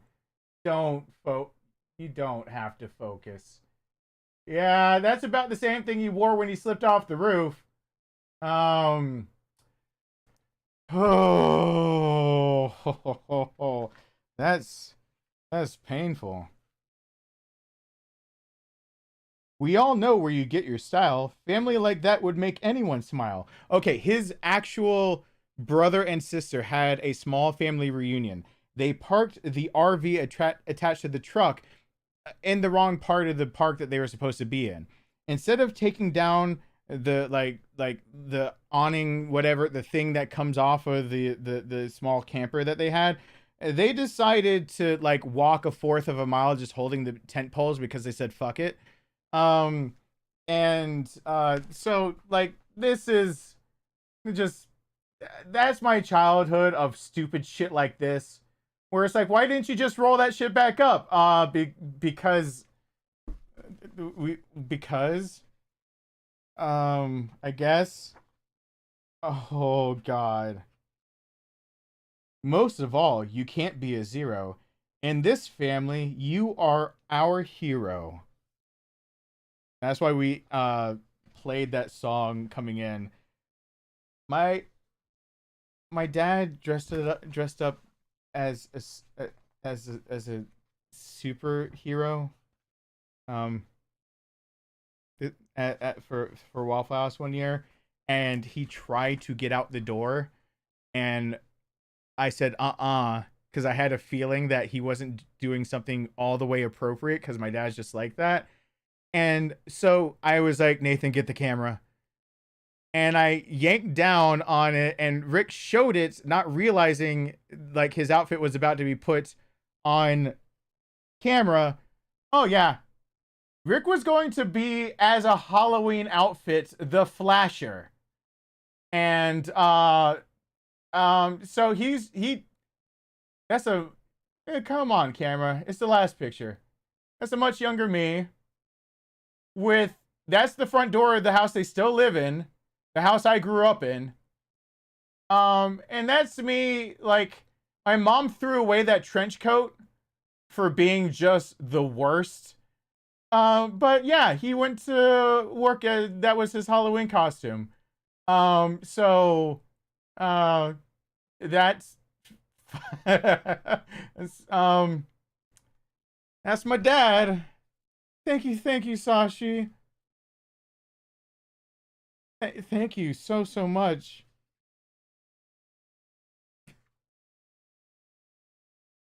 Um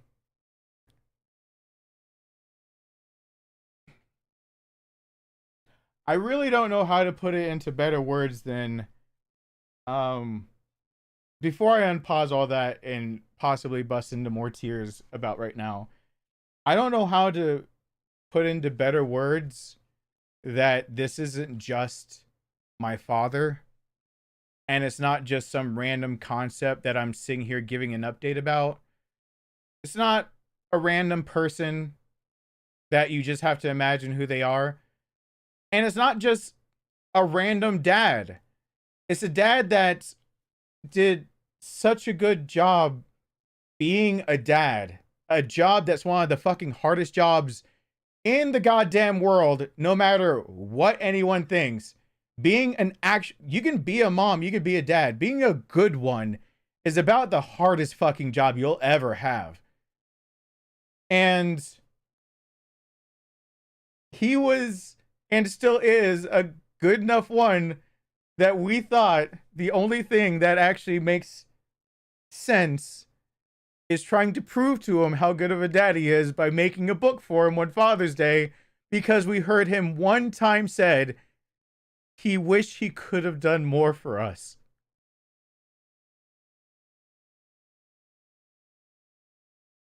He said one time he wishes he could have done more for us, and our response was to make a book to show him what he actually meant so he could keep it forever. There are 2 copies. One of them is by his bed at my mom's house, and the second copy we got as a backup and now stays with me.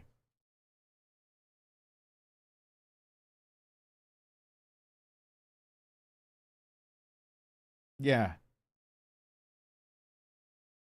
There are billions of people in the world. There's a lot of people who have lost a lot of loved ones. There's a lot of people going through hard stuff. He's worth making a book over. I mean, we could only afford binding and printing so much.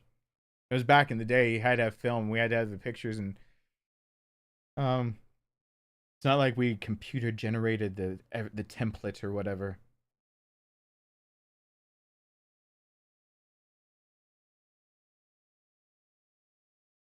He's not my father at all. My father is the one that abandoned me. He's the one that decided he didn't have to be a parent. And he showed what the worst parents in this world could be. And he's nothing to me anymore. At age 15, the one that I'm biologically connected to, I told him the best he could ever be in my life from then on out, that he will ever be again in my life, is a friend if he wants to be. And it's because I told him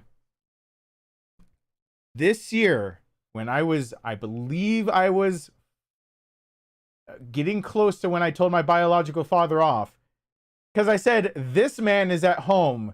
He's my dad.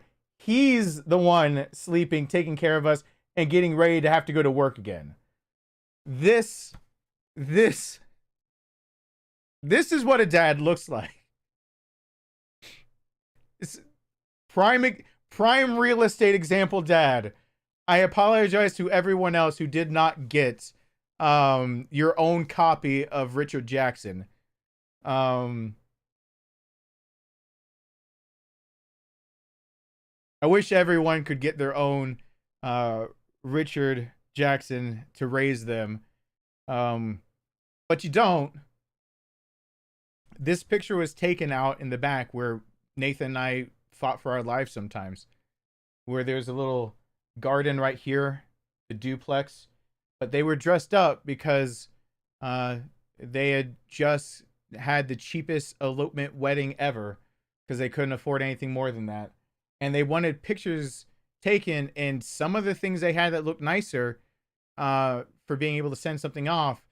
And it meant that I have a picture of my dad in a suit, which is a rarity.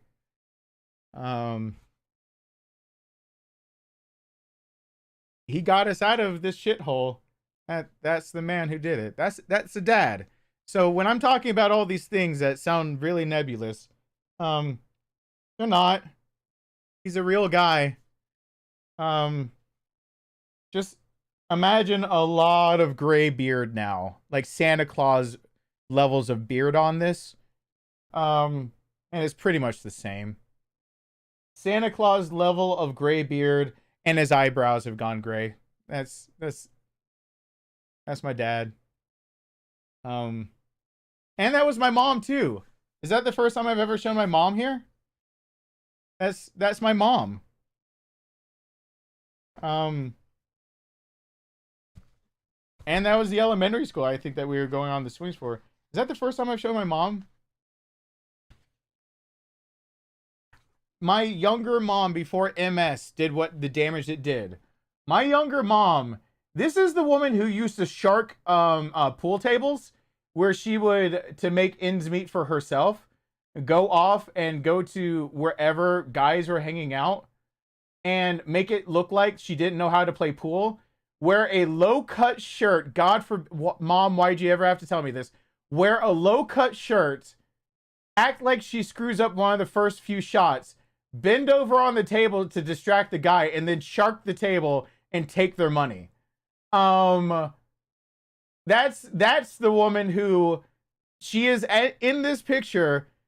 Only a few weeks off, I believe, of picking him up by his collar and saying, "Don't ever like talk to me like that again." When he tried to make a little joke of "make me a sandwich" or something like that, and she said, "Never talk to me." And my brother and I were having to be like, yeah, that was my mom. That's a badass. With my dad, whose badass levels are just as high.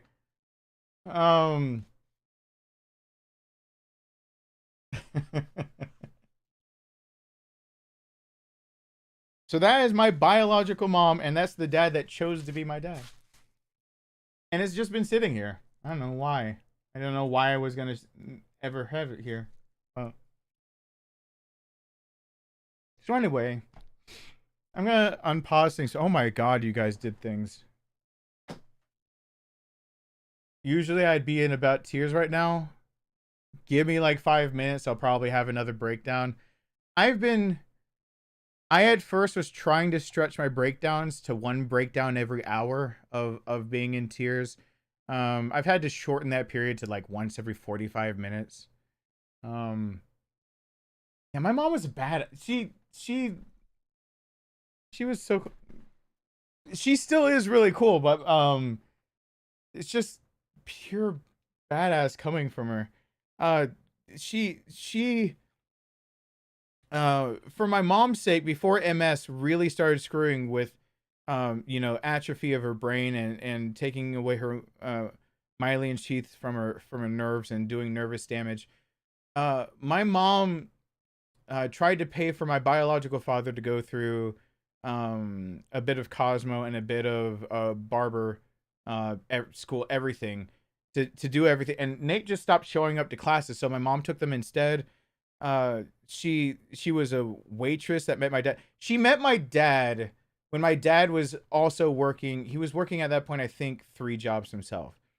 And my dad had a hard day at work.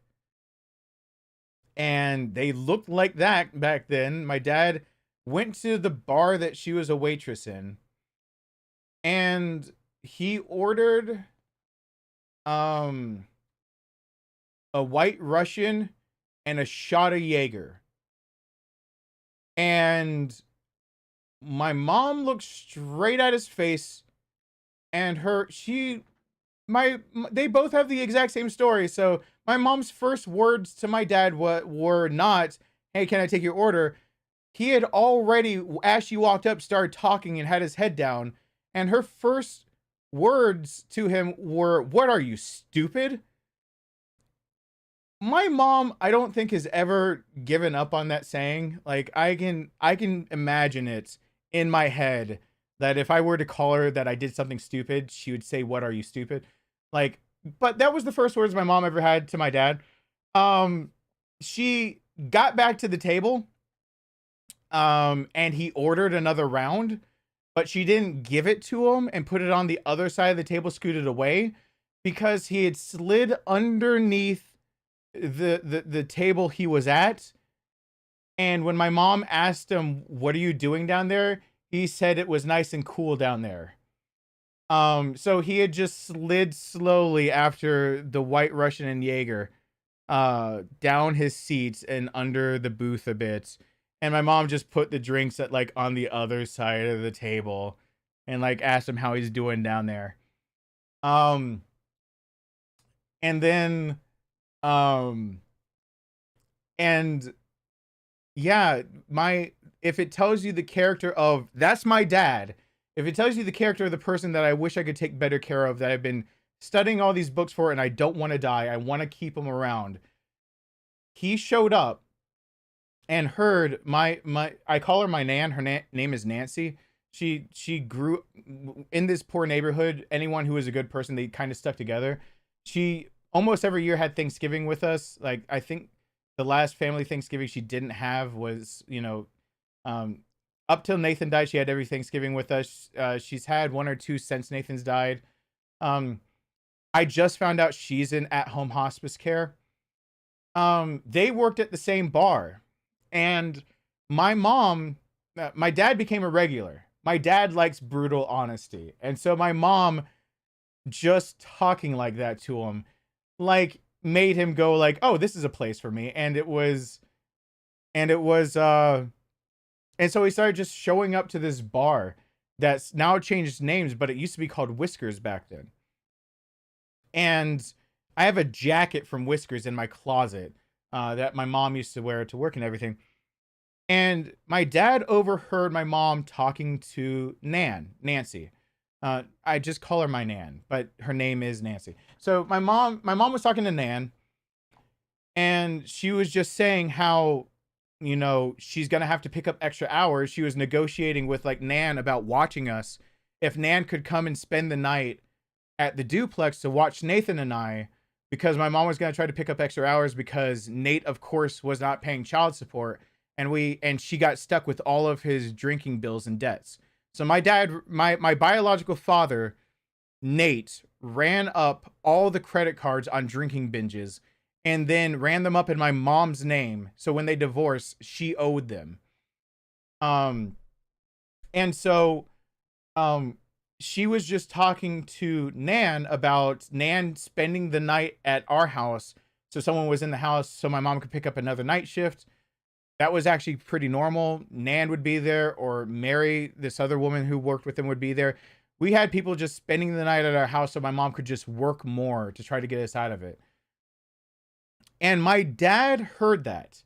Back then, just a random patron named Richard Jackson that just showed up to this bar and just kept showing up. He overheard that. And my mom got what actually set off the relationship was my mom got a check in the mail, finally, of her being cut child support. Back then, child support system in Georgia was that you paid what you were owed to the government. The government paid the person that should be the recipient of it so that they could keep track that you're following the rubric of how much you're supposed to be paying. And so my mom, you know, actually got to be able to be home with us and not have to pick up those extra shifts, because she thought my biological father finally paid child support. And so she called Nate to say thank you. Like my mom's always tried to be a gracious person, even when people aren't reciprocating. And so my mom called to say thank you to Nate, even though he should have been doing this from the beginning. And he said, "Thank you for what?" And he got really like standoffish about it, apparently. My mom got very confused because she had just gotten a check that was finally child support. The next time she showed up at work, through conversing with Nan and finding out, she found out that Rick had overheard the conversation, that this woman that he had just, he liked her attitude. He liked the way my mom kind of just carried herself, and he liked the hustle out of her, and he liked the brutal honesty of, "What are you, stupid?"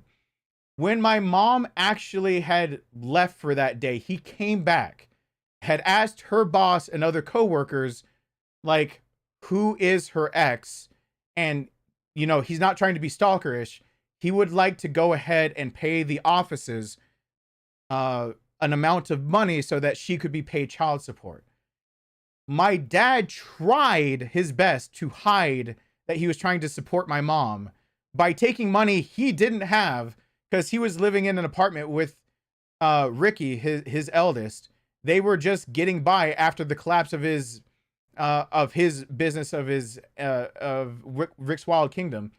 After that fell apart because he found out he was allergic to every animal ever, he still scrapped together money, found out where to send it and in whose name to send it in for, and it got to my mom, and he tried to play it off like he never did anything.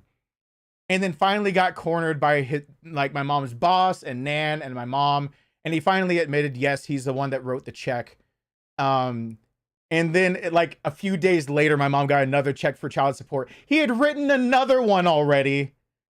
because he didn't want to see my mom at all, ever having to tell somebody else to go spend the night with, you know, her kids. He thought that that was wrong, for somebody that he has his own way of describing her, but he said he thought it was wrong that a mom that was that devoted should have to have other people sleep at her house just so that she could be tired with her kids, that he wanted to do something and that she deserved it. That's all the justification he needed. So my dad tried to pay my actual father's child support to help my mom without my mom knowing, just being a good Samaritan. And when he got outed for being the good Samaritan because he had actually had to talk to her boss to get enough details to know where to write the check and whose name to write it in, my mom immediately like fell for him, for a guy who would be willing to just do anything for somebody who needed help. And my dad never thought that my mom would give him like the time of day. My dad thought that my mom was kind of like out of his league type deal, with the kind of way she carried herself and attitude. And so that my mom would like even take a second look at my dad, that him paying my actual biological father's child support started them even talking and then dating, and they got married. But my dad's first act of helping me ever was trying to be a good Samaritan and never admitting that he actually helped us with money. Instead of leaving a big tip, he just tried to pay my biological father's child support under his name, so my mom would receive child support checks. So that's the man who raised me. And when I will say, it's after hearing this is easy to see where you get it from. I've been told I'm a lot like my dad. Rick's Wild Kingdom was, he had a pet shop. It was the business he tried to build for his two eldest sons that abandoned him. You know, Ricky smoking marijuana and blowing it in the faces. He got an exotic license for exotic animals. He rescued 3 monkeys. And he had the license to be able to let them basically be adopted by others who were qualified and had the license in Alabama to own those monkeys. He found out he was deathly allergic to a pet store. He could not actually run one. He loves animals. My dad loves animals. He's allergic to all of them. And so he realized that he was going to have to leave the care of the store in his eldest hands and 3 of his employees. They robbed him blind, and he had no choice but to sell he actually owned the plot of land where he started, like he built up money to actually own the land where his shop was. And they put him so far in debt that he had to sell the land and the building and the whole business. Like Richard Jr. did not appreciate anything that my dad tried to do for him. And so he had an exotic pet license. I have his briefcase like in the garage, because I think it's so cool of having something that had flyers and the ribbon cutting of Rick's Wild Kingdom and everything he did. And when it had to shut down, he had this license because he took a liking to the idea that there are these 3 monkeys that needed help. I always forget, Capuchin, whatever, monkeys, whatever that, I always forget how to pronounce and how it's spelled. My head wants to scramble it up. And he had 2 other workers who actually had a license to own exotic animals. And because after he sold the building and all the stuff inside and the shelving and everything, he cleared everything out and had a little bit of money. The only thing you can't liquidate out of a pet store, because you can, you know, sell the pets, you can sell the food, you can get it to other stores. You can't liquidate exotic animals that require a license.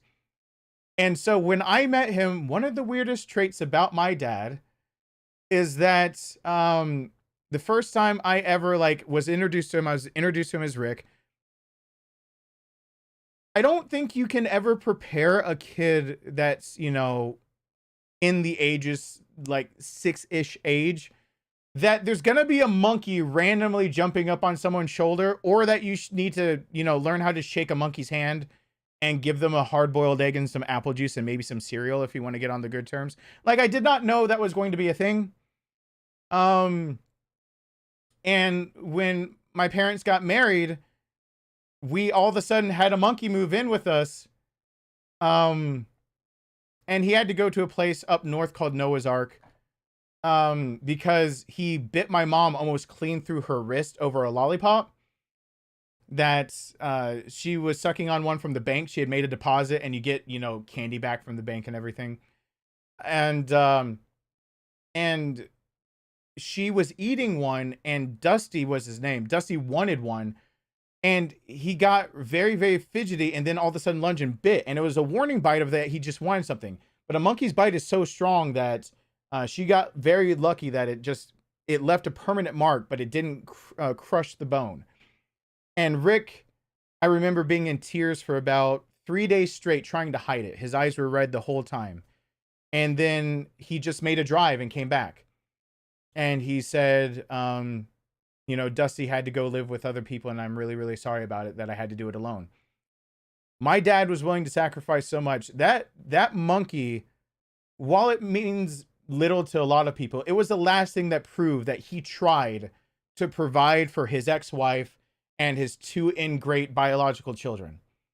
It's the last thing he had. And, you know, it's not like Dusty's dumb at all. Dusty had the intelligence of, we're talking about kindergarten or first grader. He can, however he needs to be able to communicate with you, Dusty can get the point across pretty damn easily. They have really, really high intelligence. I have plenty of pictures of being younger and having a monkey sitting on my lap. And my dad used to work one of his part-time jobs just because he felt bad of that we had to put extra food on the table because we needed extra boiled eggs for Dusty and whatever. So he worked at Kroger, I think, part-time, like 12 hours a week. And that was purely like the Dusty budget of he apologizes that he's got baggage. He came with red eyes day after day. What he realized was that we got lucky. If he had bitten, we all had that day. We had just gone to the bank, and we all had the same lollipop, the same sucker that they used to give out in the pneumatic tubes. And if Dusty had been sitting on my brother or I's lap when we unwrapped our sucker to eat it, Dusty would have clean bitten through a kid's wrist bone. That bite was strong enough to absolutely bite straight through a child. And my mom got away with what she did because her wrist was a bit bigger because of being an adult and, you know, a bit stronger. So she got away with minimal injury. And my dad had apparently cried for so long because he was working himself up to, he told us later, he said when he married my mom, he also married the idea that he now has 2 children that he will one day love just as much as his own. And he told me on that day, he never realized how quickly he would love us as our own until the day that something could have happened to us and it could have been his fault. And he was willing to give up anything to make sure we'd never see another scratch on our bodies. And so he was willing to cry and go through it all alone of having to give up a close friend of his, a monkey. Like, it's not just a normal cat or whatever. It's a monkey that could have lived the rest of his life. Dusty's still alive up north. It's not like he's dead yet. He's still alive. And he said he never knew that he would actually care for 2 kids that kid quickly as his own until the day that he thought they could really get that badly hurt. And he wouldn't risk it. Between a companion of his and his new wife's children, Monkey had to go.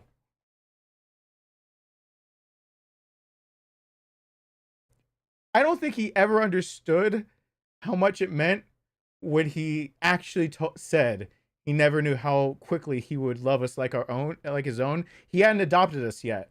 And he thought he upset me.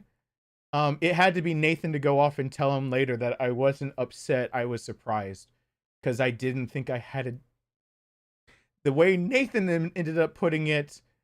And my mom came to talk to me later. Nathan said that I was just surprised because I didn't think I had a dad anymore. And that's true. I do remember that when the moment he said that, I realized I actually had a dad. I had never really thought about having a dad before, like in that capacity.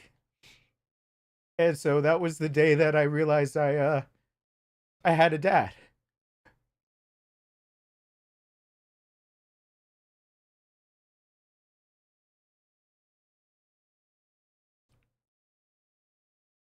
Yeah, I'll read some textbooks and do everything I can to save that man's life.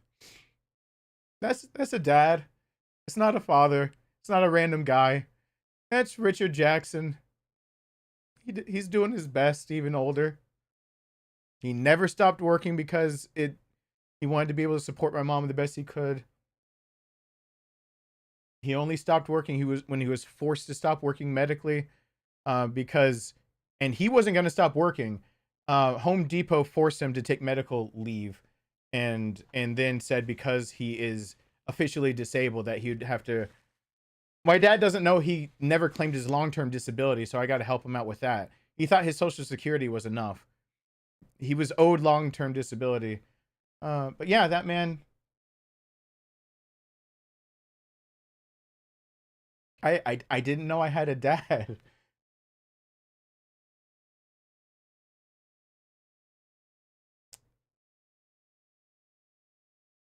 He would give up anything for me.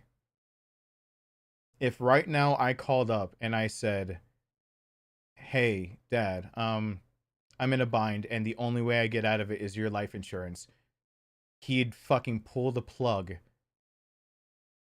while telling me what to tell my mom and tell me that it's not my fault.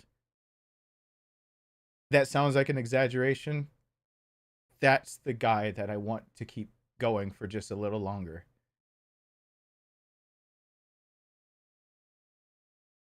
That's who raised me. That's the person who I keep saying, if I could be half the man he is, I am better than my entire generation. If I can be half the man he is, I am absolutely head and shoulders above everyone in my generation.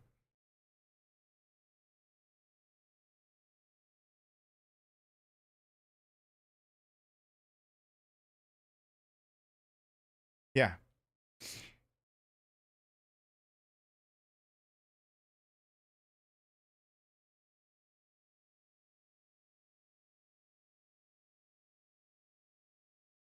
My dad would be mortified to know that he's heard me say that on a stream before. He's heard me say that. And now that he can't be on streams anymore because everything's getting bad, if you ever look at an old stream, because I don't have to worry about it because he changed his name now that it's deactivated, so you can't find him through it. For anyone who's been here for a long time, so this is going out to people like Joy, because I think Joy, you would have been at the crux of things like this. Do you remember someone popping into my streams named Papa Smurf? There is someone who used to pop into my streams named Papa Smurf, and all they'd say is, "I'm blue."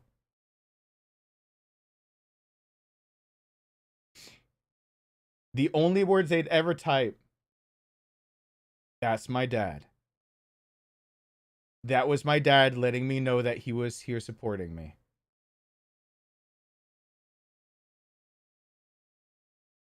So that he would never give away identifying anything, and I know I'd never have to, worry about any of that. Yes, Papa Smurf, who used to pop into my streams all the time when I first started, when I used to be happy when like 30 people showed up in total. And then it started growing, and he saw like how it went with Resident Evil and White Day. Yeah, all that time ago, that guy Papa Smurf that just would show up and type the words "I'm blue" was my dad, just letting me know he was there.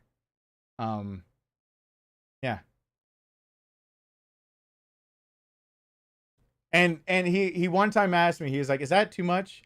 I was like, "Who the hell is gonna ever guess that a random ass guy popping up and saying I'm blue is my dad?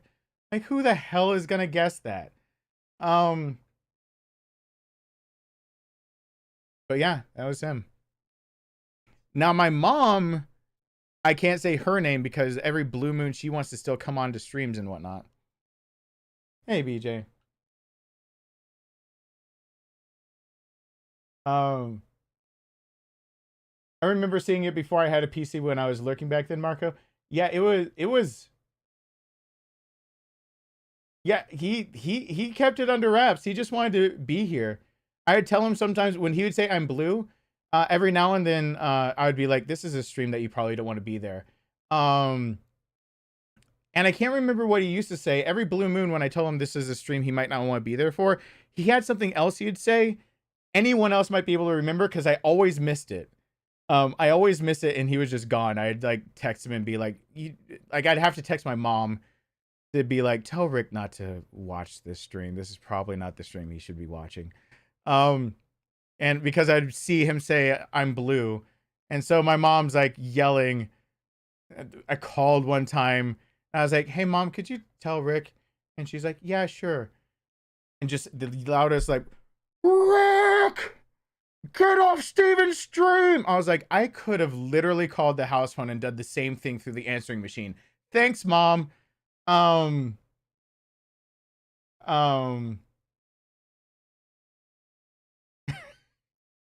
forgot my water. I need to unpause alerts. I forgot my water. Yeah. Papa Smurf. My water's just right here. Papa Smurf was my dad supporting all my streams.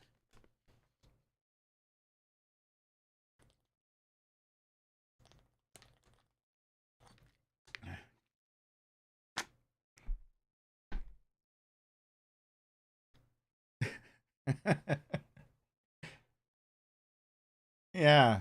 My mom, I'm not going to say what she used to say. My mom every now and then does still pop in.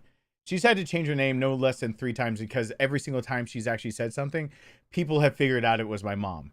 My mom is kind of bad with keeping it incognito type deal. But my dad just was like, I'm blue. I'm like, hey, Papa Smurf, thanks for being here. And it's my dad I was saying thanks for being here too. I'm gonna pause alert. I usually am much smarter than the things that I say. Usually much smarter than the things that was I say. 3 hours ago. I'm so sorry, I hope things turn around for you and your family, Darkness. I'm hoping they turn around really, really, really fucking fast. Really, really super duper fast. Thank you, Kelsey. Do not look at my little bean. Thank you, with Darren. Your dirty eyes. The list is wrong of how they'll. Hey, my little bean. Ji Hyun is my little bean. Thank you, Darren. Do not look at my little bean. That's another little bean. Eyes. I thought there was a difference of beans, and then we're playing a little bit. Figuring out his mom one time on RE7. Yes, people did on a Resident Evil 7 stream figure out it was my mom. Sure did. I got 1, I got 3. Can I get a 5? Can I get a 5? 5 in the fishnets. 5 in the fishnets. Can I get a 5 in the fishnets? Thank you, Michi. Can I get a 5 in the fishnets? Words I didn't think I'd ever say, ever. Can I mention ever again? Thank you both to also Stephanie and Miranda. Can I get a 5? 5 in the fishnets. 5 in the fishnets. Can I get a 5 in the fishnets? Oh my god. I'm get a 5 in not the fishnets. I don't Words have I took my glasses think I'd off. ever say ever. Thank Can you. I mention ever again? Every little bit, because I'm emotionally and physically taxed. We chose violence. You guys were right here. You're 500. You didn't stop me. I can't. My brain. I did it the other way. I did it the other way. Oh.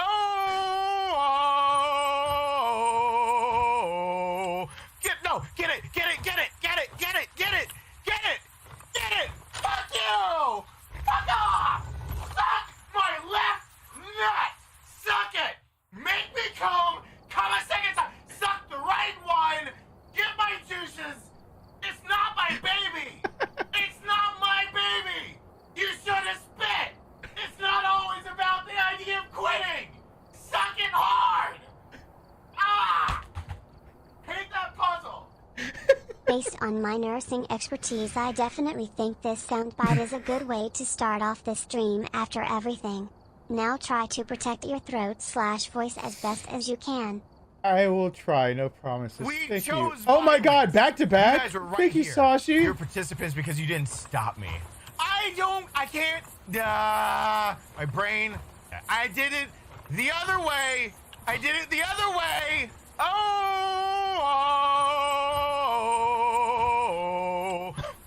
Get it.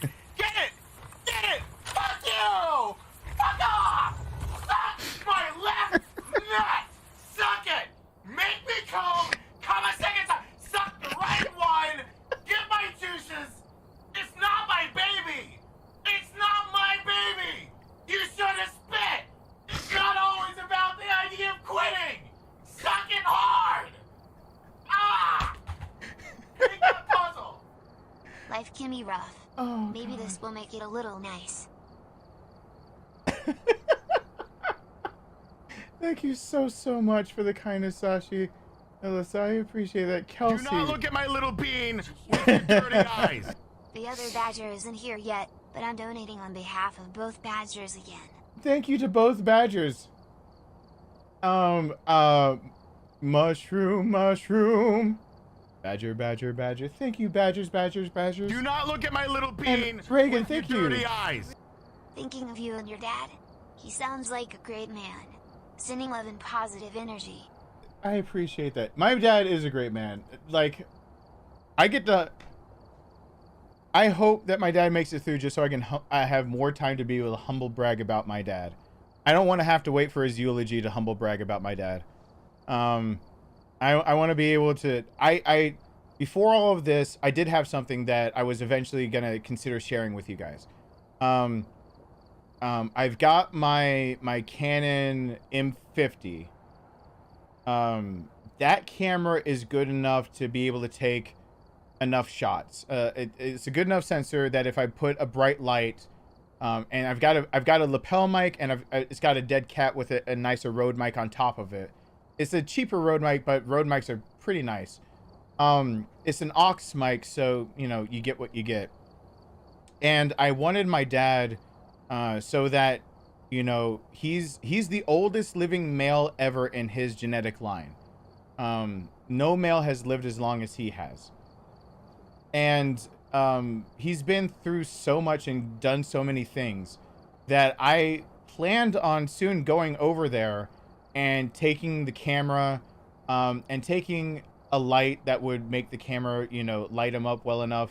And I have a lot of questions written out as a script of like, tell me about being a kid, and like, tell me about like your mom, your dad, growing up on the streets you grew up on. Like, I have a whole thing of like I'm interviewing my dad, and I wanted to, as much as he felt up to it, as his lungs got better, I wanted to go over there and bit by bit get it all down so that I could make a compilation, because with a diagnosis like pulmonary fibrosis, even though we're having to treat it still like emphysema, just for the sake of being able to get him treatment right now, fibrosis means that he won't see my son graduate high school, most likely. He'll probably die before at least that, which made me realize that my son might never know the greatness that is like his grandfather, like my dad. And I realized that like one of the things I miss so desperately about my brother is hearing his voice and his laugh. And that I didn't take the time to make sure. I have still pictures of my brother, but I don't have, my brother talking about things that, backing me up and making you guys hear from a different perspective. All the things that you guys call stories, I call my past and my life. And so they're not stories to me. They're just my life. And it might sound outrageous and all over the place and all these things. But it's just my life. And it's really weird. Knowing that there's so many different places that it's kind of gone and it still is where it is type deal. And so I wanted to over time go over there and sit down with my dad and have him just talk it through. And I have all like a script written out. And I was hoping over time, even though he needs to take breaks every like 30 minutes of talking and whatnot, he keeps asking me like, what's the point? No one's going to care about like my life. I was like, Rowan will actually 100% care, and I 100% care. And he's tried to tell me things. He's like, all right, well, you know that I once dated a married girl? I was like, okay. I was like, I'm gonna bet that you didn't know she was married. He's like, I sure didn't, but I dated a married girl. And I was like, all right, well, I want that on camera. Like, I want you to talk about that. And he brought something else up of like, something else he did, that he was like, are these things that you really want recorded? And I was like, hell yeah. Yeah, I want it all.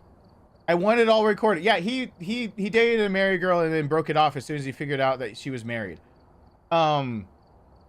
He had his first wife. His first wife, he lost his dad at a younger age, and then his first wife said that if he went up to take care of his dying mother, she was going to divorce him, because there's a girl that he had dated at one point that had always wanted to be with him, and he had chosen to be with Maria before he went off to Vietnam. He divorced Maria and went and took care of his mom, because anyone that gives you that kind of ultimatum of like, you can't take care of your family, deserves to be left behind. And he did the right thing. It just so happens that the person that supported him was the girl that Maria was scared of. And while my dad had no interest in her, it was one of those things where after like his mom had passed, they talked and they were like, should we just try the whole thing of being together? And he got like married and divorced from her like in 2 weeks flat. It was like a nothing thing of where they're like, nope, never mind. Nope. This is not the thing. We're just really good friends, but this is not how things would go. I think the gravity of dating and then marriage. And so when he came back, down from taking care of his mom, Maria tried to act, like Marie, most people don't say the A on it. She tried to act like she was like, oh, I didn't mean it and I wasn't there. So his third marriage was getting married again to his first wife. Because he believed her bullshit. And then he talks about how he got stuck in it because he was there for kids and he refused, but she was like a grubbing and money hungry and everything. Like he bought a car and for him to be able to get back and forth to work, and she insisted that she have a brand new identical car just like that because it's not fair that he has a car. My dad then tried to be more fuel efficient and got a motorcycle for like dirt cheap, and even though it's less safe, he was like, you know, it's better overall for me to be able to do this on a daily basis for the quick things around and she was like, I should have a motorcycle too. She was that kind of person. So like, you know, there's a car that just sits in the driveway now and a motorcycle that just sits in the garage. If he had one, she had to have one.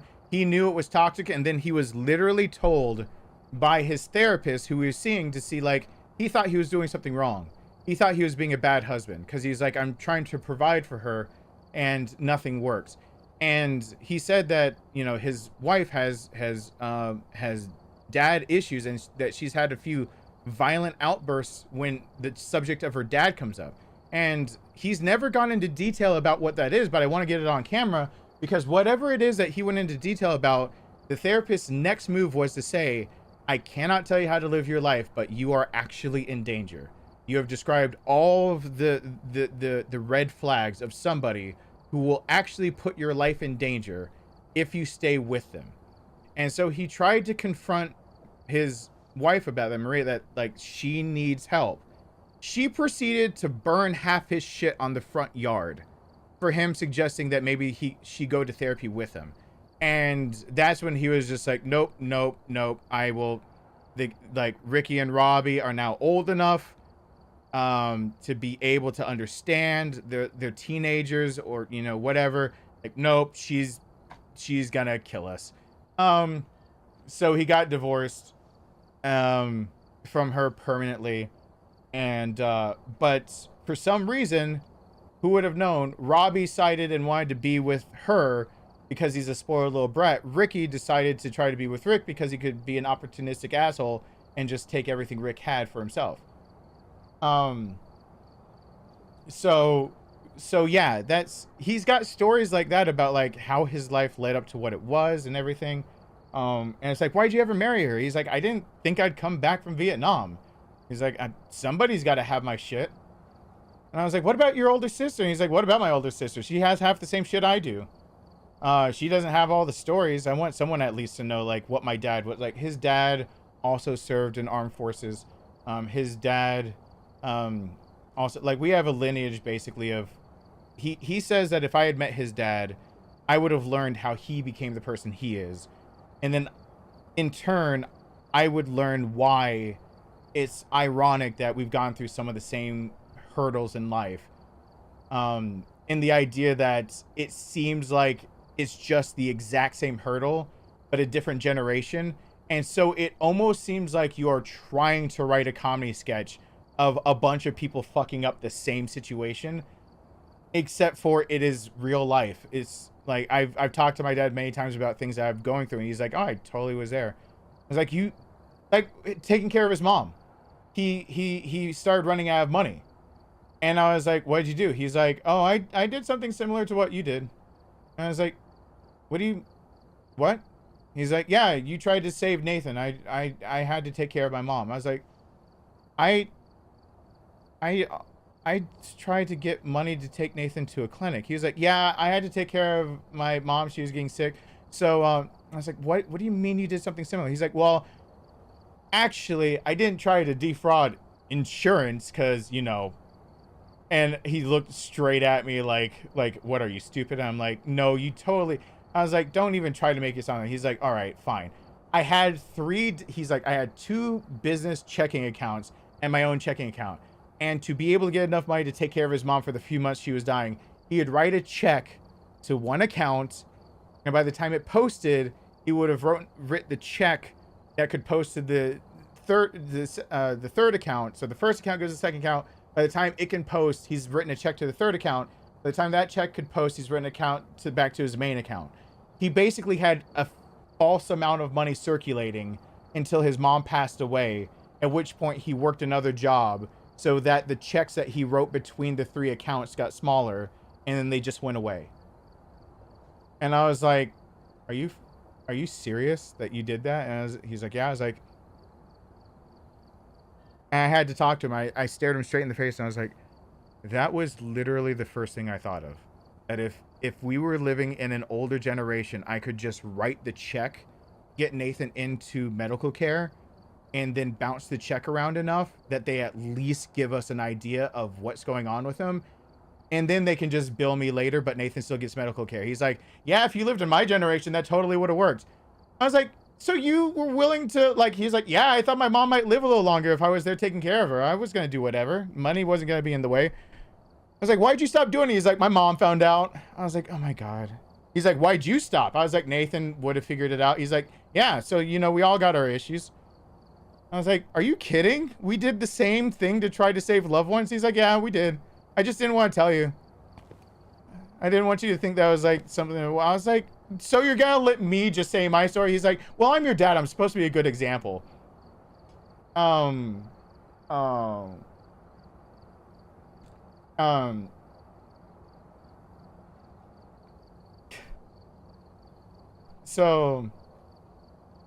it's another one of those that we like our process of when we're backed into a corner. He has a very logical mind. So do I. But his is very pragmatic. It's not as much knowledge fueled and everything like that. It's very just pragmatic of X will lead, you know, to Y will lead to Z type deal. And if that works, then just fucking run with it. My mind is the idea of X, Y, Z, but that might not be the best path. I'm looking for the golden line between point A to B.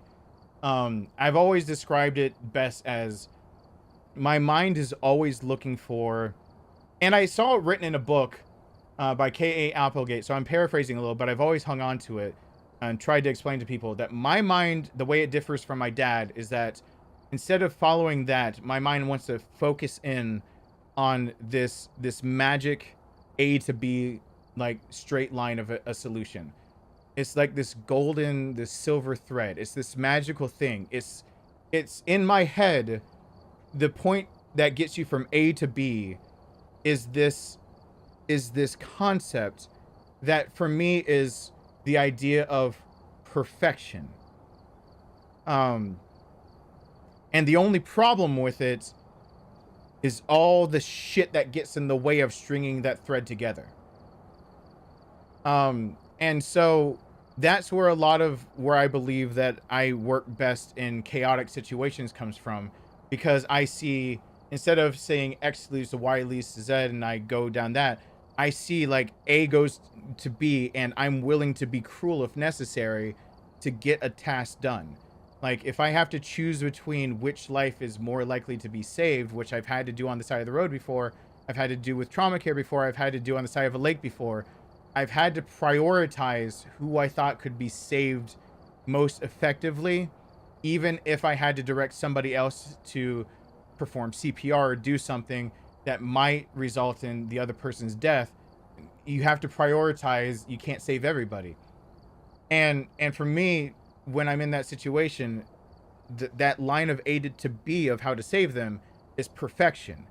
And the way that I describe that, the only reason that it's not pure perfection is that the kink in all of that is that it runs right, that string has to string through the life of somebody else to make it happen. And it's, I still need to figure out a better way to put into words, but it's just kind of this concept. It's like it's like ambrosia. It's like the nectar of the gods type deal. It's this perfect thing that can't be improved upon. And for me, in my head, perfection in its pure sense comes from that golden shining straight line from A to B. And the only thing that ruins perfection is everything else in life getting in the way.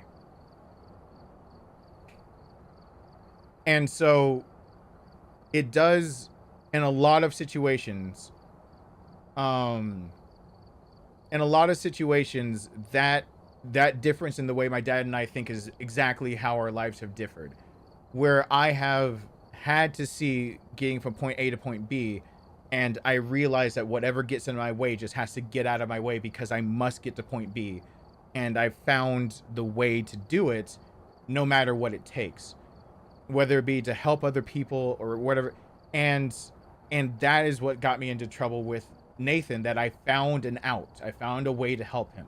And that because that out involved doing something that wasn't legal, it didn't matter. It was just an obstacle in the way until I figured out that Nathan would never want me to do something illegal because Nathan knew he was going to die and I would have to, saddle those debts. That's exactly why he didn't want to tell the rest of my family he was dying. He knew he was dying and he didn't want us all to get, again, back to how awesome my dad is. My dad would have talked to my mom about selling the house immediately to pay for every single medical debt and everything. My brother absolutely knew that. And knowing that my dad would encourage my mom to sell everything and for them to just get rent a studio apartment and just call it a day, if that's what it took to get my brother medical care, my brother just kept his mouth shut about it. But for him, it would have been a process of, if Nathan needs medical help, then we need to sell the house. We have to find a new living situation. We have to get him into a facility. We have to make sure it actually provides. Your mom still has to be made sure of. My brain immediately went to, there's a way to get money. And people are putting a price tag on my brother's life. So I'm going to just get the money and screw everyone who wants to put a price tag on his life. This world doesn't have to run by money, and I refuse to bend to it. And I would have gone through with it, but I realized that Nathan absolutely would have figured out what I had done because I shouldn't have been able to come up with the money for it. And that's when I relented and I realized that I was wrong. I can't proclaim that I'm like a saint. I only realized I was wrong when I realized Nathan is consistently the person that has always in my life been the one to outsmart me. Kevin, for all the years I've known him, great guy. I don't think he's gonna outsmart me. There's never gonna be a time where, ooh, he surprised me. My son might be one of the first ones that really he can get some really crafty, and he's getting me scared. But a lot of the times people think that they're if it's a battle of wits, I can at least match them. But it's, but I'm not going to be bested because, they put me in checkmate for something that I just didn't count on. Except for Nathan, who always knew how to poke at the cracks because his very, very logically structured mind would see the jump in logic of, money is obtained, I'm in a hospital, you never logically said how money was obtained. And while everyone else probably would have written it up to business, a boon, doing well, whatever, Nathan would be the first one to be like, let me see your checkbook. And I know exactly, that's exactly why I stopped it all. I would have put myself in legal trouble to save my brother's life. I can't be apologetic about that. All day, every day. If I could have guaranteed my brother would live to 40, and like this is the year that my brother has to die. If I could have gotten those years back, yeah, I would have fucking taken the money. I'm not encouraging other people to do something illegal. It's just, the world was putting a price tag on my brother's head, and I refused to bend to a world that puts price tags on people's heads. And I had a way to get around the price tag. I figured out my brother was the kind of person who would just be like, open up your app for your checking account. Like, he's that kind of person. He's just like, show me where it came from. He would not have, actually would have done his, wait, here's his, let me give you a taste of my brother's voice. Here we go. So I don't have to alter it all that much. Here we go. Here we go.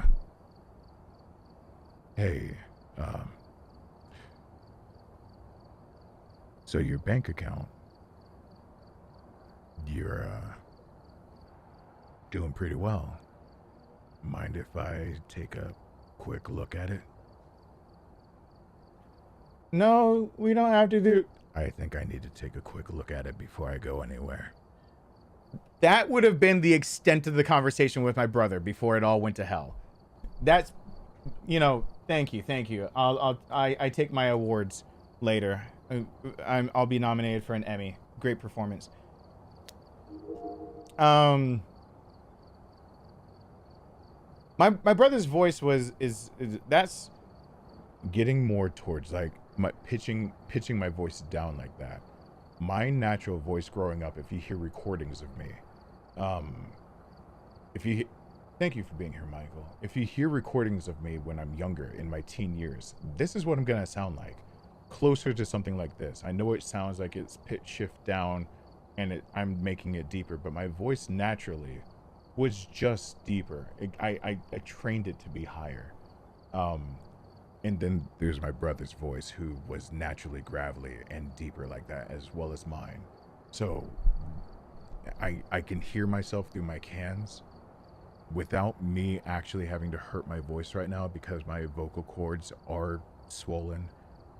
This is about the best I can do to let you know how my brother's laugh sounded, or voice sounded. So yeah, this is about as good as it gets. I can't do that normally right now. He had the boominess to his voice. It went boom boom. I have to do challenge mode. Hold on.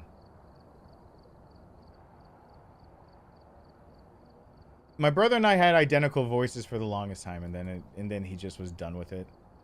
He was done with it after Amber kept like hitting on me. Hide and seek extreme. The ghost wants to play a game. You better hide. Correctly find the ghost type in Camp Woodwind. Okay.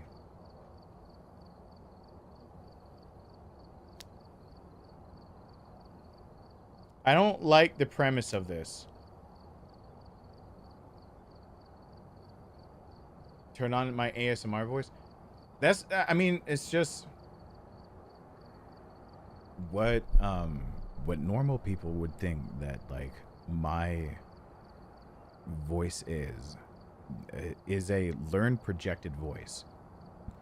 My voice timbre sits a little bit lower than what I can do on a microphone. And because of that, my vocal cords really have to be warmed up, because when you speak in your natural voice for long enough, you're going to do some damage if you don't take care of it. And so you rarely hear me speak like this, not because of like it being morning voice or anything like that. This is not the voice I warm up. I don't go through my scales and warm this up to speak. I know that every single time I get in front of a camera, I'll eventually do my projected voice that I learned that is more of a chest and diaphragm. It's better supported. It's a little higher pitched. It's a bit more nasally. And it's the one that just works better for... It's what I used to call my white people voice. And it's just kind of changed into this. My white one is a little higher, but when I worked in the South and people used to not hire me because I was black. Yes, I know I bring up race, but literally when you're not hired because you're just a different color, it really sucks. Thank you, Alyssa. Thank you, thank you, thank you. Alright, we're here. Uh-oh. Take a look at the equipment and prepare accordingly before starting the investigation. It's snowing. There have been new reports of a cursed object nearby. This must be the reason that the ghost was summoned here. Oh, okay. Take a look. You may be able to use it to your advantage. I don't like this. Wait, I get a minute of setup? Oh, wait. Oh, no.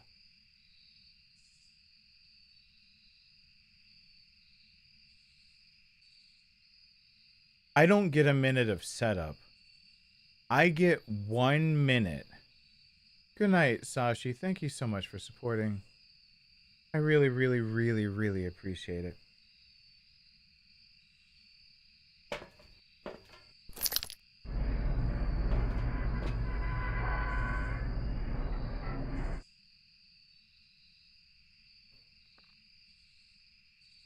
The sanity is at 0.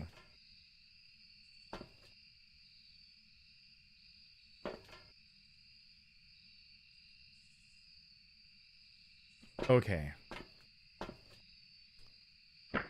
I wasn't expecting that.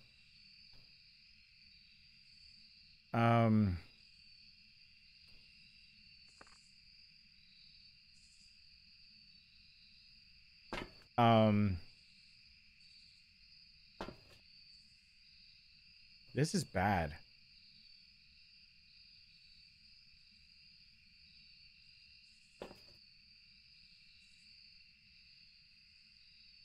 This is real bad.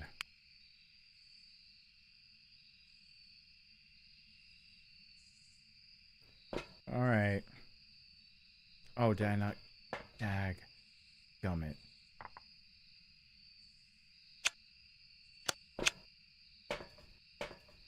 Is it even on?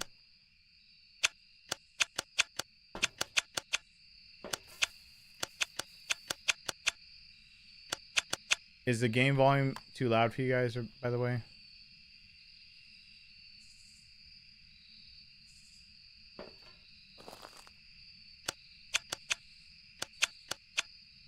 Do the flashlights not work? Wait. No. No.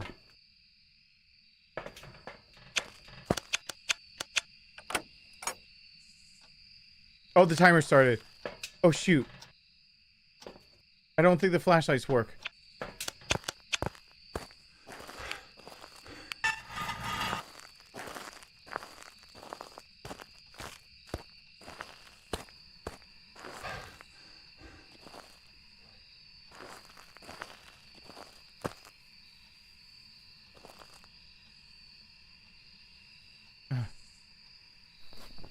No. Please put it on. Yeah, I know.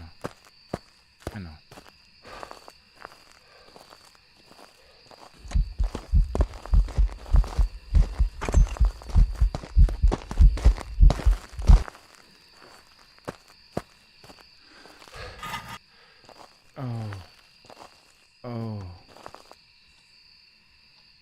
Uh-oh.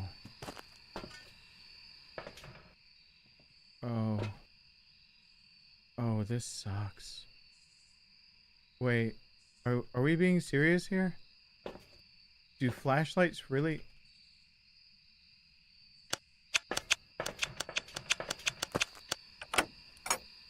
This isn't like the game broken, right? This is...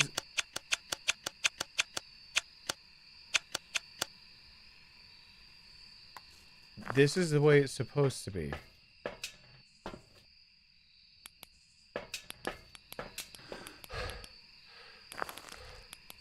Can I not use UV? There's got to be something wrong. Is there something wrong with the flashlights? UV should work, right?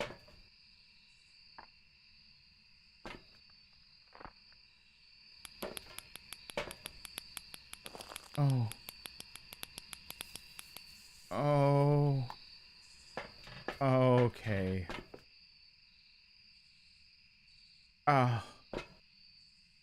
I don't know how to do this.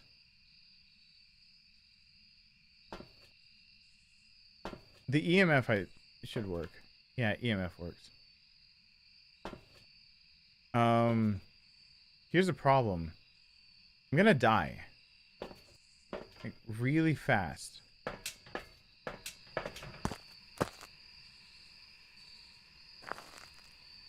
I gotta kite a ghost. Right.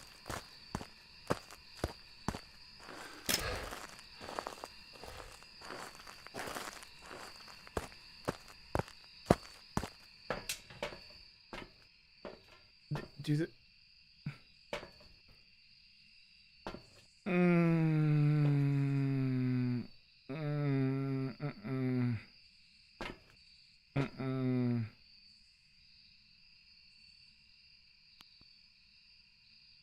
I need to... Okay, which one? EMF is going to be harder. I need another one of these down.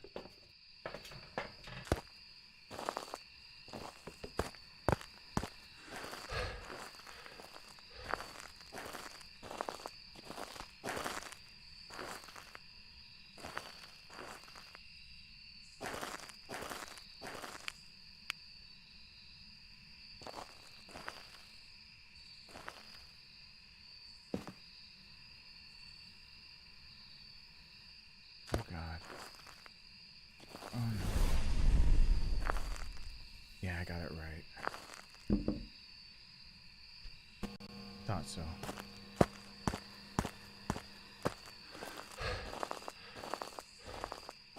Alright. It's the open outdoor everything. Oh my god. This is stupid. Why does it have to be snowing? 1 minute of setup. The flashlights don't work. Not the dots. Screw the dots. Are you... What? I mean, he's there. It's around that area. I might... Oh, God. Always kicking the shit out of stuff. I didn't have time to try to make like a pile of stuff to see if it busts through all of it.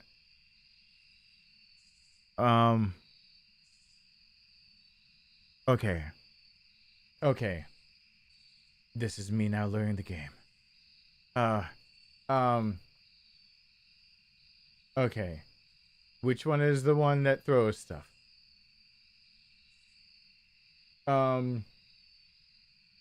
Okay. Poltergeist can throw multiple objects at once.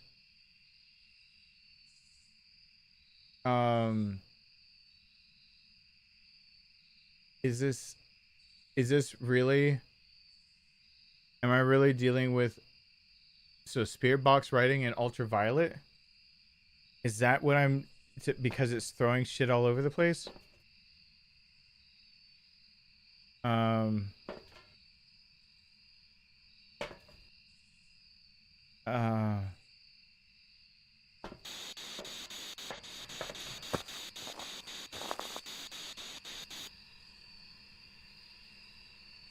god.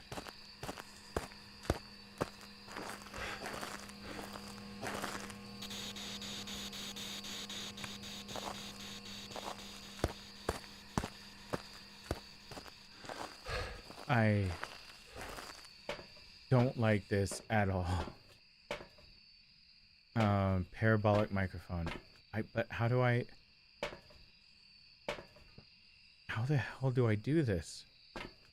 I think I'm in the right area.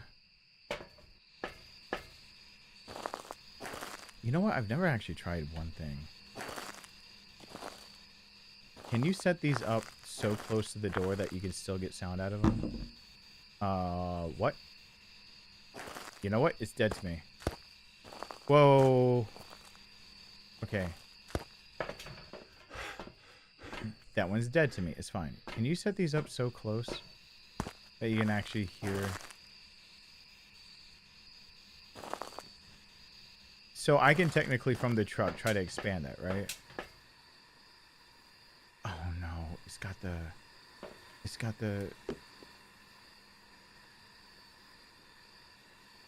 I mean, I'm right about where it is. It's over there. That's a poltergeist. Can I just call it a poltergeist to be done? He's angry with me. I can't use a flashlight. Is it really not working? Oh yeah, he's moving. Oh yeah. Oh yeah.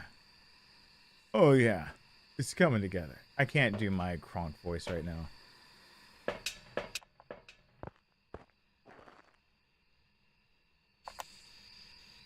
Fuck. I'm gonna die.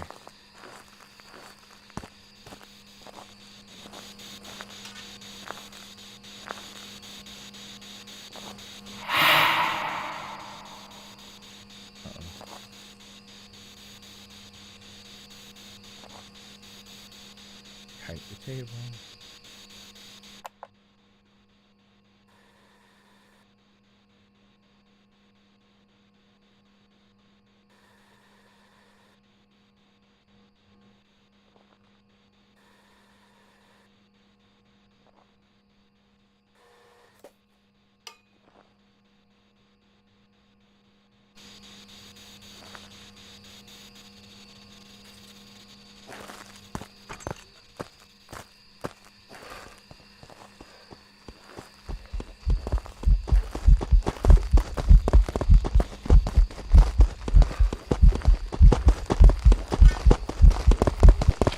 Oh, shit. Oh, God. That was really fast, though. That wasn't a poltergeist. Oh, God. Oh, God.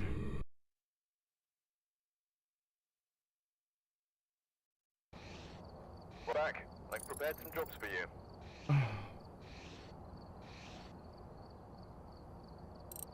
Okay.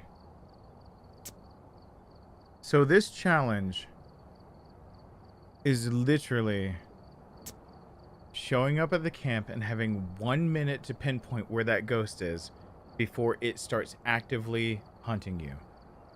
Now, what was I supposed to know that gave that away? How do I judge that? Let me look down.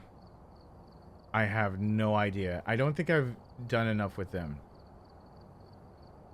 Now, that's really sad knowing that that's the one that the dots appear on the video camera.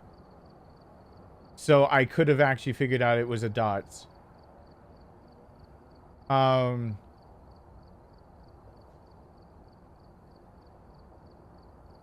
Wow. Well, then I just squander that shit. Okay. So the flashlight doesn't work.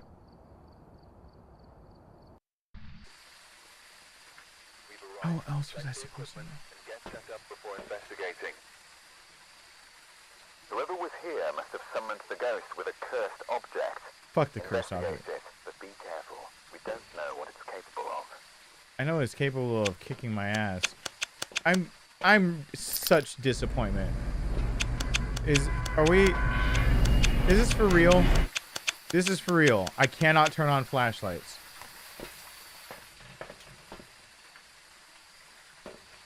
Alright. Alright, asshole.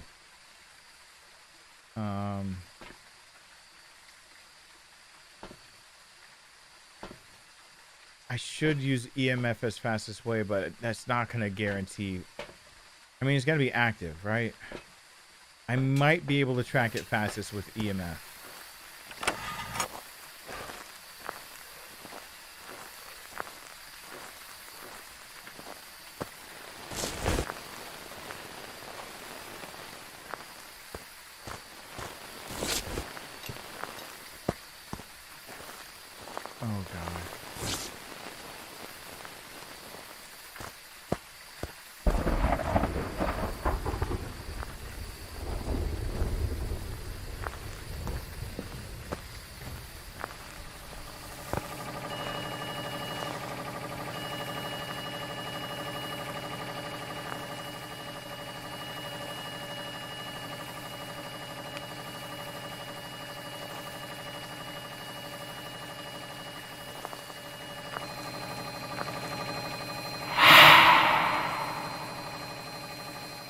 Can I get that?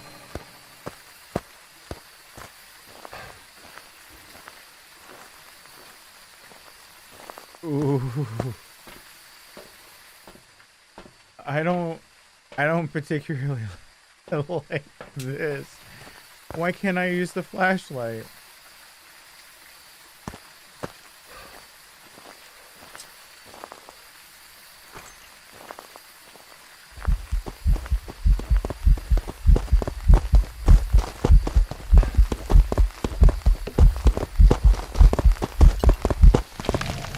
Oh my god!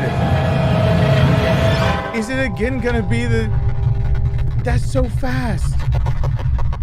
Those, oh my god. That's so fast.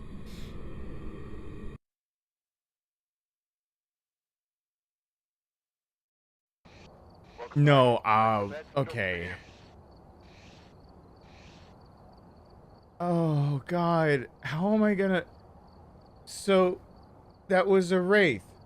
EMF 5 spear box dots. Oh, I didn't have time to test salt. I had no chance. Okay. Okay. Okay. Okay. Can my brain even comprehend? Can my brain do this? We've arrived. Check the equipment. Can I win Check once before tonight? investigating. New intel. Reports of light switching. Possibly harmless, but be careful out there. Do notes say about light switching? Do I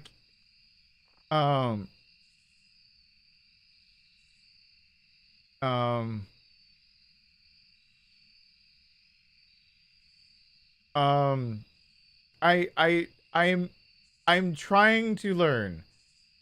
Okay. I can't... Everything about sanity is out the window. I don't... Okay, so that's all not good. Oh, God. No.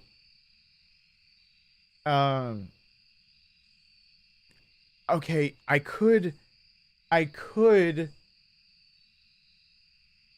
smudge. I could smudge to find. Oh, you assholes. Oh, come on. Really?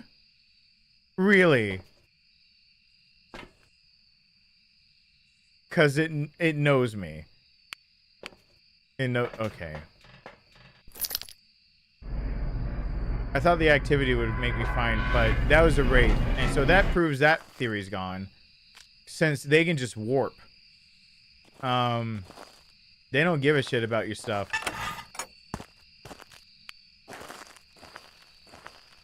Oh, this thermometer is the worst right now. Okay. Come on. Activity. We don't have time for this. We gotta just pinpoint an area and put a crucifix down. We need an out.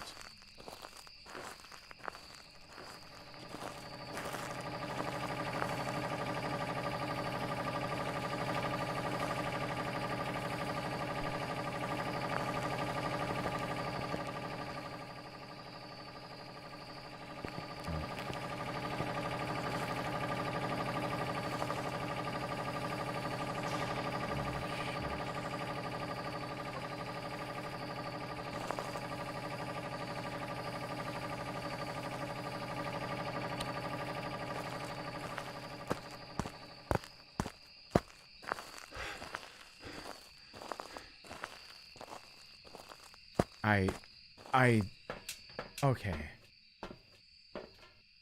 Oh, God. Oh, this is the worst. I have no idea how I'm supposed to I came in here to learn. I was like, I'm gonna put on my learning shoes and make notes and be a good player, and then this happens.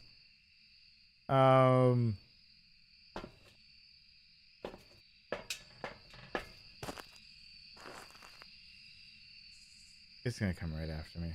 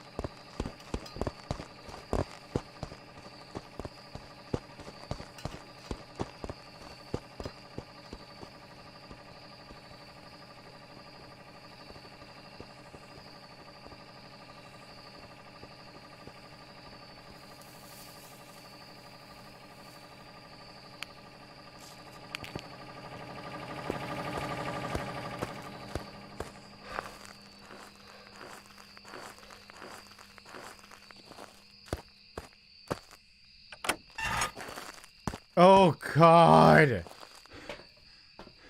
Okay. So that's information. Oh my God. I have. It's active. Not only is it active, it moved the flap, so the flap is gonna just keep moving. So the likelihood I get it in that little area is so small. It did hunt and it came straight for that area, but it had to try to find me. In it, so it can't teleport through a wall and just get to me. I don't even know if I'm in the right place. That was not. Oh.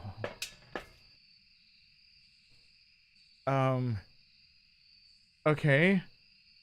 So what is this supposed to, what does this tell me? How does this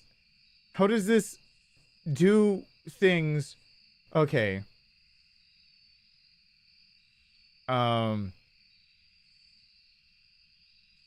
Okay. So I can knock out. Is it really a game of elimination every single time? I mean, okay.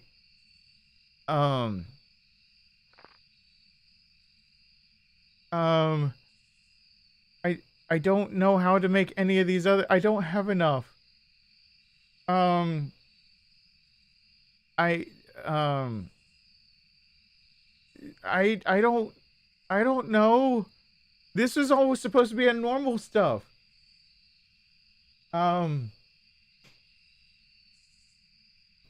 Like those footsteps were crazy. But I was able to.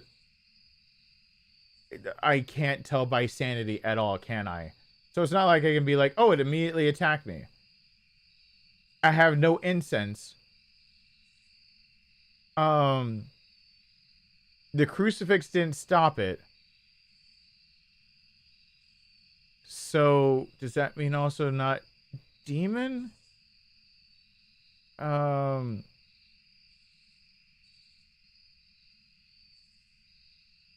Okay.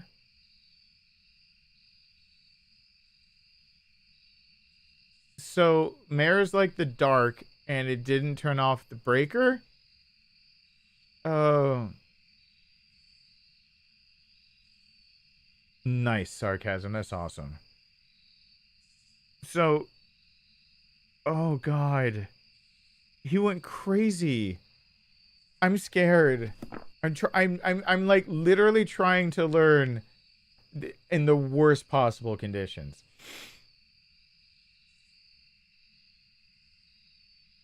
Okay. And then that means also that thing went crazy. It's a shade. Shade's not going to do that.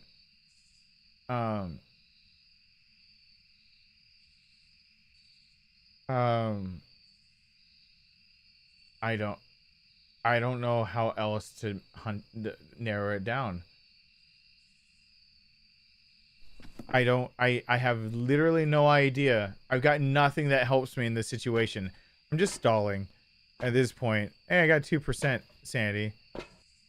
Can you do something so I know where you are?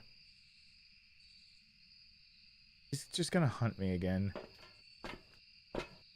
But I'm in the ballpark and I could hide from it. I don't know exactly what that means, other than it means something. Also, I can't see shit because it's fucking dark. And apparently flashlights are a no-no.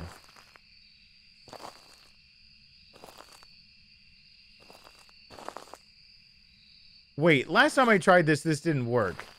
Every single time I've tried to start a hunt on purpose so that I could have a few minutes respite, it pushes me through the door. Is that a new thing? Does anyone know? Is that a newer thing? I did try to play a little bit of this just randomly, and I got pushed through a door when I knew it could be like time for a hunt. And so I tried to be near the hunt, near the door so I could just yeet out, and like it's like invisible walls shoved me forward. Is that a new thing? Because you used to be able to yeet out the door last second. Like, if you're out the door... I don't know if anyone knows, but... Shit.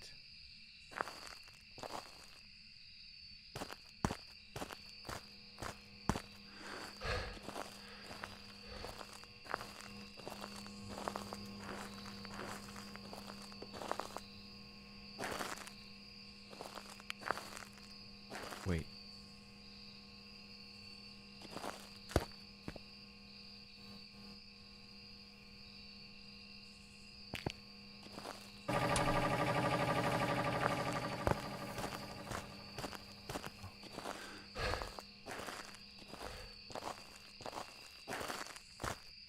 It did turn the lights off.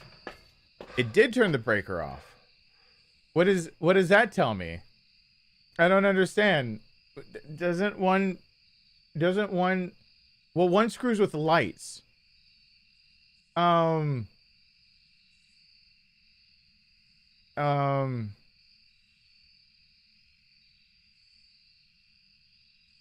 that doesn't tell me anything without sanity. Right? Well, actually, it does tell me something. Which... Oh, God. My eyes are bleeding. I don't understand which one is more likely to... Well, one you can't turn the breaker on. It's not that one. Shit. I don't fucking know. I don't know. I don't have any gosh darn idea.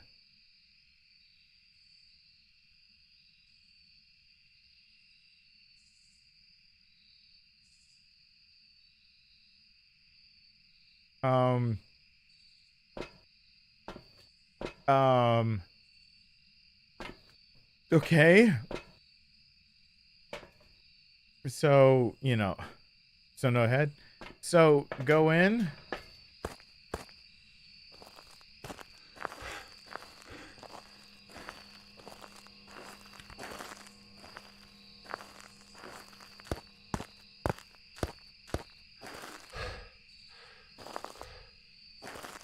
It's messing with the breaker. Hold on. Isn't that a thing? Isn't that a thing for one of them? Okay. There's the one that doesn't the DOS one and whatnot. There's the one that'll scream and everything. That's the Banshee. There's mares. No, they mess with the lights. Do they mess with the breaker? I have nothing about that. I don't have anything about that. I can't find shit about that. All I've got is dots for Goryo. I don't know.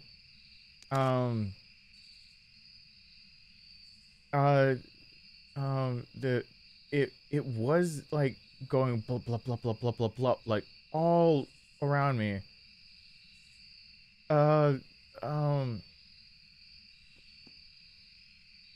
Okay. I was able to hide. It's not this one. Because I was absolutely able to hide. I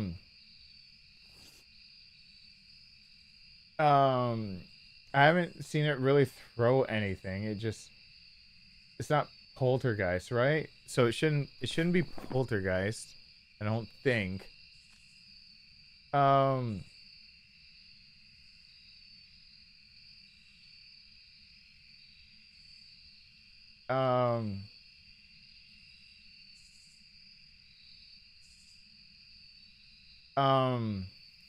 What are Revenant's things? Hold on. Slow while dormant and move incredibly fast when they find you. He was the same speed the whole time. He was just going crazy. So not Revenant, right? So, and after that, I don't know. How is there a way to know? Oh yeah.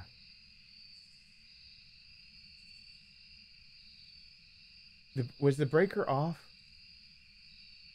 It's not. I couldn't have turned the breaker back on if it was a Hantu. Okay. I'm struggling. I am struggling. This is a struggle bus. Oh God. Oh, did it change?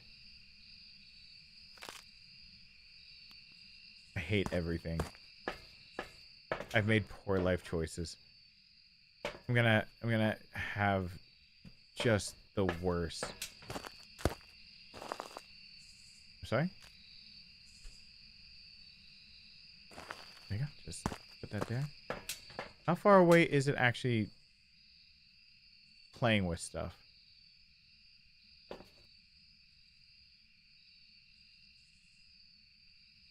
How far away before I actually pick it up?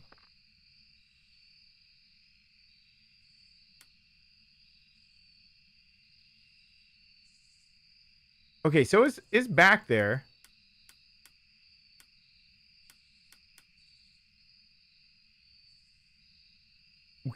Will I pick it up with sound? I'm scared. I'm scared. I'm just gonna die again. And that's my footsteps.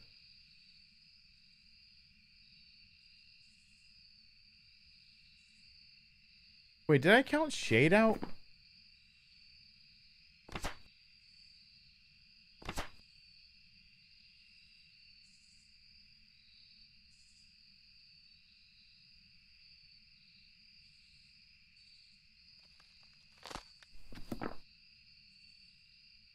Okay, so it did stuff. Is it doing stuff near the entrance? I don't think the answer is yes. I think I have to go back in. Oh God. I don't want to do that. I think that's a horribly bad idea. Well, nothing's gonna save me now, so YOLO.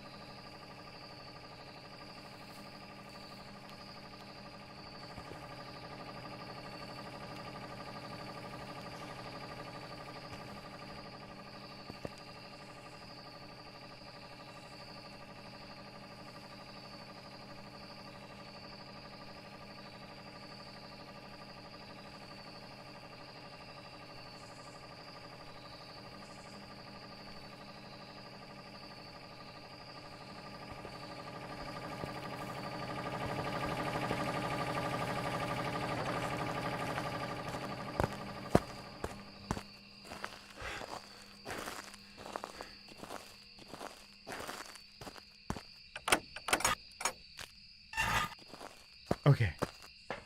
Okay, okay. So it's not finding me. It could be a shade? It could be? I'm sorry?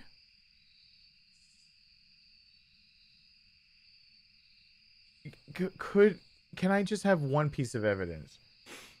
The easiest piece is dots. I can't get back to most of my stuff because I can't use a flashlight. Like, I need something at the entrance. Give me something easy. I can't freaking smudge anything. It runs so fast. I mean, it was hoofing it from the get-go. And I don't think I saw anything about freezing anything. So, like, who hoofs it? I don't...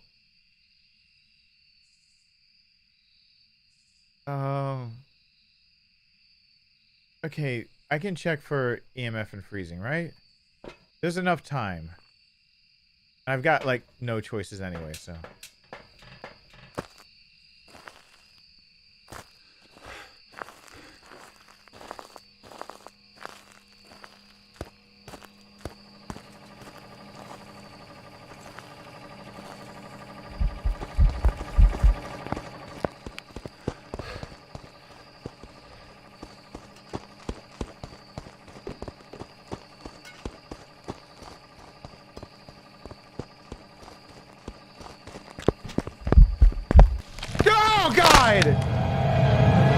Oh, he was running around. Like, it went to where I last was and it was searching. Is there one that does that? As soon as I see what it is. Oh, God. Oh. A Yuri. I've prepared some jobs for you. I've got nothing on them, do I? Oh, no. That was horrible. That was, okay. How would I have known?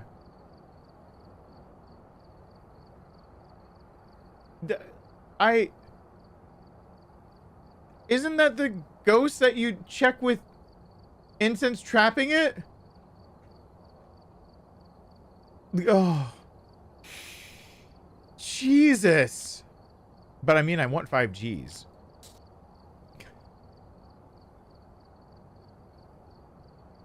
I just have no idea how this is supposed to be beaten Check the equipment and get set without up being for like... investigating. We've had no reports of violence, but keep an eye out. Like, there's gotta be a way. There's gotta be something that I'm being very stupid about. I mean, of course there's something I'm being stupid about. Let's just get past the fact that I even said those words. Okay.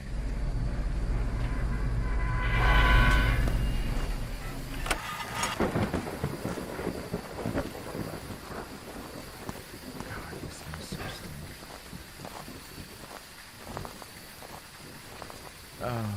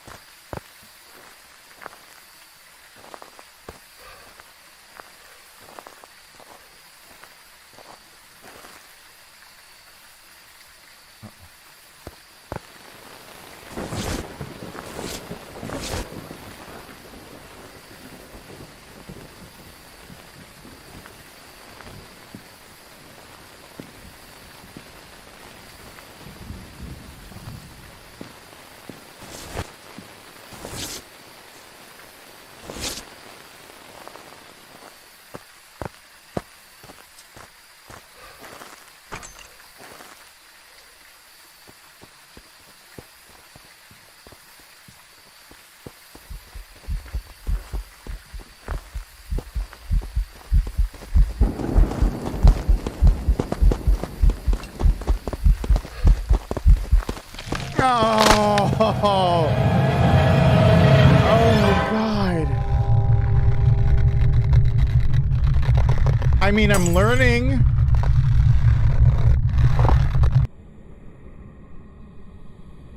Oh.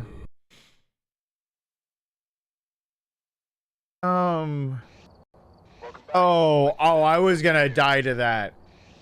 Oh, there was nothing I could do. Oh, no, no, no, no, no, no, no. I don't feel bad about that. Demons are one of the ones that have the most, like, notes on them. But you know what? I can't do anything about a demon other than get the crucifix down faster. That's all I can do. This is stupid. I like things that just seem stupid on the surface. There's gotta be a way. There's gotta be a way. I got it. All right, we're here. Take a look at the equipment and prepare accordingly. No flashlight, zero sanity. Got the intel. Looks like this is going to be a tough one. We've had reports of violence, and it looks like they left in a hurry. I mean, it seems like the flashlight should work, but it's not working. So even if I lay down the books and everything, I can't read them.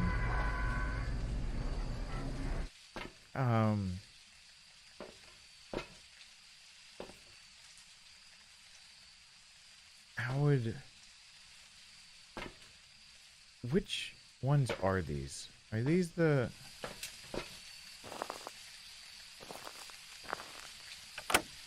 Uh-oh. Well...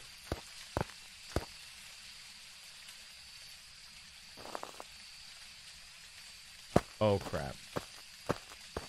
I did not mean to go through yet. I did not mean to do that. I did not mean to do that at all. We're screwed. We're screwed.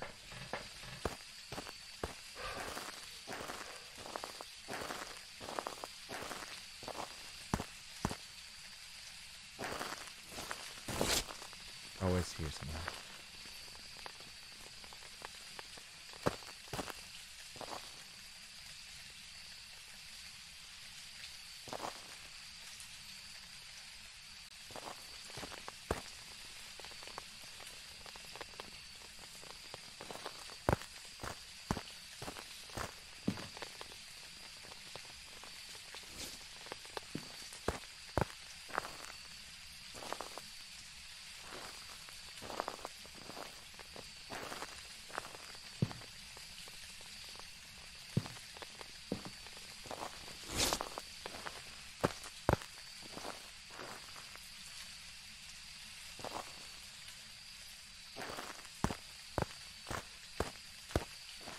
Okay.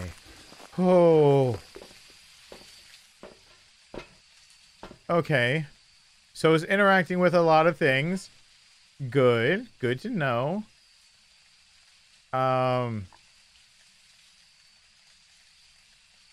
We're gonna I got freezing temperature, or my breath being cold.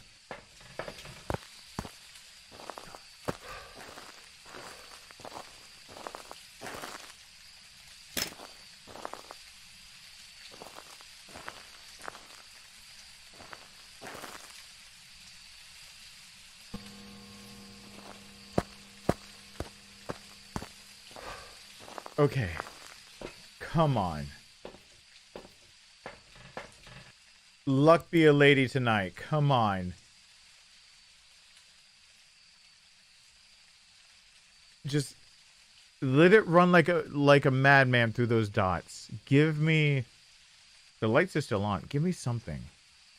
It's really, really active and it hasn't knocked out any lights. I don't know what any of that means. I'm just saying words.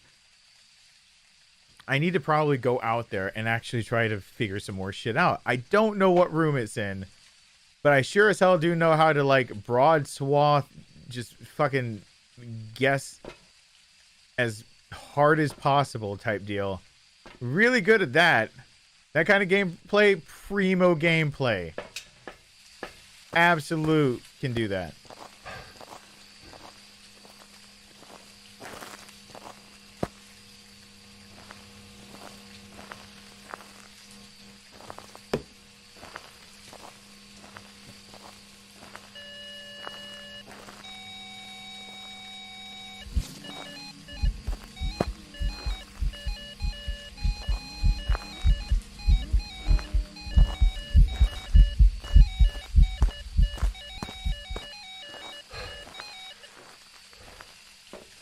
Okay.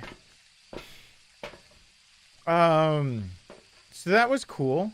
I love that it could do that. Love that, love that, love that, love that. On the flip side, it could not. And, you know, we would probably be in a lot of the same sitch. It could just not.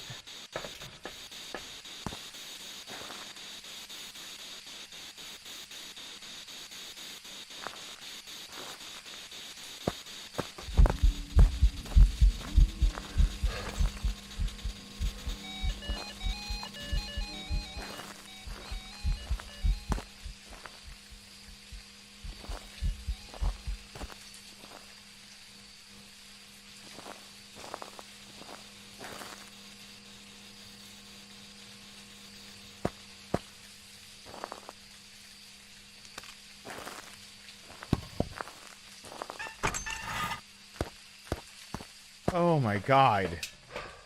This thing's right on top of me. Well, how am I missing it? Because I'm being stupid.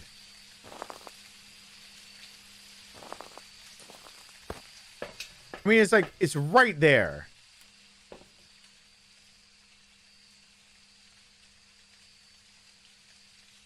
How does one go about being better at this game while still being an idiot? How would one accomplish both seemingly unaccomplishable tasks at the exact same time? Listen, I need you to run through the dots. Really badly. I need some dot action. You keep messing with, wait, doesn't one mess with the electronics? Wait, is that a thing that gets written down? Do I get any credit for that? I don't understand. Everything amounts to nothing. Okay.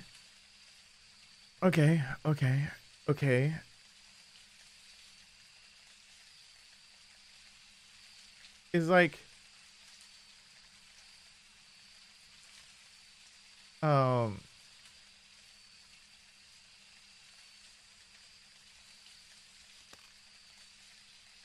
I mean, if it's a banshee, then it should get through the dots eventually. Is singing a lot. Twice, though. So I should... there's a good chance that that's a banshee?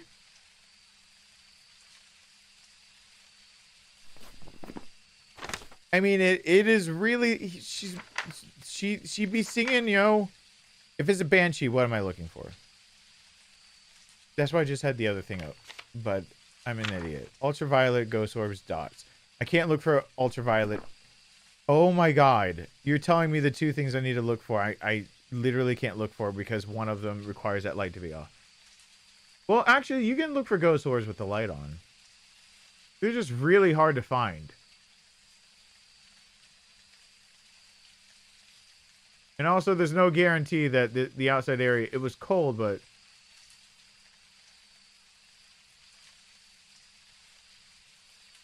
Oh, this is bad.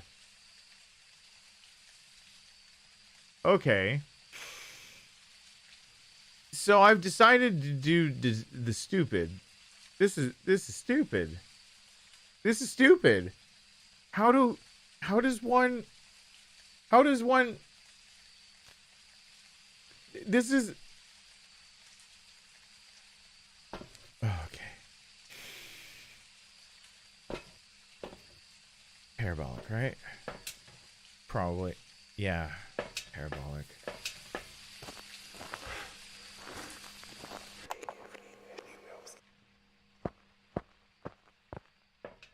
Wow. But banshees do that? Do they do that? No, banshees just wail, right? I should have heard it just go, "Ah!" Right? can sometimes be heard screaming with the parabolic. So it's not a guaranteed.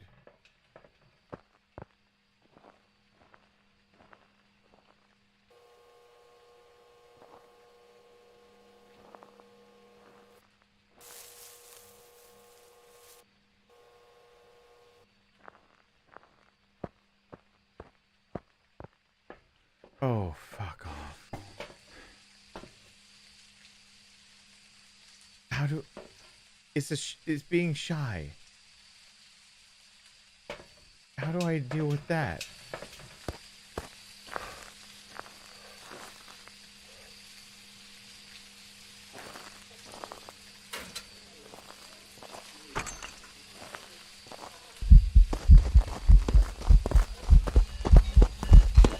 Oh God, I ran into it. What were you? Were you a banshee? Oh God. This is not a mode to learn on. It was a wraith, but it was singing like crazy. How was I supposed to know wraith? How was I supposed to know wraith? Because it was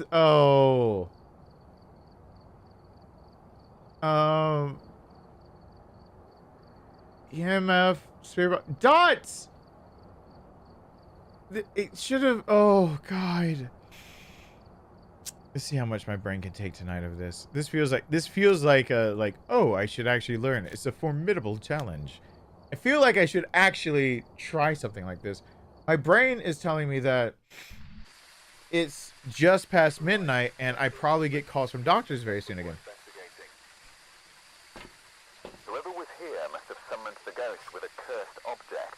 Come on. Investigate it, but be careful. We don't know what it's capable of. Well, no more spraying for my nose to be clear. This is hard.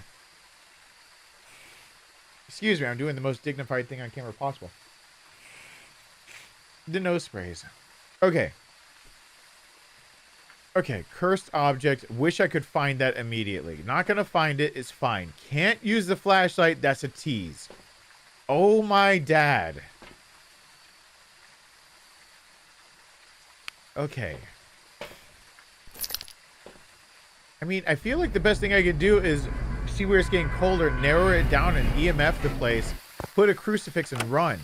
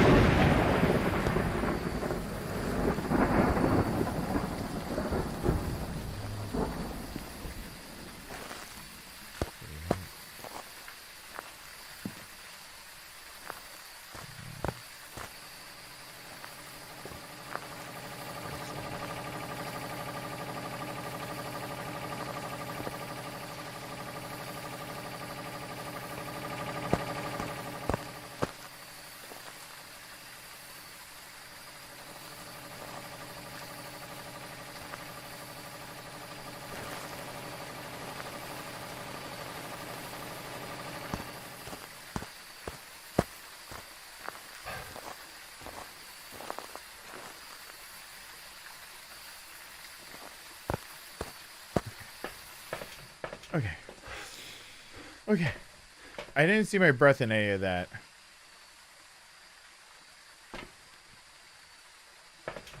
Get a second crucifix going, like.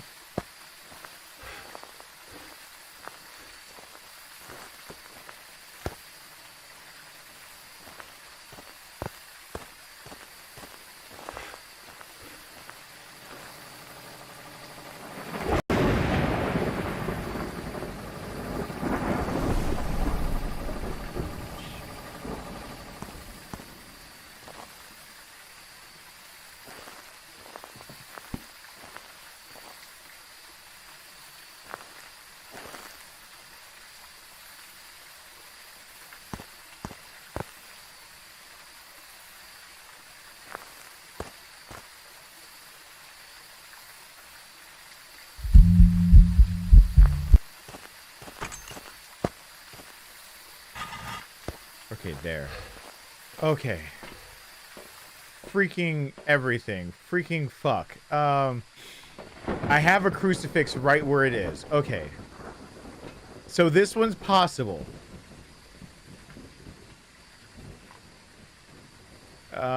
Book that this.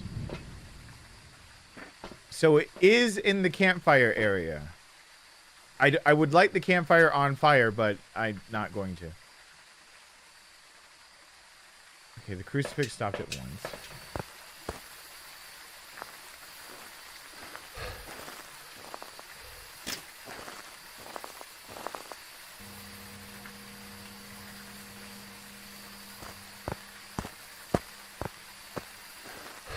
Oh, God.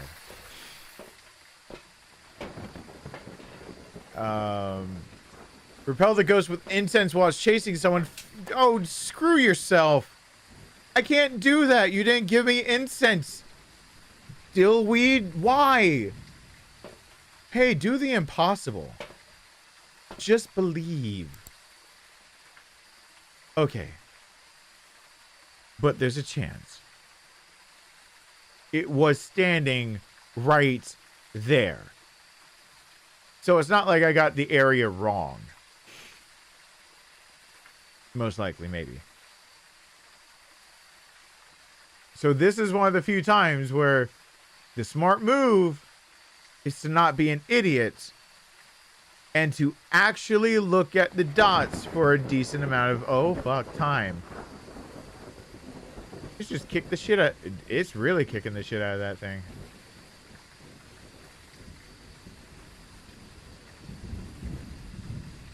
See, last time something like this all happened, all I had to do was stare at the dots, and I would have gotten a piece of evidence. But I didn't do that.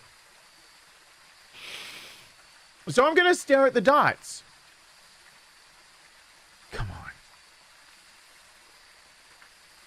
Come on. You know you want to.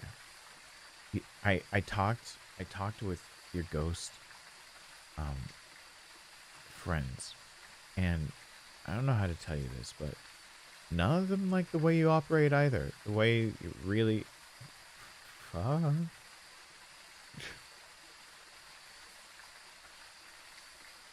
This is an intervention. It's a ghost intervention.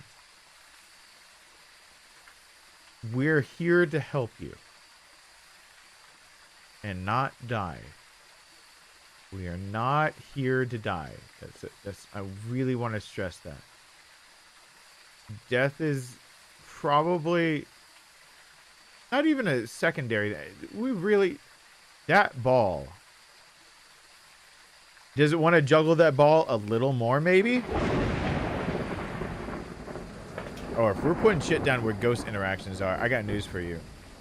Ghost interactions, like, up the wazoo over here. I don't really need the second angle, do I? This camera can swivel around. I just need the dots. So I can... and then I need to check freezing temperatures. I hope that crucifix gets me covered.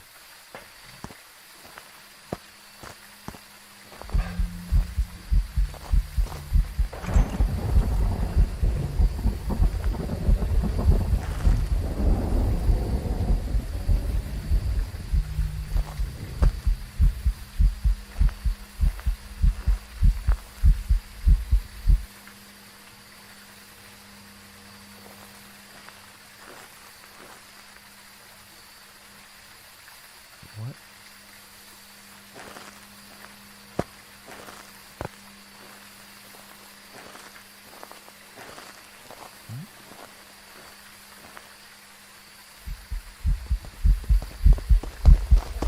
Oh, God!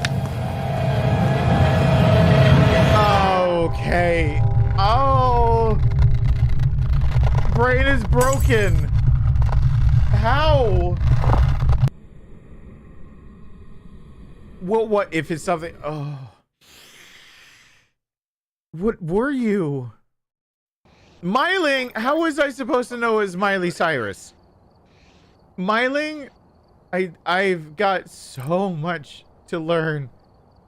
How would I have known that?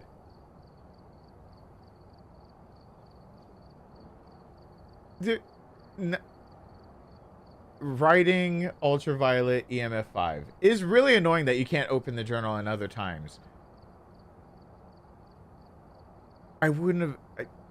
I don't have ultraviolet, though. Oh. Okay, maybe a few more tries, and then my emotionally wrecked brain tries to get some rest before doctors start pelting me again. I can go that direction. Alright, we're here. Oh, God. Take a look at the equipment and prepare accordingly before starting the investigation. Oh. Whoever was here must have summoned the ghost with a curse. Oh, fuck the person who summoned the ghost with the cursed object. Blah, blah, blah, blah. Someone here is an idiot. Just... Why can't my flashlight work? Is that truly part of it, or is it just glitching? I think it's truly part of it. I hate that so much. That's such a jerk move. Like, the only tool you've got to see, and they're just like, nah, we're gonna take that.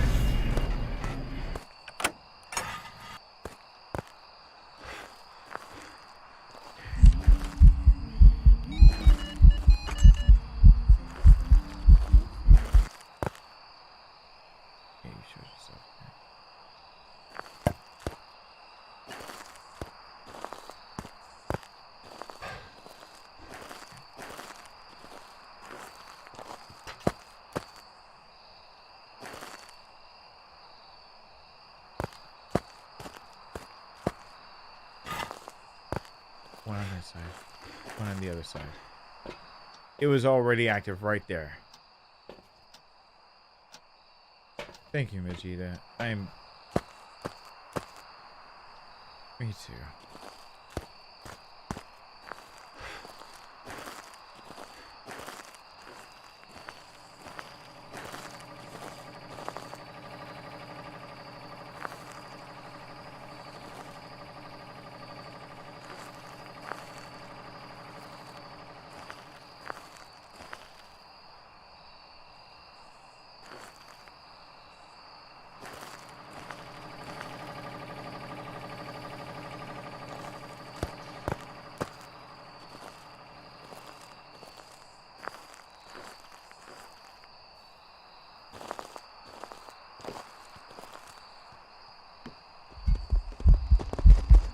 Oh, it found me.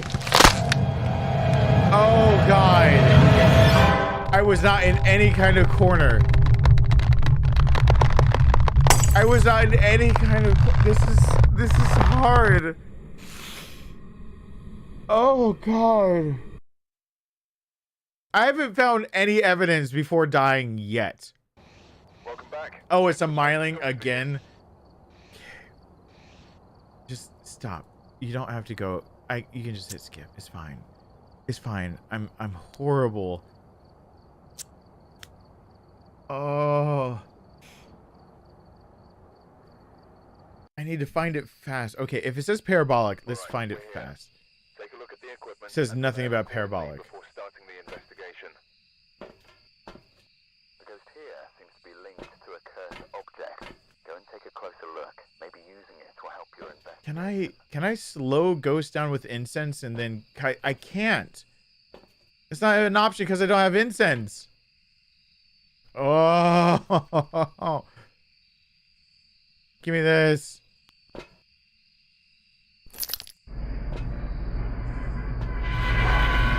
What the fuck is this?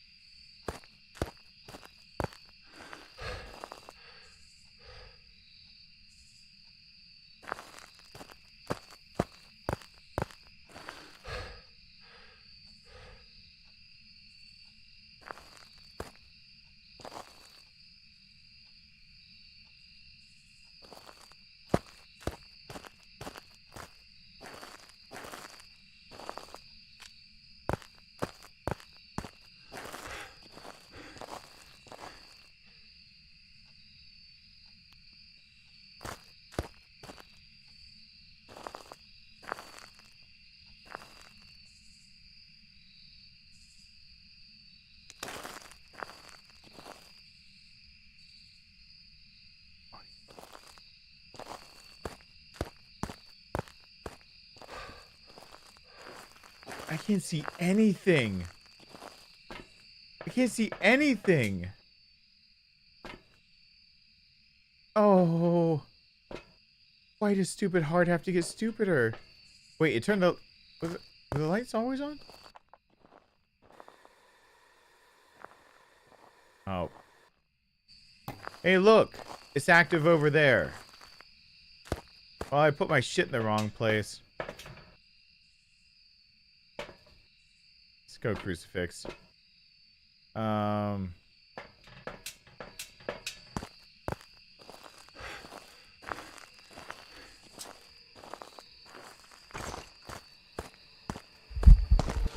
Oh, God! I went to hide! Oh. Well, it interacted with an object. At least I found where it's supposed to be. That was... well, it's a demon. Okay. There was no running and hiding from that. This whole challenge is bad. It's bad for me. It's bad for Daddy. This is bad. No, like, I start off with 0 sanity.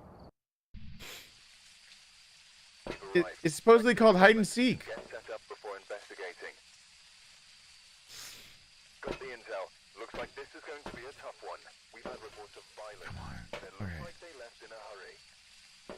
Let's see if I can... see if I can do it this fast enough. Come on.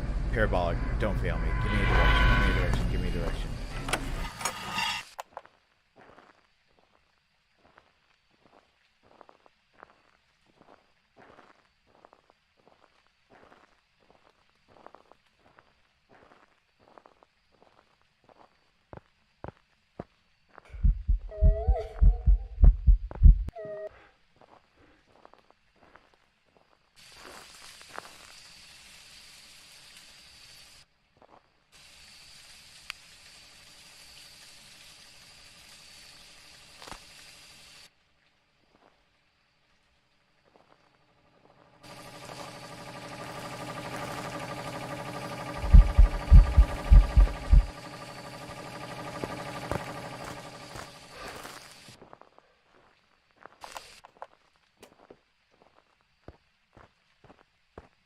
Okay, that direction-ish.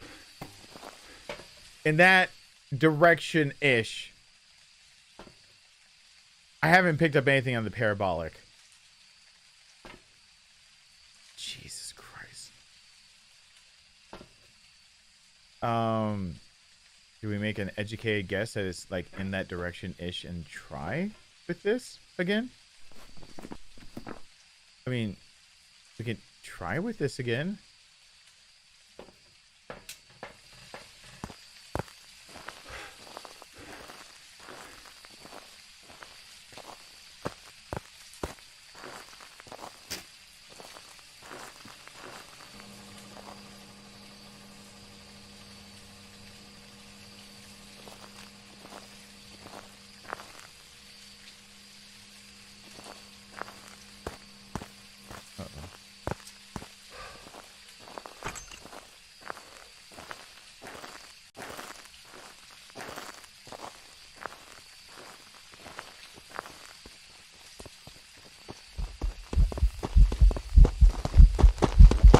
It saw me. Well, the crucifix didn't stop it. At all. Even though the crucifix seems to have been, like, right on top of where it came up from. I mean, I'm dying in really fast, fantastic ways. If people just wanted to see a death compilation. Like, I'm making that for anyone. I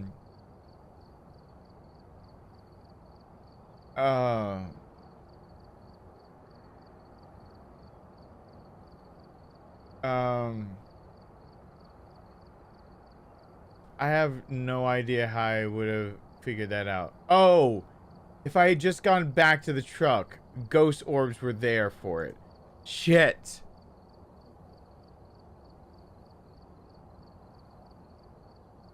Yes. The thing is that I can't judge the ghost based on like demons hunting really fast or like percentage of sanity gone before it's more likely for another ghost to chase. All that shit's out the window when your sanity starts at 0. Yeah. Take a look at the equipment and prepare accordingly before starting the investigation. Got the intel. Looks like this is going to be a tough one. We've had reports of violence, and it looks like they left in a hurry. Oh. Parabolic, by chance, one of them? Nope, crucifix. I just need to find fast. It's not a big map. I feel like I shouldn't need the parabolic. I'm gonna try that though. When push came to shove in other places, parabolic found it faster than anything else.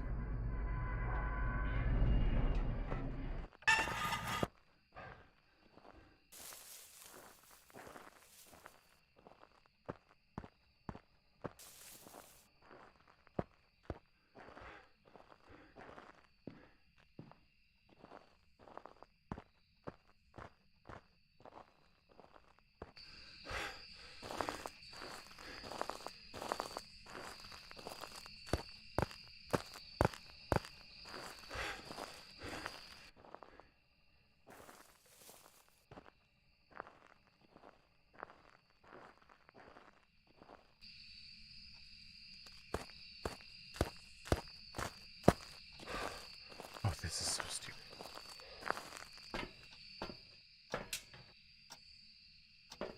That didn't do it any good.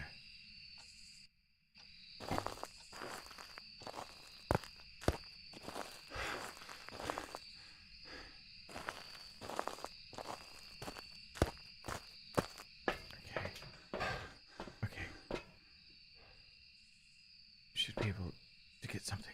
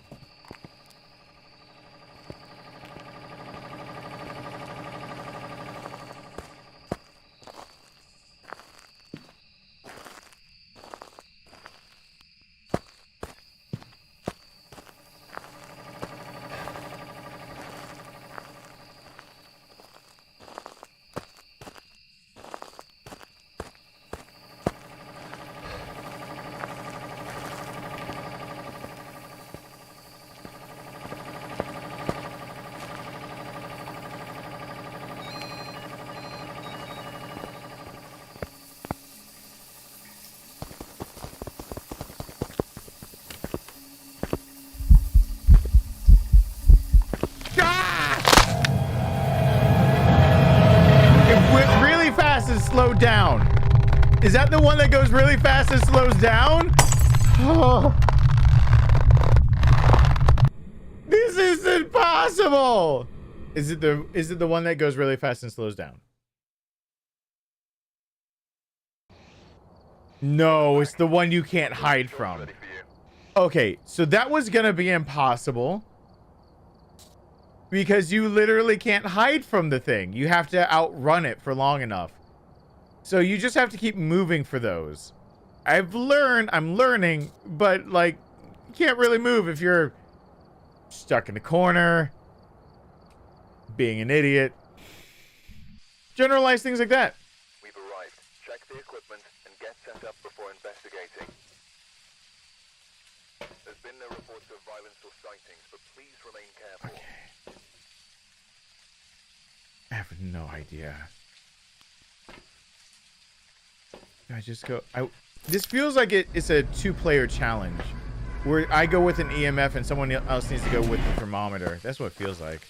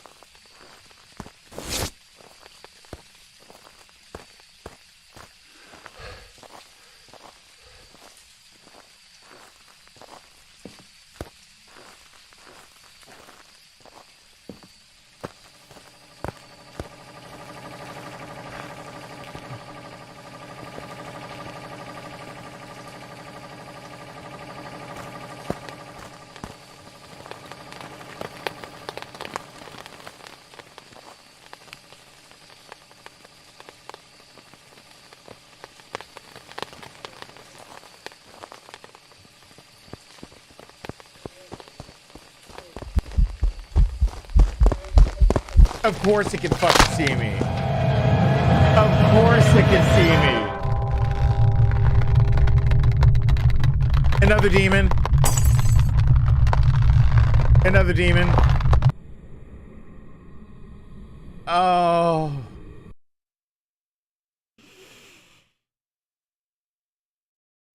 No, I don't have anything about them. What am I supposed to do? Well, actually I do, but it's the ultraviolet. They have the weird hands. See, that they have the weird hands. That's the only thing so I could have done. Okay, so I had my EMF out and ghost orbs. They got the weird hands. All right, I'm doing one more, and then my brain is actually very. I'm mentally, physically, emotionally. I'm all the exhausted. I can try this again tomorrow. I'll need a break for tomorrow. Alright, we're here. Take a look at the equipment and prepare accordingly before starting the investigation. We've had no reports of violence, but keep an eye out. Oh. Stop telling me to use incense. This is so cruel. I would use it. I would.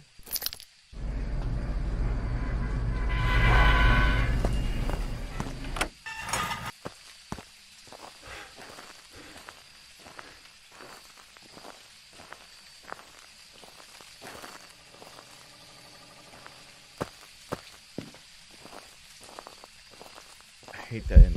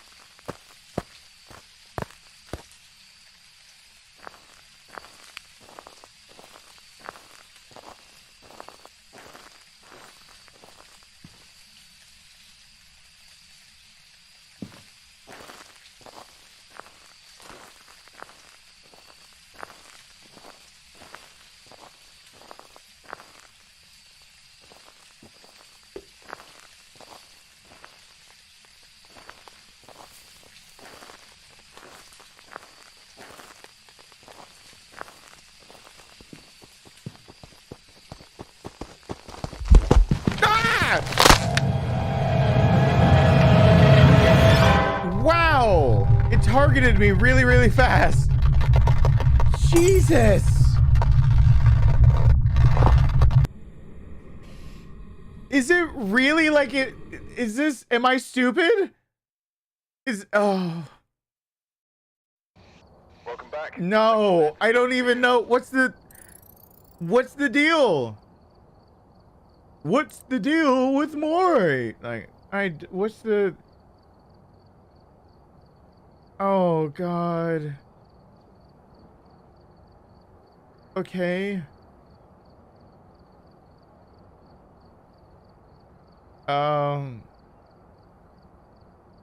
Wait. This is the... Isn't Amori the one that, like, absolutely will yeet your ass if as your sanity goes down? Oh, fucking hell.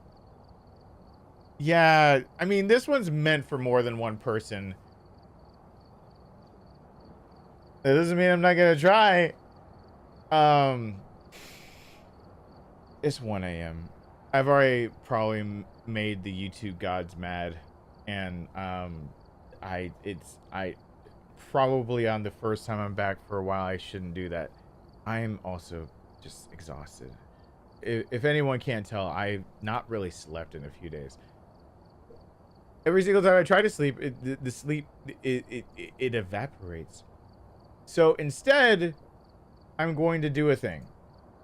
Where I want to come back to this challenge. Like, this is, no. I know this is probably a multi-person challenge. But no, I'm a stubborn bastard that will not give up. I'm never gonna give it up. I'm never gonna let it down. I'm never gonna turn around. I need to figure out why it doesn't give the event log. I gotta figure out why it stopped saying when people do things. But at least, even if it doesn't do the event log, like, of saying things in chat so people know when stuff is done. That's where credits. Hey, credits play. Don't you screw up too. Don't you screw up, credits. I said play. Credits. Credits.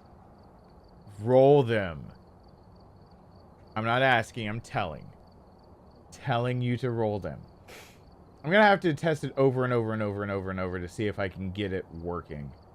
Because it's supposed to show it in chat and all those things. I don't really... I do want to do multiplayer on this very, very soon. Subscribers of Stallings, members of Fiddleline, Platinum, Candy, Rob, Brandon, Alyssa, Philip, for donating Super Chats, Darren, Kelsey, Majida, Miranda, Sashi, Reagan, and there's other significance on this other sides of things. Other Badger, yes.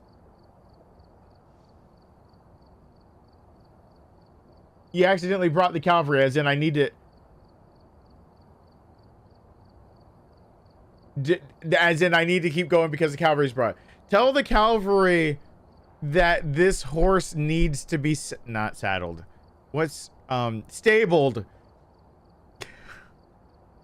So I can get rest and buck people off. Later. Thank you, King of Sarcasm. I will figure this. Why doesn't it show it off the... Did you say I mean, yeah, to get not... I don't want to be saddled.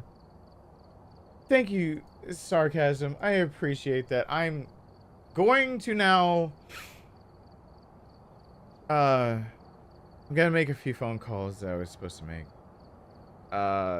Because I didn't get the calls, so I'm assuming they're waiting on me. I'm gonna let this one last play. Just work with me, Streamlabs. We'll figure it out later.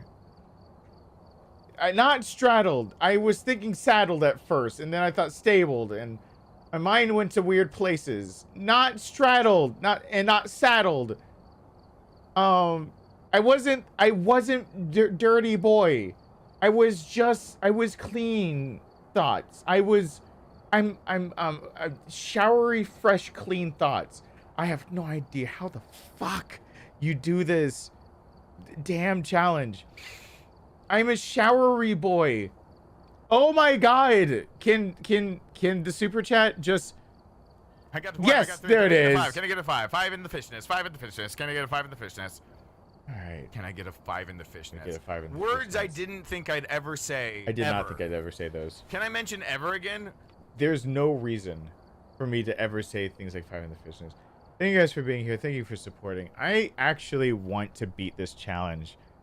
This is actually interesting. I should probably tomorrow, in between things, finish editing Slay the Princess, so because that was an amazing game that I want people to be able to see as fast as possible. I'll see you guys back here as soon as I can, whenever that happens. So that's the thing. Bye. I'm exhausted.